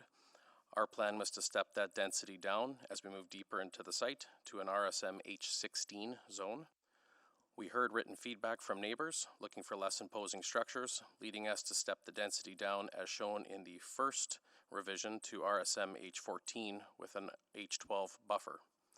We heard continued concern at the public open house, which led us to step the proposed density down again to the current proposal you have today, which is 15 acres, being RSM H12. Next slide, please.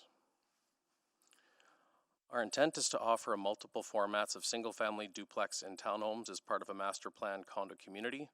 We believe the proposed zoning and these home styles are well suited to transition from the existing single-family homes through to the apartments and eventually to the commercial.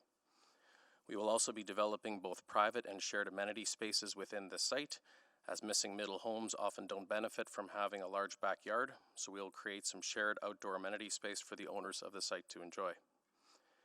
This site will feature a new all modes connection through the site to provide enhanced connectivity for the new home occupants and the existing residents in the community. Next slide, please. This slide demonstrates our existing home offerings along with their price point and resulting qualifying incomes. As you can see, if someone qualifies with a household income of $38,000 all the way up to $113,000, we have a housing option for them. We have built a reputation for delivering affordability through housing innovation. Edmonton's average income is just under $60,000, which means this site will have new housing options for single income households. When looking at household incomes, our range of home styles results in prices that can be qualified for by 84% of Edmonton households, while generating an estimated $1.6 million of annual property tax income. Next slide, please.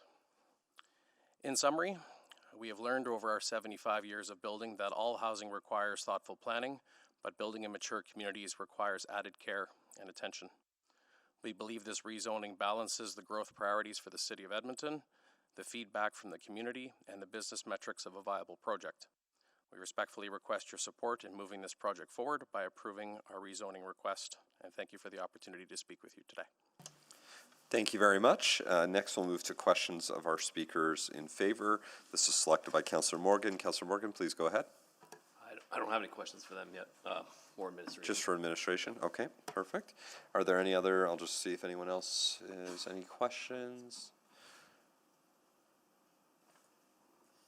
Councillor Clark? Yeah, sure. Looks like you're reading, there you go, please go ahead. Hey, thanks for the presentation. Sorry, the zoning, even though we want to go to the RM16, you're talking about some single-family homes in there as well, and then kind of progresses to more of kind of townhome structure and then a larger one. Is that correct?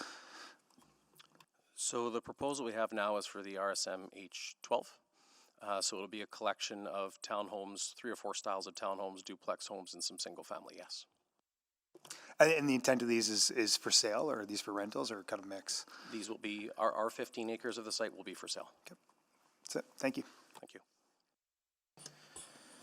Thank you. Oh, Councillor Jans is gone. Councillor Salvador, can you take the chair? Yeah, I have the chair. Thank you very much for the presentation. You know, I think you know, we're going to hear from a lot of speakers and a lot of feedback around loss of space. Now, this is an urban facility zone, which technically does not guarantee that that space would forever and always be green space, right? There could be development, but I think there's already sort of this appreciation and perception that this is a space that's there for a long time. So I guess I wanted to just talk to you about, you know, the variations that you showed. Besides the second one, which had a little bit of a green space buffer around, I'm curious if you thought about an option where you preserve a larger portion of green space that can be used as open space for that versus the proposal, and then maybe a higher density on those sites and then preserving that. Can you walk me through sort of how you came to this final piece? Because I think that's what we're going to hear a lot about right now. Yes, certainly. Thank you, Mayor Knack. We did take a look at that, and at the beginning of the process, we did speak with the city in terms of providing a public park space within the developable area. And because the lands are a little bit hard to access because of the existing development along the west and to the north, it didn't really make sense to provide a public park space where people could not access. And so it was decided that cash in lieu would be provided as part of the subdivision process for the city to then utilize that money to whether it's improve park space or obtain other park space within the area. And then a private amenity space would be provided for the residents here.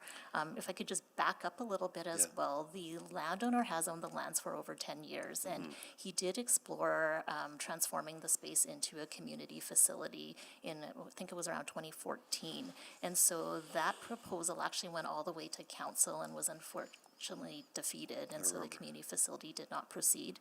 After that, he did connect with the public school board to see if there were opportunities for a school to be located on the site. He spent about 5 years exploring these options, and unfortunately, there was also no funding for a school. And as he can't sit on the lands for too much longer, he has now moved forward with development of the site. Okay, thank you. And that's going to put me to the test to remember what I voted on. That I'm going to have to go look back at the record. That's helpful. And so, sorry, just the last, because yeah, as I pull up the piece here, so I see the issue. What you're talking about is that all of the residential homes around that, there's actually no access point, right? It's all fenced off yards, Correct, except it's all on private McMullen development. Place Southwest Road. That's the closest roadway access, but even from a pedestrian point, that's the same close access. Right? That's what I'm reading? Yes, correct. McMullen Place and McMullen Green to the east are your only connections into the neighborhood. We're providing an active modes connection to McMullen Place and then to McMullen Green with some traffic calming measures as well. Interesting, that was never part of the, anyway, that's a separate conversation that I would ask one day when this original plan was approved 20 years ago. Okay, that's it for me. I'll take the chair back. Yep, returned. Councillor Salvador, you have questions, please go ahead. Yeah, just a few brief questions. Apologies, I'm just trying to understand sort of what the interface would look like and how that would function between existing development sort of around the perimeter and planned development that would kind of butt up against that. Thank you, Councillor Salvador. In terms of the development, because we will need road access to the homes, they will most likely be backing on to the existing residential. And so that's where I had indicated in terms of the setback requirements for the new development at a minimum of 5.5 meters, the existing at 7.5. So we do get quite a large separation distance between existing buildings and proposed. Okay, great. And could you just elaborate a little bit more on the mention of traffic calming?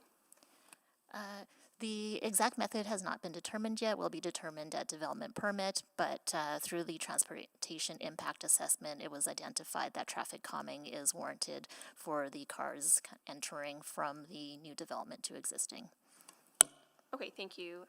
And yeah, I just wanted to ask about that. Sounds like that was just identified as one of the concerns, and we might hear a little bit about that shortly here, but appreciate your answer. Thank you. Thank you. Those are all the questions for the two of you. We'll ask you to grab your seat because I think we do have some of the speakers in opposition in the room, so we'll let you grab your spot while I call down our speakers in opposition. For those in chambers, again, please make your way down here as I call your name. Stephen Werman, Manoj Medhakar is next. On the list here, although I don't think they've checked in yet, was Tang Lim. Do I have Tang Lim online or in person, by the way? No, I'm just double checking. Online, Tang Lim. How about Alan Lee? Alan Lee.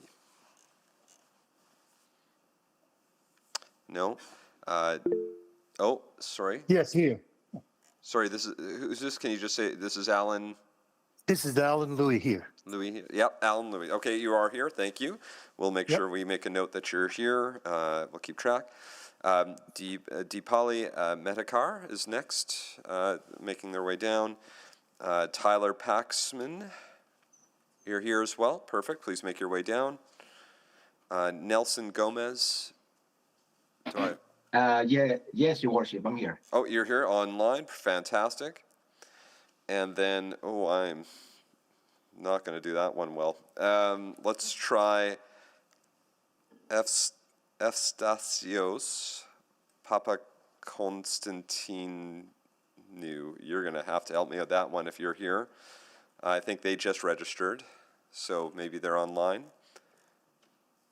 That's Efstahios, I think. I hope I'm saying that right, but I don't see their name on our list of virtual attendees.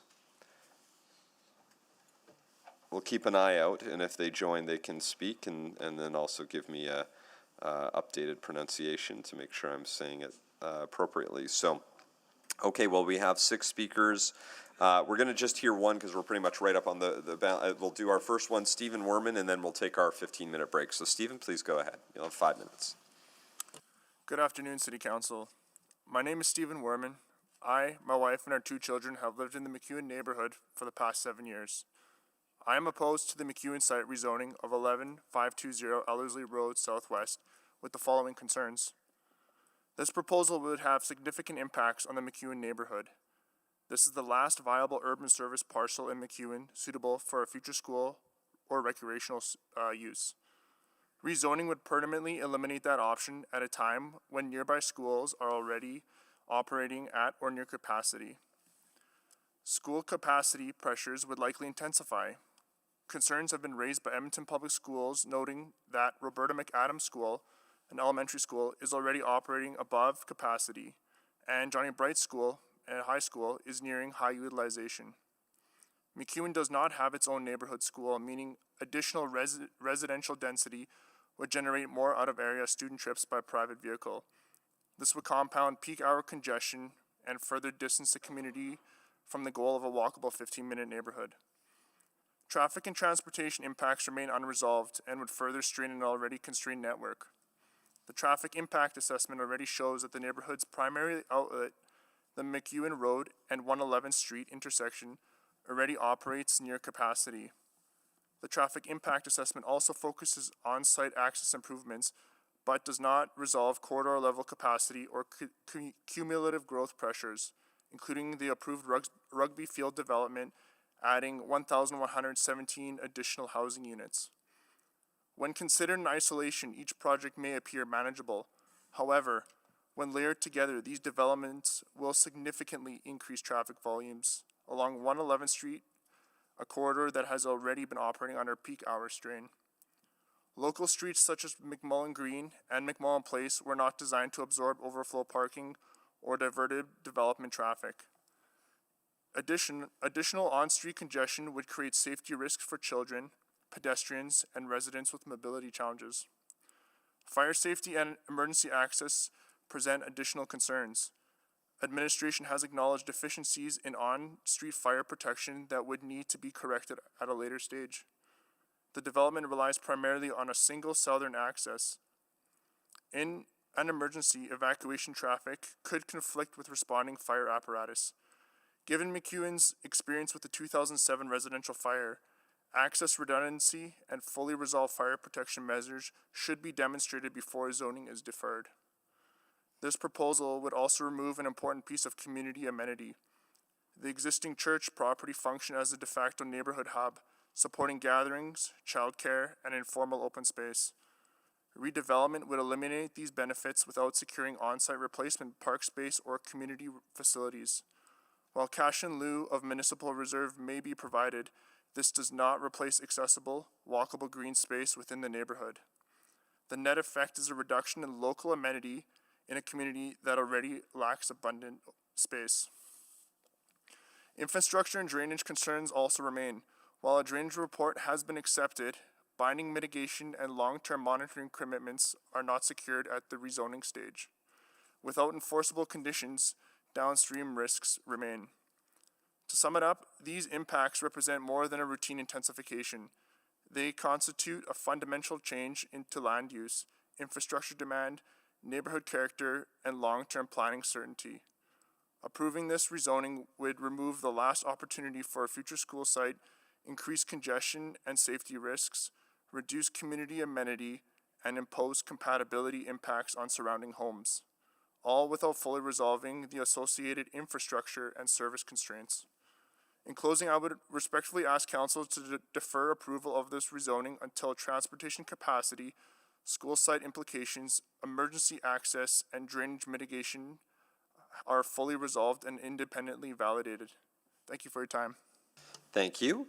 We are at 3:30, so we're going to take our 15-minute recess. So please come back here right at 3:45 because we'll continue on with our speakers then. We'll say 3:46 because it just turned to 3:31. So 15-minute break, 3:46. We'll be right back.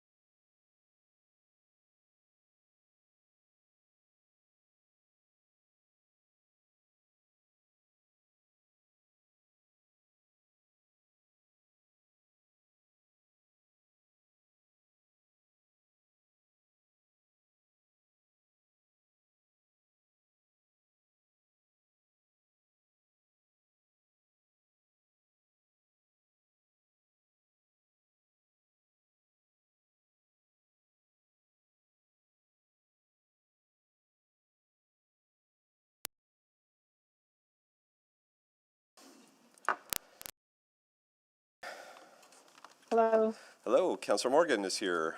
Afternoon. Councillor Jans? Hello. Hello, Councillor Rutherford? Councillor Clark? Present. Present. Councillor Tang? Hello. Hello, Councillor Parmar? Good afternoon. Good afternoon, Councillor Paquette? Good afternoon. Hello, Councillor Salvador? Good afternoon. Good afternoon, Councillor Stevenson? Hello. Hello, Councillor Elliott? Good afternoon. Good afternoon, and Councillor Wright. Good afternoon. Good afternoon. Okay, we have enough folks to continue on. We'll go back to our speakers list. And can you, first name, it's Manoj? You want to just make sure I've got your right pronunciation? Please go ahead. I do have a presentation. Okay, there it is. Please go ahead. Good afternoon, Mayor and members of Council. Thank you for the opportunity to speak at this hearing. My name is Manoj Medekar, and I am a McKeven resident for past 22 years. Next slide, please. I oppose the proposed rezoning. My concern is not about growth. It is about due diligence. Council has not been provided sufficient evidence that the existing transportation network and emergency access systems can safely support the proposed density. Next slide, please. A traffic impact assessment study was performed to support the proposed rezoning. It reveals the McKeven Road and 111th Street intersection is already strained. The intersection fails with projected 2032 volumes. Adding green time for eastbound movement on McKeven Road to 111th Street northbound is not feasible because 111th Street is already at capacity. The TIA suggests a second eastbound left turn, but its feasibility and safety remain unproven. So approving higher density without a funded and designed mitigation plan risks compounding an existing bottleneck. Next slide, please. Traffic counts were collected in late spring. What does that mean? Winter and shoulder season data is lacking. This is when queues and delays are longest. Employees worked in hybrid mode then. Effective 1st February of this year, most employers have mandated full-time in-office work. And the university's winter term ends in April. So what does all that mean? Above reasons may have reduced observed traffic volume, queues, and delays. No sensitivity testing was performed on the traffic analysis models. So without representative data and sensitivity testing, Council cannot rely on the TIA conclusions. Next slide, please. The projected performance of the network depends on assumptions that are uncertain. A 15% non-auto mode share is assumed. That assumption depends on LRT extension, which will take another 3 to 4 years for completion of construction and longer for testing and commissioning. The study also assumes that 1/3 of the site traffic will divert to McMullen Green. In addition, physical constraints such as active ATCO gas lines limit potential widening of Ellerslie Road. These assumptions require lower mode share sensitivity testing before approval. Next slide, please. Before rezoning approval, Council should require winter morning and evening peak hour counts, sensitivity testing, mode share sensitivity analysis, and a funded intersection upgrade plan.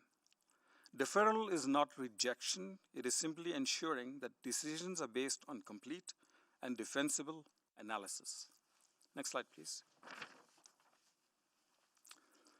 In 2007, a 149-unit condo under construction caught fire.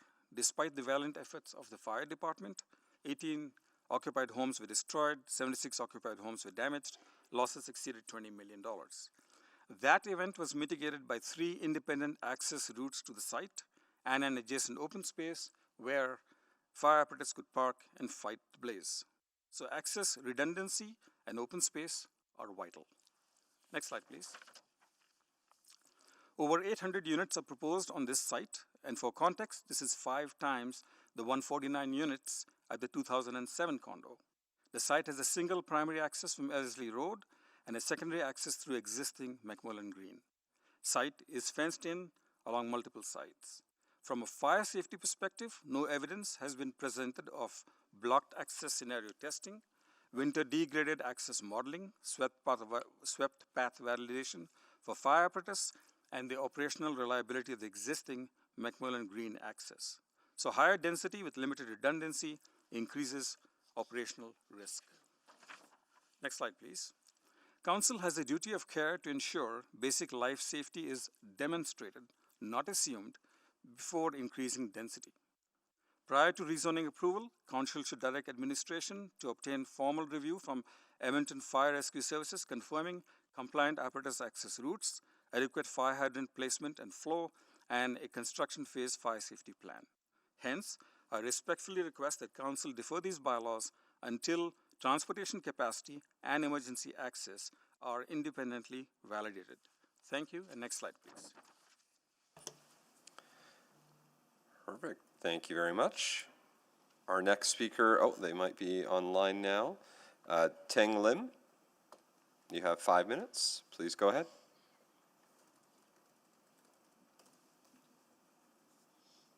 I see them online. Teng Lim, can you hear us? Might need to unmute yourself if you are able to. Hi. Hi. Yes. Hi. Actually, I'm the resident of McMullen Place. I actually got 2 points to raise. My first point is the access road at the McMullen Green. I still feel that it should make it as the emergency route instead of the daily routes for access. Mainly because I still think that the size of the existing road is basically is not catered for the access.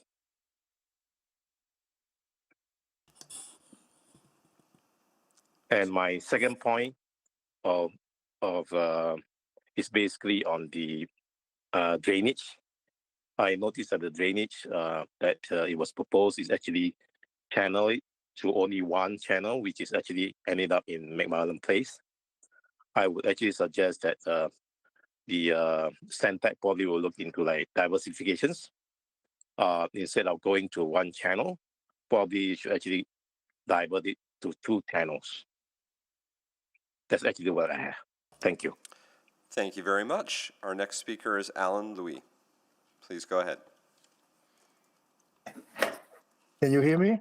Yes, we can. Please go ahead. Okay. Good afternoon, Council. Thank you for the opportunity to speak. My name is Alan, and I'm speaking in opposition to the proposed rezoning. The administration's own report outlines all the key concerns, particular regarding traffic congestion, parking shortage, infrastructure strain, lack of adequately community space, safety, privacy, noise, daylight, and property devaluation, etc. I will not restate all those in detail today. The public consultation results are unambiguous. 99% opposition. When over 9 out of 10 respondents reject the proposal, it raises serious question about governance if the recommendation is still to approve. If administration supports this rezoning despite overwhelming opposition, Council must clearly articulate why community input is being set aside. Residents purchase homes in McEwen based on the existing urban facility destination. That zoning shape property values, expectation of privacy, and long-term planning decisions. Changing that destination to allow 3 to 6-story residential building is not a major adjustment. It is a fundamental alteration of neighborhood character. Those backing onto the site will face buildings where open space once exists. Reduced privacy, increased noise, traffic, and parking spillover will disproportionately affect them. Mixed-use and high-density developments are not essentially wrong, but they should be planned transparently from the beginning, not introduced retroactively into established neighborhoods where residents rely on existing zoning when making life decisions. It is reasonably to assume that the developer stands to gain financially. The city may gain additional tax revenue, yet the impacted residents bear the cost and receive no tangible benefit. But all the negativities come with the proposed development. Approving this rezoning despite overwhelming opposition risks eroding public trust. Residents must feel that consultation is just more than just a procedural step.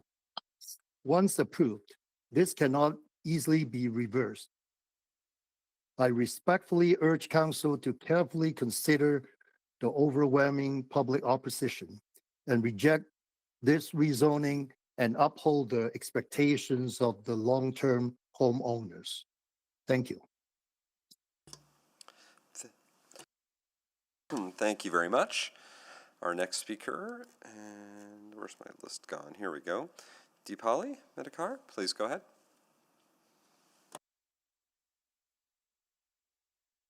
And just grab that microphone, hit that button, there you go. So I've been here for 20 plus years. Good afternoon, Mayor and Council. I'm here to oppose, and I'm focusing on these 3 areas of concern. Next slide, please. The district plan and the city admin's report suggest that there is a park on the east side, but that is actually North Virginia Woodlands. That is an ecological reserve with a fence around it. Not accessible to anybody, but has its role. McEwen has one small little park to the northwest of this lot, and you can see the black line that shows how to get to it. That is quite some distance. The 2021 census indicates that there's 1,000 plus kids under 15 and about 700 youth that live in McEwen, and they use that small little park. Cash and lieu suggested by the city report does not solve the need of the community. Next slide, please. That is a zooming in of the ecological reserve and the park size. Next slide, please. The next point is about the overland drainage. This is from the original NASP that shows the slopes and grading. This lot is much higher in elevation than the eastern flank of the lot. Lot B is the current lot under consideration. It already has issues with water pooling along McMullen Green. That is supposed to be the egress route, the secondary access out of this neighborhood. And if it's pooling currently, the chances that once built up and paved over will only be aggravated. The likelihood of emergency access being blocked and stormwater flooding the neighbors needs to be addressed in the plan. Next slide, please. My biggest concern, along with these two, is the school capacity. I'm a teacher by trade, and these are the numbers for the neighborhood currently.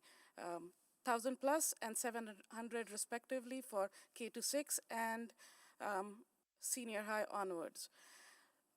The neighborhood is young enough that there are 3,000-ish childbearing age folks living here. We are adding, and my number there of 400 plus units for the current lot is grossly understating. It should actually say 800 plus. Additionally, there are 1,000 plus units in Richford, and then Century Park will have 4,000 plus units there. All of these belong to the southwest zone, where a lot of the school sites have become surplus and have been given up. The existing schools are not meeting the standards. There was a point when, next slide please.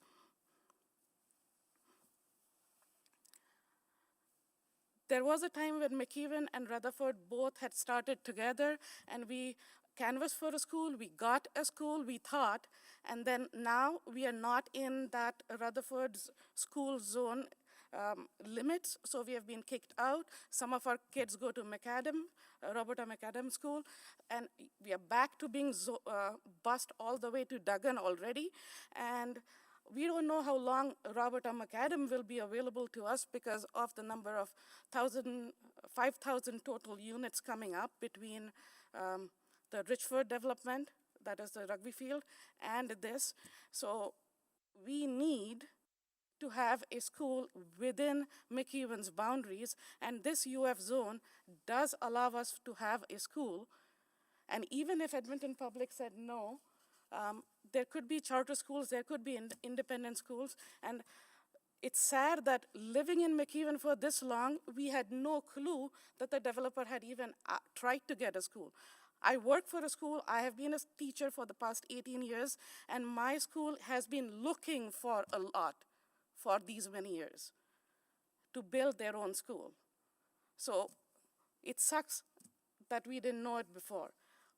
But with the growth happening in the Southwest and the limited open spaces in the entire Southwest that can house a school sooner or later, this lot needs to be left as UF for now. Thank Next you. slide, That is please. your 5 minutes. I do have to cut you off there. That's the last slide that shows Yep, that. and thank you, but McEwen sorry, doesn't I got to have cut you off because we do have to respect everyone gets 5 minutes of time, and so I can't give other folks an extra 5 or 10 seconds. We've got to be very firm on that.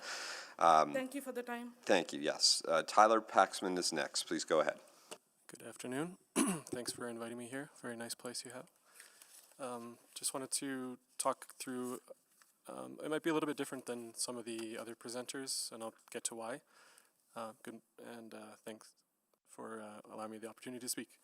So, you might have guessed that I'm also a McEwen resident, and I live on McMullen Green, which we've heard a few things about already, the street at the heart of all this potential change.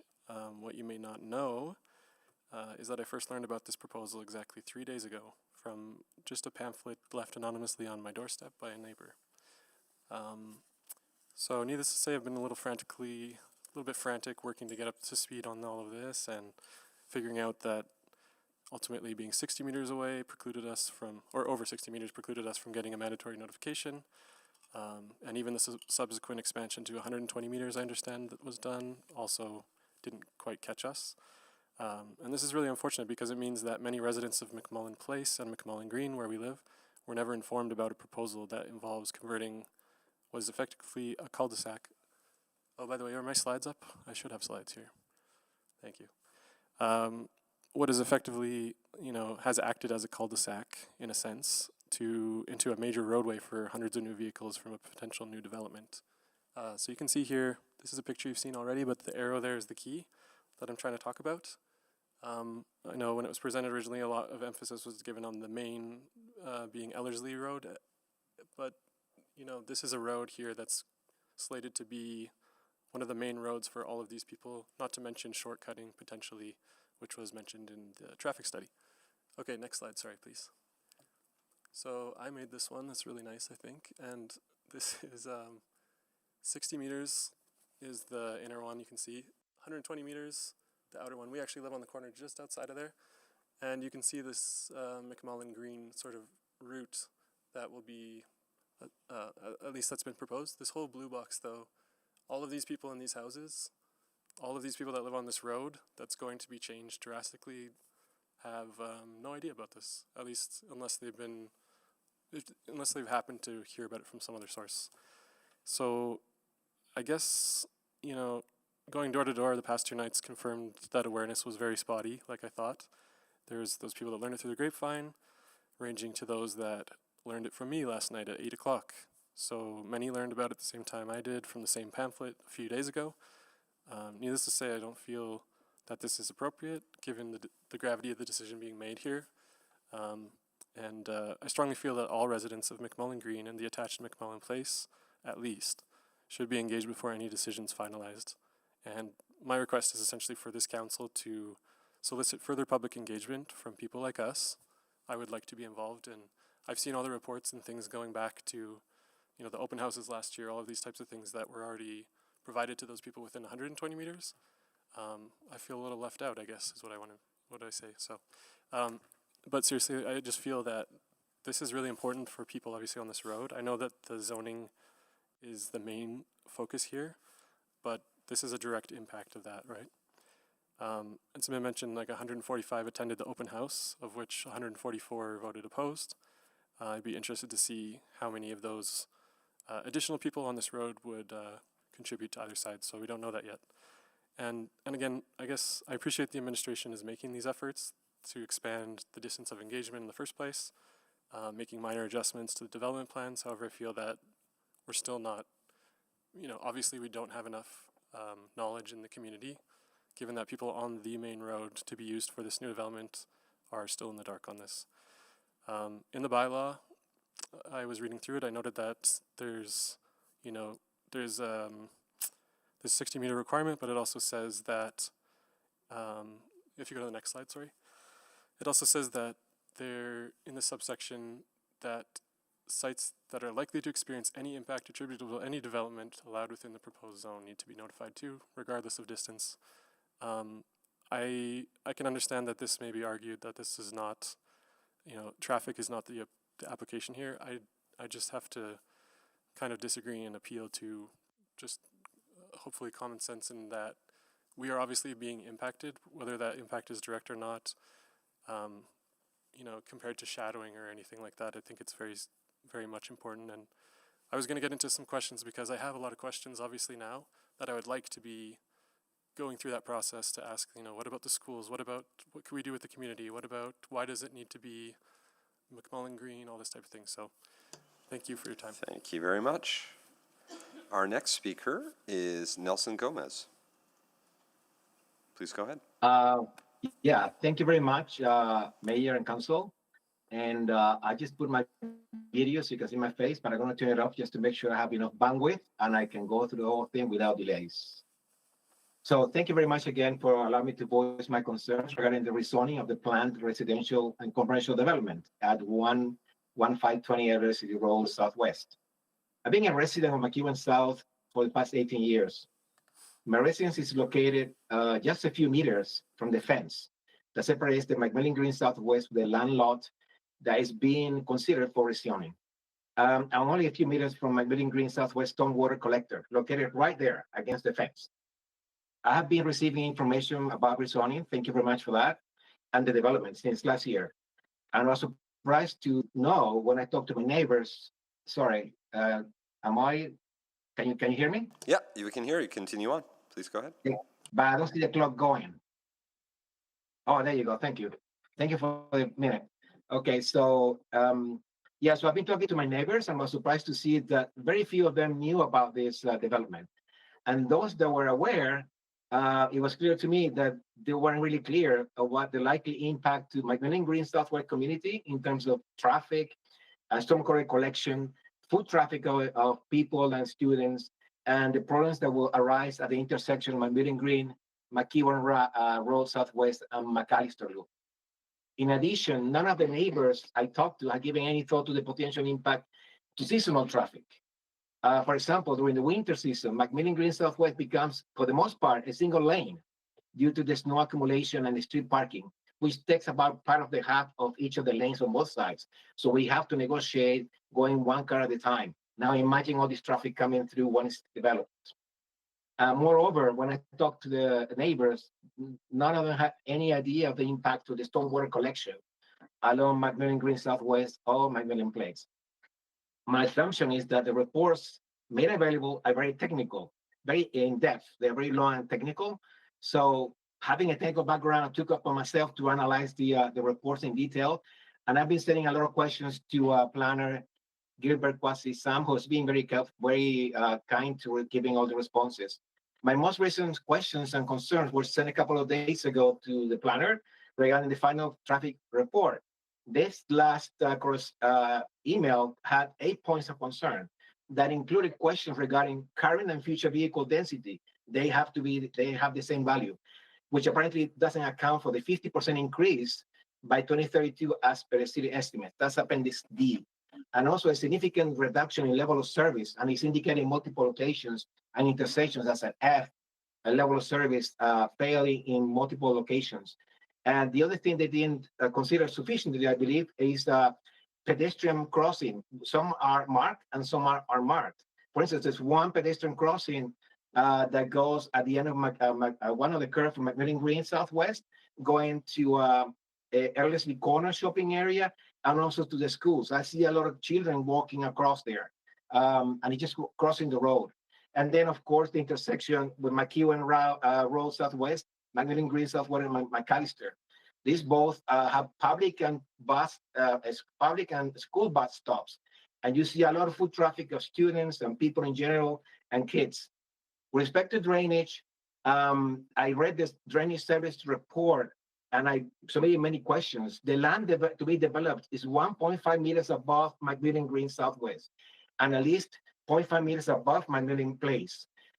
My concern is that there's already the road that connects these two roads has a 3% slope going to the McMillan Green Southwest, and we're already getting a lot of water pooling without even considering the land to be developed, which is being a sink of all the moisture and water because it's just grass land. Now imagine that being roads and buildings, just collecting all the water and sending them to the stormwater. I also expressed my concern about the egress road, which is connect to McMillan Green Southwest. As I mentioned already, very complicated, very narrow road with street parking. So it's going to be very complicated then during winter season, just to imagine seeing all the traffic going through. So in the time that I have left, I'd like to request respectfully to the mayor and council to consider to delay the approval of this rezoning so that more neighbors are aware of what's going on and they have a chance to read the documentation, probably try to get some advice to how to interpret the technical reports and take a position for or against, doesn't matter, but at least to have an opportunity for them to express their concerns, or otherwise if they don't care. Also to revise the transportation impact analysis to factor in a nearby planned development such as the rugby park development, which is planned and will significantly increase the traffic. There's also the drainage report that have to be revised for the factors that I mentioned already. And also I'd like to request that to reconsider the limitation of 60-meter notification of neighbors to more people, because there is a notwithstanding in that clause that if it's beyond, if there's going to be a significant impact to the residents in that area, then the limit could be extended. And it's up to mayor and council to consider that and give a chance to everybody to be aware of the impact. And that's all I have to say. Thank you very much for your time. Thank you very much. Our last speaker, I still don't think they've joined, Efstasios Papakonstantinou. I don't see their name on our list of virtual attendees. They're not in the room. Okay. Now we'll move on to questions of our speakers in opposition. Councillor Morgan. Yeah, it is keyed on there. I don't know if I should have or not, but I did anyway. So thank you. I'm gonna just kind of go down the list here, if that's okay. We'll start with Speaker Werman there. Are your kids going to school nearby right now? They're not quite. They're going to be entering elementary school here right away. Oh, okay, cool. And can I ask, are they in the area then, or? We'd like to, yes. Okay, haven't made that determination yet. Okay, cool. Then that negates the next question. I'll leave that alone then. My next question is for, actually, I guess Tyler. Resident Speaker Paxman there. Hello. You learned about the rezoning 3 days ago. You didn't hear about I guess this thing started in May, and so this is much before my time too. But For sure. You didn't I get heard any nothing notice about about it. that. Sorry, go ahead. No, sorry, I cut you off. No, yeah, just you didn't know about it. I hadn't heard anything about it. I mean, there was no official notifications as far as mail goes. I know, like I said, I talked to some people on our street, and one of them said, I know about it because I work for the city. One of them said, I know about it because my neighbor lives backs onto it on McEwen Road. And then, like I said, there was a couple people that said, I found out at the same time as you, and a few people that hadn't heard yet because they didn't even get the memo that I happened to get. So yeah. And I wasn't clear. You're outside of that 60 meters that you put up there on that map. Yes, sir, Okay. I am. Okay. Oh, did I not make that? Yeah. Yeah, you might have said it. I might have missed it. So sorry. Yeah, so we're just outside. We're 140 meters. We'll put it that way. So about 2 houses past the line, I think it was, that they would have set. And so, yeah, I hadn't heard anything. I think people that follow people on Facebook, one of the people I talked to had heard about it through that. I don't have that avenue. No worries. Sounds good. So, no. I appreciate that. I'm going to go over to number 2, Manoj there. Yes. I'm not clear on the sensitivity testing. Can you explain that? So- you're suggesting? It's like the traffic modeling that they do assumes certain data, like let's say 400 vehicle counts is what they assume as an input, and they get a certain output to say is the intersection passing or failing, or what is the delay times and all that. But sensitivity testing means you assume, say, 10% over, 10% under, or 20% over on that assumed data that is going into the model and see what is the impact. So what if the traffic was, instead of, let's say, 400 vehicles, what if it was 600 vehicles? What's the impact of that on the wait times at the intersection? That's what the sensitivity means. That's kind of what you're looking for then, Right. Before you can feel comfortable about this. Right. Okay, cool. And I'm getting the sense from a lot of you actually that there's just some bars there that you'd like to see before you'd be comfortable with that. Would that be correct? We'd like Yeah. to see what does the sensitivity show. Like they've assumed something in the model. What if the traffic volumes were 20% over or 10% over? What does that do to the intersection? The main one being McEwen Road and 111th Street. That's the main exit route for McEwen. Okay. What would be the like? I'm trying to understand like what would, in your ideal world, if these things were provided to you, what would be your comfort? Well, they'll give when you'd be sense- comfortable with this development. Yeah. So those sensitivity tests will give a sense of how good is the existing intersection? Does the city administration infrastructure need to be improved there by whatever double left turn or whatever they need to do? Double left turn? Well, that was one of the remediations that they mentioned was do a double left turn from eastbound McEwen Road to north 111th Street. So those solutions, this is like looking at a bit into the future and saying, if I assume 20% more traffic, what happens? Yeah. And we find it fails, then okay, can I do anything now as planning side of things to improve the infrastructure, or do I wait for it to fail and then say, so that's the background of sensitivity. So you just want to see that information. I want to see you don't what have you don't have a list of like things you want to see like. Well, you want to see that'll it, tell you us. see improve. Yeah, that'll tell you. Okay, sounds good. Thanks. Thank all right. I think that's all I got for speakers here. Let me just double check. Yeah, I think I'm good. Thank you. Thank you. Councillor Clark? Great, thanks. Thanks for coming down and sharing your input. Everyone came through. Speaker 2, I'll just kind of stay with you. I guess we got a situation here where, we've got a private huge chunk of land, right in the middle of a neighborhood. It's can't be a school, can't be a community facility, as we kind of found out today, right? So I guess if I'm hearing you correctly, and tell me if I am or not, but the development's like, you're okay with it happening, you don't think it's checked off enough boxes and we need to go through that process more. Is that correct? That's correct. So from the transportation point of view, what's the sensitivity study? The transportation impact assessment was done, but I've pointed out what the gaps are there in it. And so that sensitivity testing will show, okay, what does the existing infrastructure need to be improved in order to support whatever density they're proposing? That's the one point. The second is the fire point of it. Remember, McEwen had the 2007 fire, community sensitive about that. And the question, if somebody would ask me, is the site is given, the roads around that are given. How much density can I put so that the fire department can evacuate in the event of a fire? Am I putting lives at risk? How much density can I put there? 1,000 residents? 2,000 residents? I don't know. Thank you. Thank you. Speaker number 5, I was just I was hearing when you were talking about just the park, the McEwen Park, that's kind of just over. I guess that would be a little bit west. Sorry, is that not accessible? You said it was fenced off. I thought it looks like it's. I haven't been over there in a little while, but give me your takes on that. Is that a viable option for people to use for green space, in your opinion? Yeah. Just need to make sure. Sorry, turn on your microphone, please, so we can hear. Yep. Could you please repeat? Yeah, sorry, you're just mentioning the park space in McEwen Park. You said it's not really accessible for everyone. I was just trying to see, because I'm just looking at it in Google Maps and haven't been out there in a little while, but it looks like it's accessible and useful. But do you have a different take on that? Not the McEwen Park. The North Virginia woodlands. The report from this city suggests that that is a park.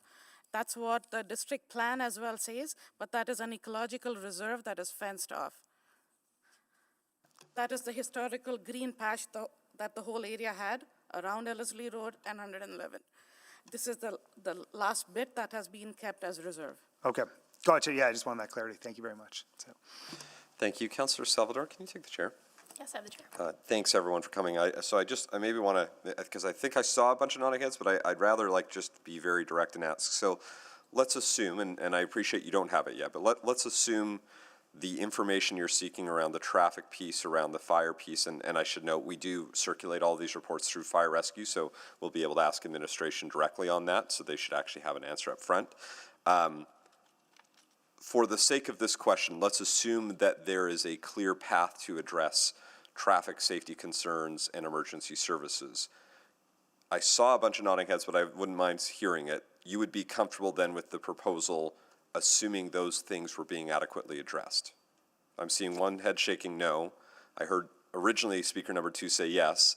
That's what I want to just double check. And so maybe Mr. I think I saw you put up your hand. Guest Paxman, please go ahead. Sure.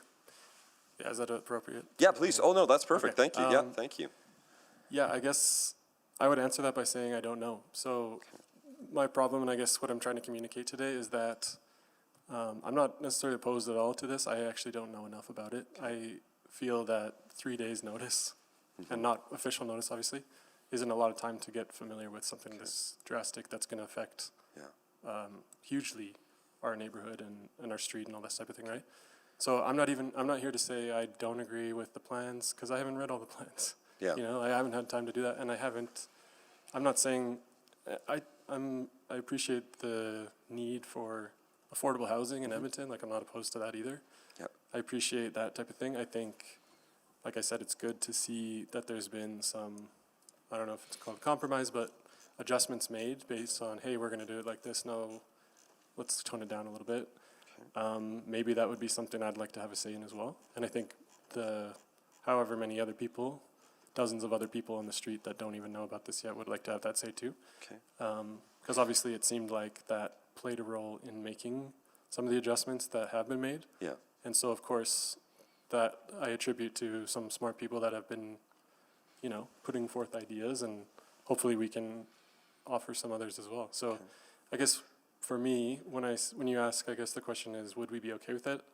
I think if I knew more about it, and like I said, I'm not inherently opposed to anything like this. I think it's good to have developments. Like I said, I would be interested in exploring what I learned today about the previous proposal for the school or for the community center. Like, these are things that I'm feel like we're near the finish line, and I'm like tying my shoes up here. Like, I don't know where we're at, fair. and I feel that we're just not really. I guess my things like this council can appreciate. I hope that we're not asking here to get out of town or like leave McEwen. I think we're saying there's a lot of loose ends here.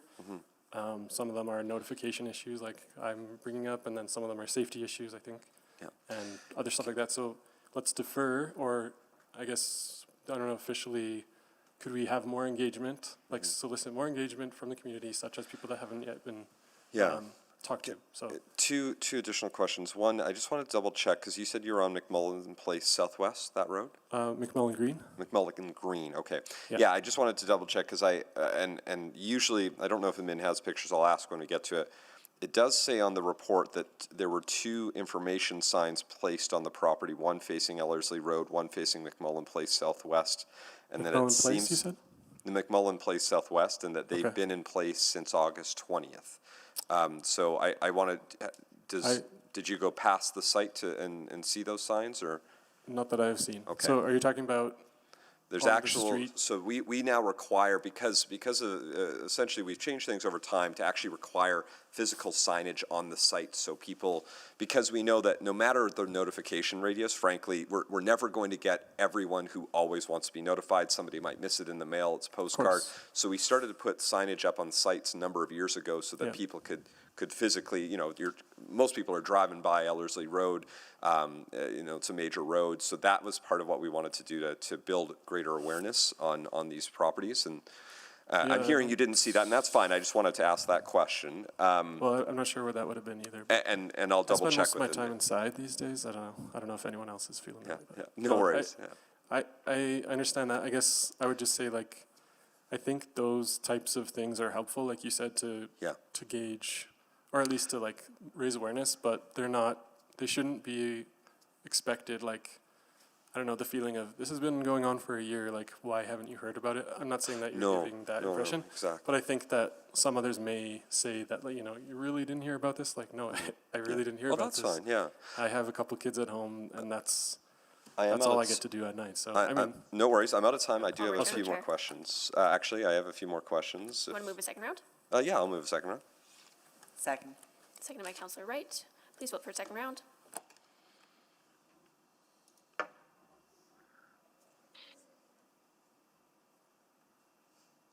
Yes. Thank you, Councillor Jans. Do you hear Councillor Rutherford? Yes. Thank you, Councillor Rutherford. We have all the votes. Please display the votes. That's carried. Go ahead, Mayor Knapp. Thank you. Yeah, and so I think the other big question I want to ask, because I also like when we, you know, when there's the request for more engagement, and I appreciate that. I've heard a request for more information, which is great. I've heard a request for more engagement. Part of what I wonder, and this is part of why I want to ask the question out loud, is that with so many folks in opposition, realistically I want to ask the question: do we expect a different outcome from that engagement? I mean, like with essentially 99% of people opposed, what I'm trying to figure out is if there is no desire from the community to see any type of development, that's fine. I just want to make sure we do that. But if there is a path to accomplish something, because part of what we've tried to do as a council over the years is that, you know, if we're looking for a different solution, we should send back with something clear of what that is. Because I worry about just saying, go back and talk to people some more. I hear you, but I'm also thinking by the fact that we've heard 145 people, I'm not sure we're going to hear much new in terms of opposition. So what I want to figure out is what's the right course of action to resolve? What do we need to resolve beyond traffic and fire, or is it just traffic? If it's those two things. But then I'm also hearing like, well, even if those things come back and they're able to be mitigated, there might still be opposition, and that's fine. I want to make sure we're not sort of wasting everyone's time. If folks are going to be opposed, that's fine. And if there's obviously going to be an applicant who wants to go forward with it, that's fine too. I just like, do we go back for another year only to come back with the exact same conversation? So Guest Paxman, please go ahead, and you had some thoughts on that? If that's okay, yeah. Yeah, oh yeah, please. Yeah, that's fine. A couple of thoughts about it. I guess you're right. Like I think you and I both know that there's going to be a lot more opposition than support by expanding this. I don't think that's a secret.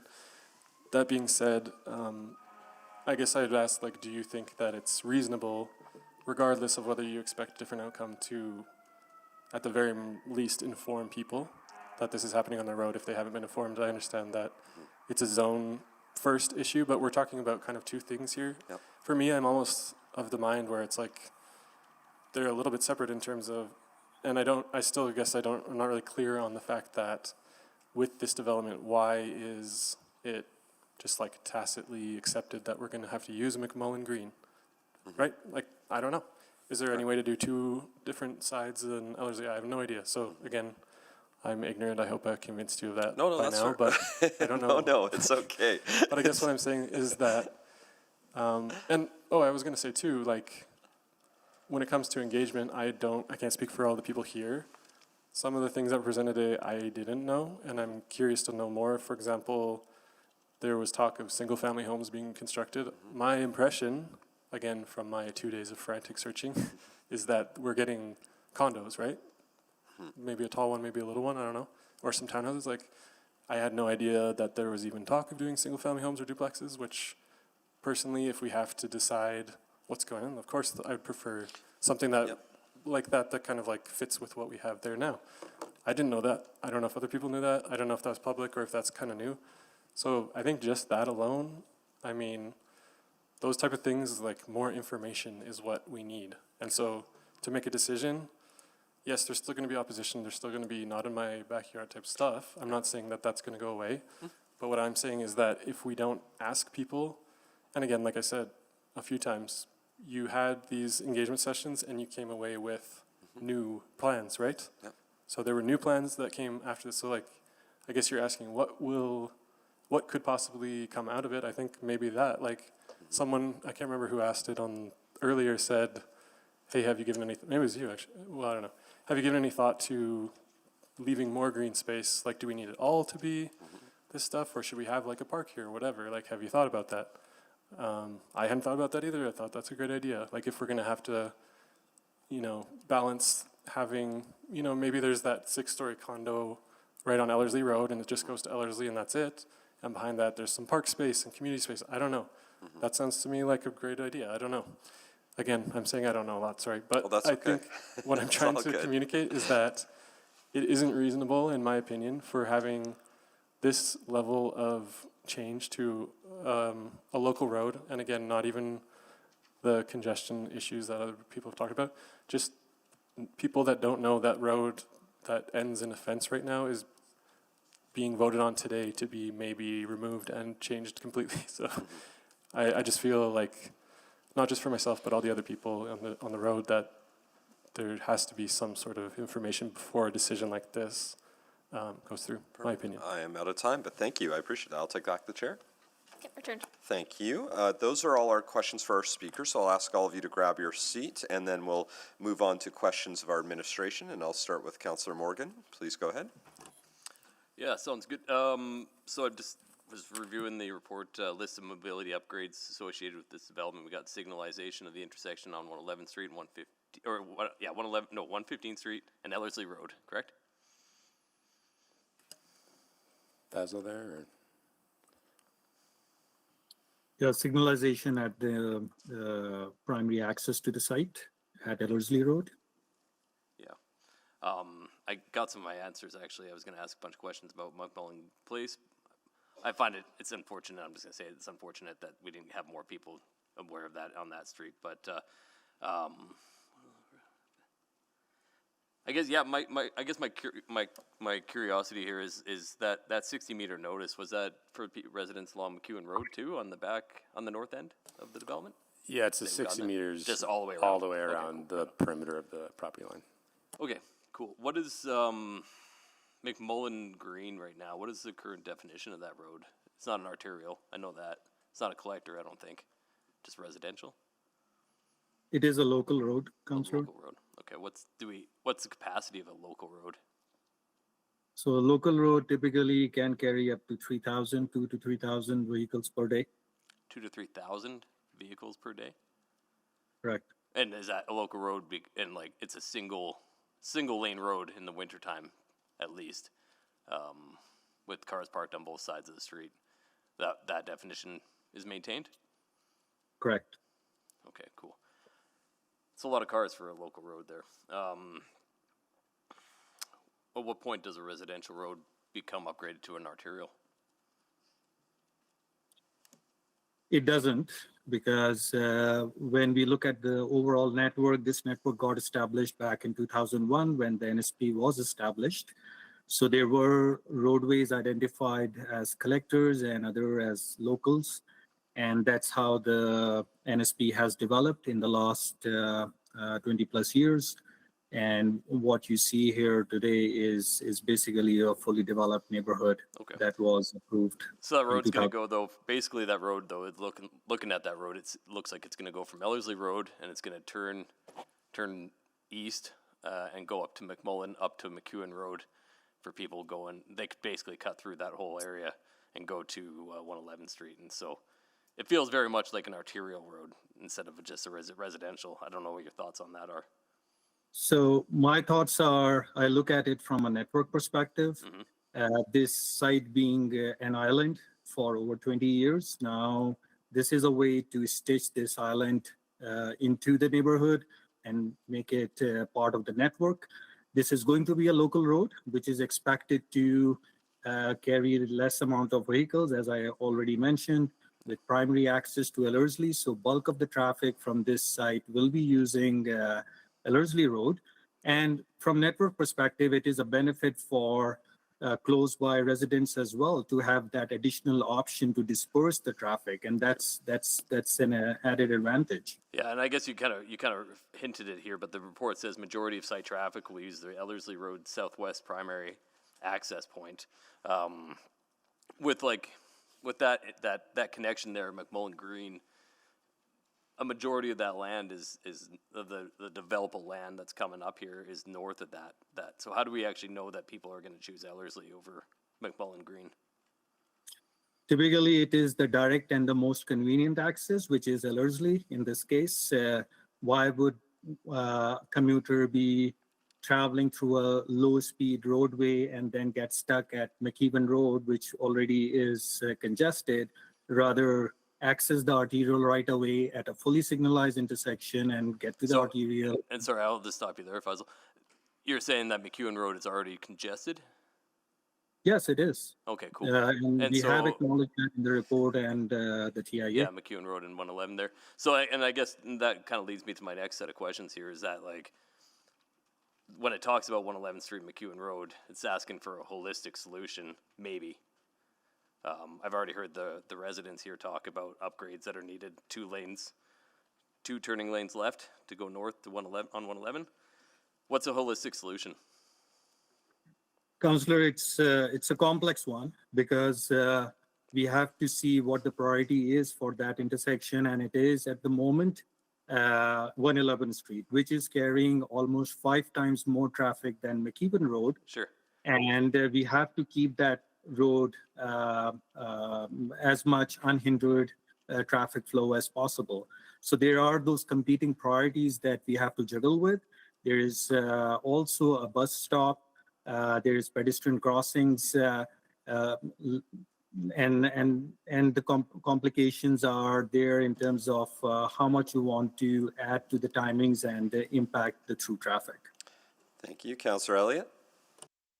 Thank you, Mayor. A number of my questions have been answered already, but just for my own knowledge on this, so I understand notification has to be within 60 meters. And beyond 60 meters, it's due to the impact on the development or the neighborhood. What happens for it to increase that notification? What is it because of high number of residents getting back to admin? Can you elaborate on that for me by chance? Yes, absolutely. So when we are engaging the public, we follow our public engagement charter, and there's different sort of levels of engagement that we can do. And in a lot of cases, we customize those and are proportional to the level of interest we get from the community. So when we initially sent out the notice, we did it at the minimum of 60 meters. We very quickly realized there was a lot of interest in this, and so the next time we were sending out notices, we increased that to 120 meters. And that was for the open house, for the Engaged Edmonton page, all those additional pieces of engagement that we did because of the level of interest. Okay, thank you for that. And additionally, I hope I have this correct. I think it was speaker number 2 brought up some concerns about Edmonton Fire Review, things like that. And I thought he indicated something about ATCO gas lines limit road widening. I don't know if I understood that correctly or if I have it incorrectly, but does that play a factor in anything that we're discussing here today? I don't think so. There's an ATCO facility that runs alongside Ellerslie Road that would just have to be accommodated, but we've determined that they can upgrade the intersection there to a full signalized intersection. It's an underground facility. It's pretty common for a road right-of-way or a boulevard or park grassed area alongside of a road to have something like that underneath. Okay, thank you. And I think my answer to this one, the citizen brought up about fire hydrant and flow plan. It's my understanding that that's the developer's responsibility to address that with fire, or am I incorrect? So with the review of the rezoning, we did circulate to Fire Rescue Services. They don't have any concerns, but a lot of the details that were raised by the speaker are dealt with at later stages. So there will be a fire access plan. There will likely be a requirement to add fire hydrants or upgrade flows, and those will be done at later stages and be the cost of the developer. Okay, thank you so much. Thank you. Councillor Stevenson? Yeah, thank you very much. Lots to dig into here. Just going for the open space for a moment. So am I correct in understanding that the city cannot require the open space, that the option is the developers in terms of the cash in lieu versus space? It's a bit complicated in these scenarios because if a plan were designating open space, then the city would be in a much better position to require it as land. When we have these sort of applications that are changing from one thing to the other, it's a little bit less clear that the city's got that kind of power. But we did have that conversation with the applicant, and we debated back and forth ourselves as well of whether or not to take the 10% as land or as cash. You know, there's arguments on both sides. Ultimately, we landed on the cash option. Yeah, fair enough. And you know, it generally makes sense. I think it was one of the speakers who showed that walking distance. And so I do think about someone living in the northwest corner. It sort of ends up being like a 1.2 kilometer walk to get to McEwen Park, even though it's only 250 meters as the crow flies. Yeah, I suppose that's not necessarily further than other existing homes in the neighborhood need to travel to access that park. Yeah, it's there are constraints obviously with those properties, and even you can't even fit like a pathway, right? Like those are just houses that are just lot line to lot line. So that did factor into our review of that. And yeah, ultimately in this case, we thought that the city receiving cash and using those to support ongoing acquisition in the larger area and in the city is a better outcome in this case. And could that acquisition include purchasing one of the properties backing onto the site to provide the walkway?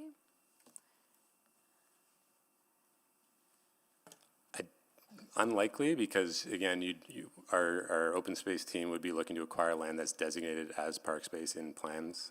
So that would require an amendment to, I guess, designate somebody's house as parkland in a plan. So that, yeah, obviously a bit of a conversation to be had there. Yeah. Okay. And what is the per capita green space ratio? Is there a deficiency in the neighborhood in terms of our standards? So if you look at McEwen in isolation, yeah, the numbers aren't great in terms of meeting that amount per 1,000 people. And it's a small neighborhood, so that was kind of looked at more in a area. So Rutherford has larger parks that can help with that. Again, there are other open spaces in the neighborhood that can help with that might not be completely designated like that. So the corridor that runs through has a lot of green space around it. But yeah, if you're just looking at the stats, it is fairly low. And what is the number, sorry? I'll just have to find it one second. That's okay. And just while you're looking that up, so that utility corridor, that's not included in the calculation, and sort of that. So I got the number here, but the number comes out to about 0.68 hectares of municipal park per 1,000 people. So yeah, the UPMP target is 2 hectares. Obviously that's under review, and Breathe is looking to move away from those strict metrics as well. Mm-hmm. And then, but again, that calculation wouldn't include, it looks like there's sort of like a wooded area to the west of the neighborhood. It would include that wooded area on the east. On the east, yeah, but on the west? Council, that wooded area to the west, I think, is in the transportation utility corridor. Okay, so it wouldn't be calculated. Wouldn't be calculated. Okay, and then just for that wooded area in the east, the North Virginia Park woodland, I can see that it's fenced on 111th Street, but it didn't seem that it's fenced on the residential side, on the McMullen Green side. Do we have clarity on that, whether there's public access? That's correct. It's not fenced on McMullen Green. Okay, so there's public access there to that green space. Okay, thank you. Thank you, Councillor Clark. Yeah, I just kind of had one sort of big holistic question just to his administration. I mean, when we're looking at a project this size and scale and scope of it, right? Like this isn't just your standard kind of rezoning that we're looking for 1 year. This is a big deal one. So I guess just kind of like let me know what are some extra steps that we take from both when you guys work on with the developer and with the community. Like what are some extra things that we take before we get to this point and it comes to us for approval? Just because this is going to have a big impact, and and this is a big investment as well, right, in our city. But I'm just a little bit unclear on what other kind of steps we take when we see something like this come forward. So yeah, I mean, obviously it is a considerable application. It would lead to a lot of new units in the neighborhood. So there's the engagement side of things. So with this application, we did do a number of things that are above the minimum requirements for engagement. So we doubled the notification radius to 120 meters. We had an open house.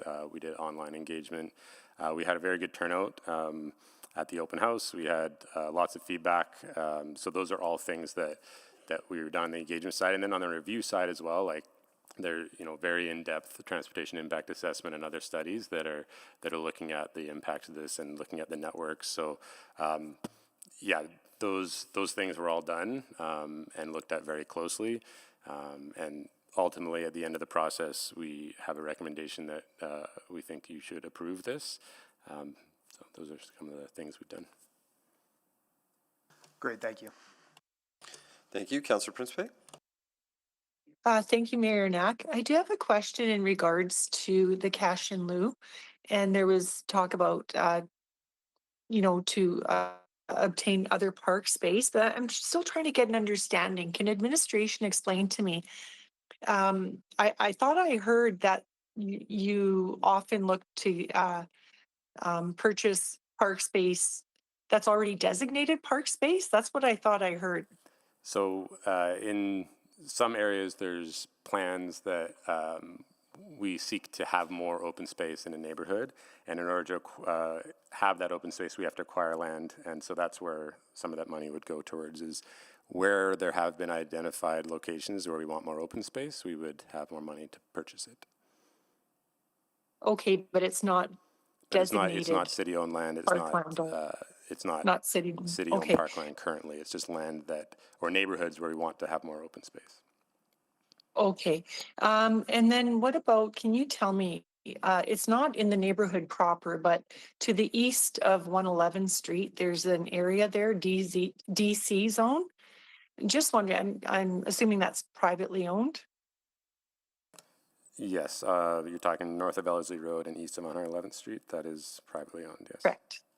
Yeah.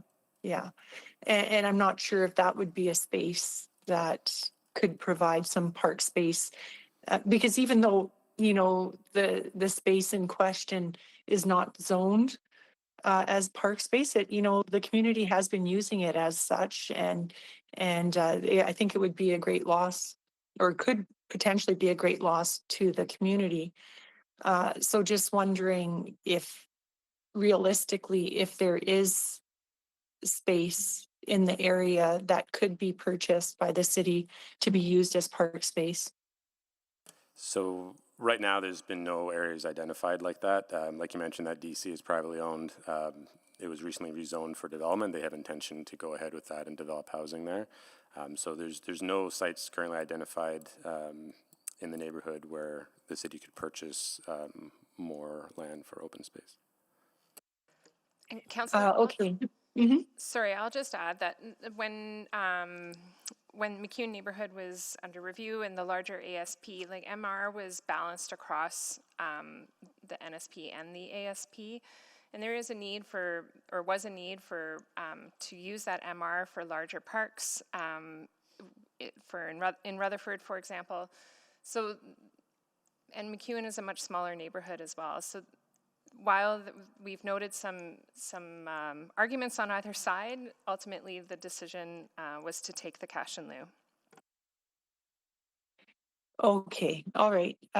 Thank you for that. That's it for me. Thank you. Thank you. Did you want to move another round of questions, Councillor Principe? Oh, sure, yes, I'll move another round of questions. Thank you. Second. Seconded by Councillor Parmar. Please vote on another round. Yes. Thank you, Councillor Rutherford. Yes. Thank you, Councillor Jans. We have all the votes. Thank you. Please display the vote. And that is carried 13-0. Councillor Morgan? Yeah, I'm just going to go back to where I was going with that 111th Street McEwen Road there. I'm just kind of curious what the numbers were if we did a traffic study, sounds like, in McEwen Road, 111th Street intersection?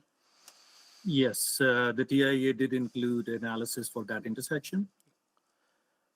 What was the traffic count? What is that looking So the traffic count along McEwen Road is in the realm of 7,000-ish, and then at that close to the intersection, 111th Street is carrying around 30,000. 30,000 at that intersection? And that's Correct. going east to north? That is north-south movement along 111th Street. Okay. What's the east to north?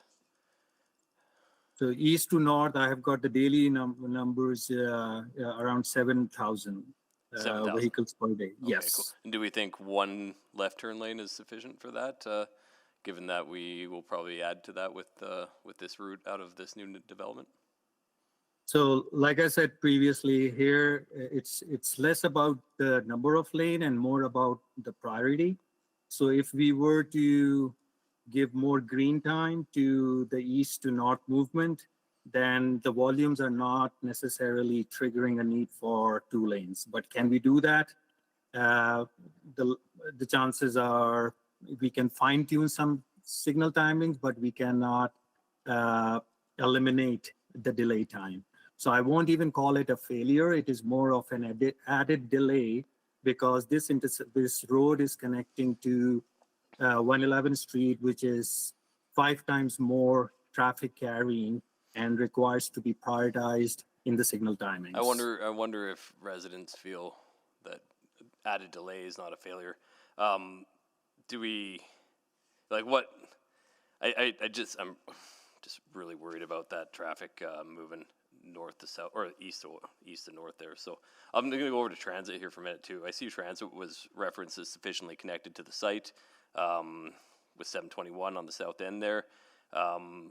If I was on the north end, how far do I, like very north corner of that new development, how far do I have to walk to get to the bus on Ellerslie Road? So the bus stops are within 600 meters. That's 600 meters from the north end to Ellerslie Road?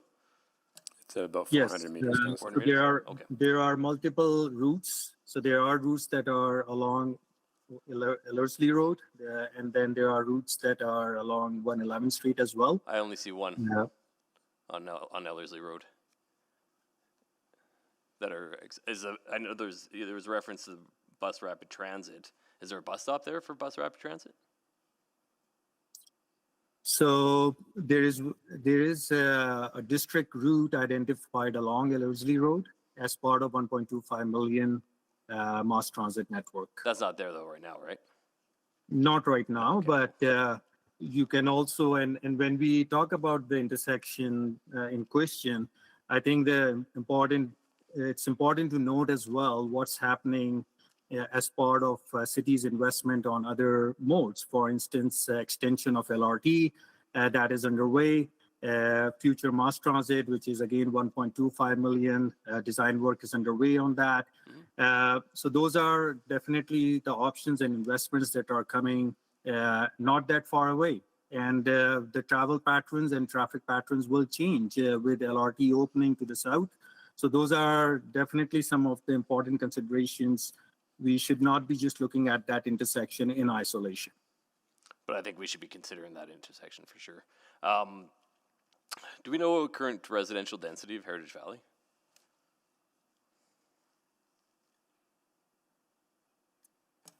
The residential density of Heritage Valley? Yeah. I can find that, but it'll take me a few seconds. Okay. In the meantime, do we have current residential density targets for the city? In terms of per neighborhood, Yeah. like new neighborhoods Average. are targeting about 45. Okay. Where are we at right now with the? I guess you're gonna tell me about that in Heritage Valley. Yeah, it's difficult when we are looking at stats in other neighborhoods. Like, are you concerned about what McEwen's density is, or? I'm concerned about the transportation network and the amount of people that are in that neighborhood. All right, well, you'll have to give me a second. Sure, no problem. That'll be my time as soon as you get that. While you're looking for that, we won't have time to do another question. The next public hearing is 2 weeks from now, and there's still this remaining item. We have the motion that was going to be potentially made on the previous item, and then that leaves another 3 items. I think we should, because it's 2 weeks from now, it's still probably enough time to plan with admin to see if we can extend the orders of the meeting 2 weeks from now to go to 9 o'clock. Because the agenda in 2 weeks from now doesn't seem super intense. But I would still like to give us a little buffer so we're not accidentally pushing other things off again. So I'm looking to Ms. Petrin first to see if you think if we were to make a motion to extend or to postpone these items to the 10th and then extend the orders then, is that reasonable amount of time for your team to prepare? Yeah, we're ready for that public hearing, and if these files carry over, that's fine. Council, I assume, would need to make a motion to extend the orders for that day. Yeah, I just want to signal, I don't know that you need to do make that sure yet. that everyone and then I'd also look to the clerks to see if that's enough time. Is 2 weeks notice enough time to have enough clerk staff available to extend orders to 9 o'clock on that day, on the 10th? We can likely make it work. Okay, yeah. So somewhat enough time, but we can make it work too. Yeah, okay. Well, I think there's really no other choice at this point. We have to finish these items. We don't want to push them any further beyond that, and there isn't really a council or even a committee meeting that we can eat into, I don't think. So.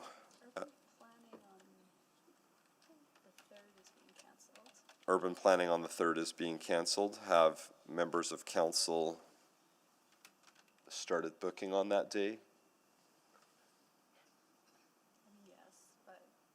I'm going to look to the non-committee members though, because I think. Oh, I'm booked on. I have 8 meetings that day. Yeah, I think to provide the greatest stability for everyone, we should just simply look at extending orders on the 12th. People still might have booked something that night, but I think at this point there's really no other option, and we don't want to leave our guests waiting any longer than they have to. So at this point, I think first we need to do is take a motion to postpone these items to the March 10th public hearing, and that these and we should make it clear right now in the motion that these will be the first items heard. Oh, I think the agenda's already been posted for the 10th. So we'll have to make the motion then, but to be clear, these will be the first items heard. So I see the motion on the screen. Is somebody willing to make a motion on that the following items be postponed? So moved that the following items be postponed to the March 10th, 2026 City Council public hearing. And that extend orders of the day to 9 p.m. Thank you. Do I have a seconder? Second. Seconded by Councillor Morgan. Are there questions on that before we go to voting? I know those, Councillor Stevenson and Salvador, that was from the other item. Okay, Councillor Principe? Yes, thank you. Can we please split the vote? Absolutely, we can. Yeah, so we'll do one for postponement, the second for orders of the day. Yeah. Any other questions? No, that's it. Thanks. Thank you. Councillor Paquette? Yeah, thank you. Yeah, I'll vote for these, but just I will not be able to actually stay until 9, so just FYI, I do support getting the work done though. Oh, I appreciate that. That was speaking to it, so we'll take that. And questions, Councillor Tame? Just speaking to. Yeah, I think we've asked all the questions. I didn't see anyone else on the board. Please go ahead.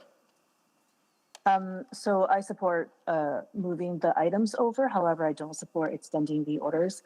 I think so far this term, we have gotten into a habit of not finishing the agenda and getting into very lengthy debates that at times that I I don't know if it's entirely necessary. So that's where I am. Thanks. Perfect, thank you very much. I'll just quickly take a moment. Councillor Salvador, can you grab the chair? Have a chair. Yeah, I just want to, I think we are, as especially over the last couple of years, we are seeing more and more people register for public hearings, which is great. But I also think to me, it's part of why, and I'll sort of throw this out to council, we won't make any decision on it now. It's part of why I think we actually need to consider making our council meetings one day and the public hearings too, because we're starting to see more and more people register. But that would mean we'd have to, go back to an old practice that we did for many years, which is one-day council meetings, but that might involve actually changing, the minutes that we're speaking, all of that. But at the end of the day, public hearings are public hearings, so we can't control how many people register.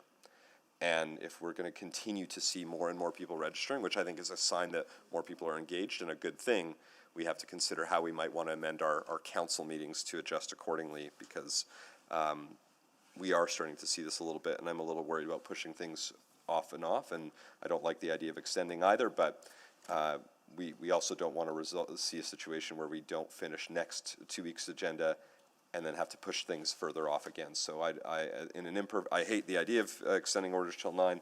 We don't want to get into the habit of that, but I also think we'll need to have a conversation, not today, about how we manage the overall agenda for the weeks where we have public hearing and council. We might need to look at a swap. So something for us to reflect on, not to answer today. I'll take the chair back. Returned. Thank you. Any other comments? I don't see anyone. Please vote on this is just the postponement, and then there will be a separate vote on the extension of orders. Yes. Thank you, Councillor Rutherford.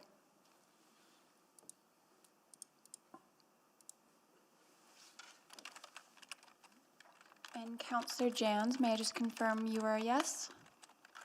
Yes. Thank you. We have all the votes. Thank you. Please display the vote.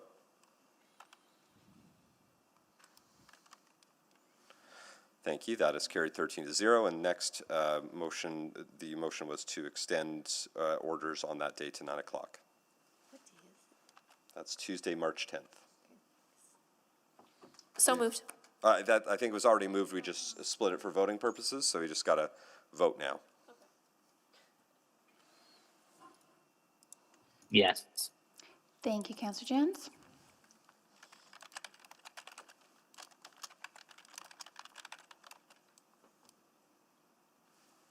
Yes. Thank you, Councillor Rutherford. We have all the votes. Thank you. Please display the vote. That is carried 10-3. And there we go. So we've postponed any notices of motion. Actually, I do have mine, but I need to remember if I have it handy. Oh, goodness. I should have been prepared. Shouldn't I have? Clerks don't have that, do they? My notice of motion? No, I don't think it's been circulated. I can make that at audit committee. We can't make notices of motion, can we? You can make a notice of motion at audit committee, as long as you're a member, which you are. Which I am. Okay. All right. Then I will. Oh, actually, I believe just hang tight. I do think the motion is available. I wouldn't mind reading it out now because Aileen is just about to post it. Sorry, everyone. I should have had that ready.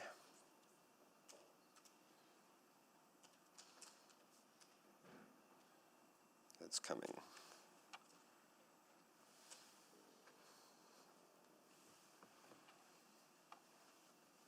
Just leave the chair of my meeting.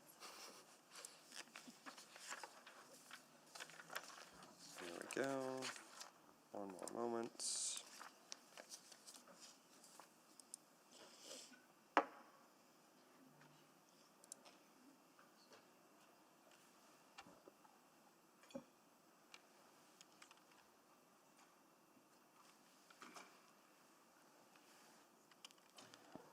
I think it's about to pop up. There it is.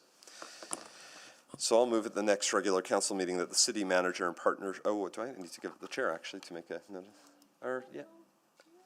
I don't know, I've only been here 12 and a half years, I can't remember. Go for it. Sure, thank you. That the city manager, in partnership with the Edmonton Region Defense Alliance and other relevant organizations, identifies strategic priorities and opportunities for defense for the city of Edmonton, including coordination and investment attraction in alignment with Canada's newly launched defense industrial strategy and other intergovernmental defense priorities using existing delegated authority and budget.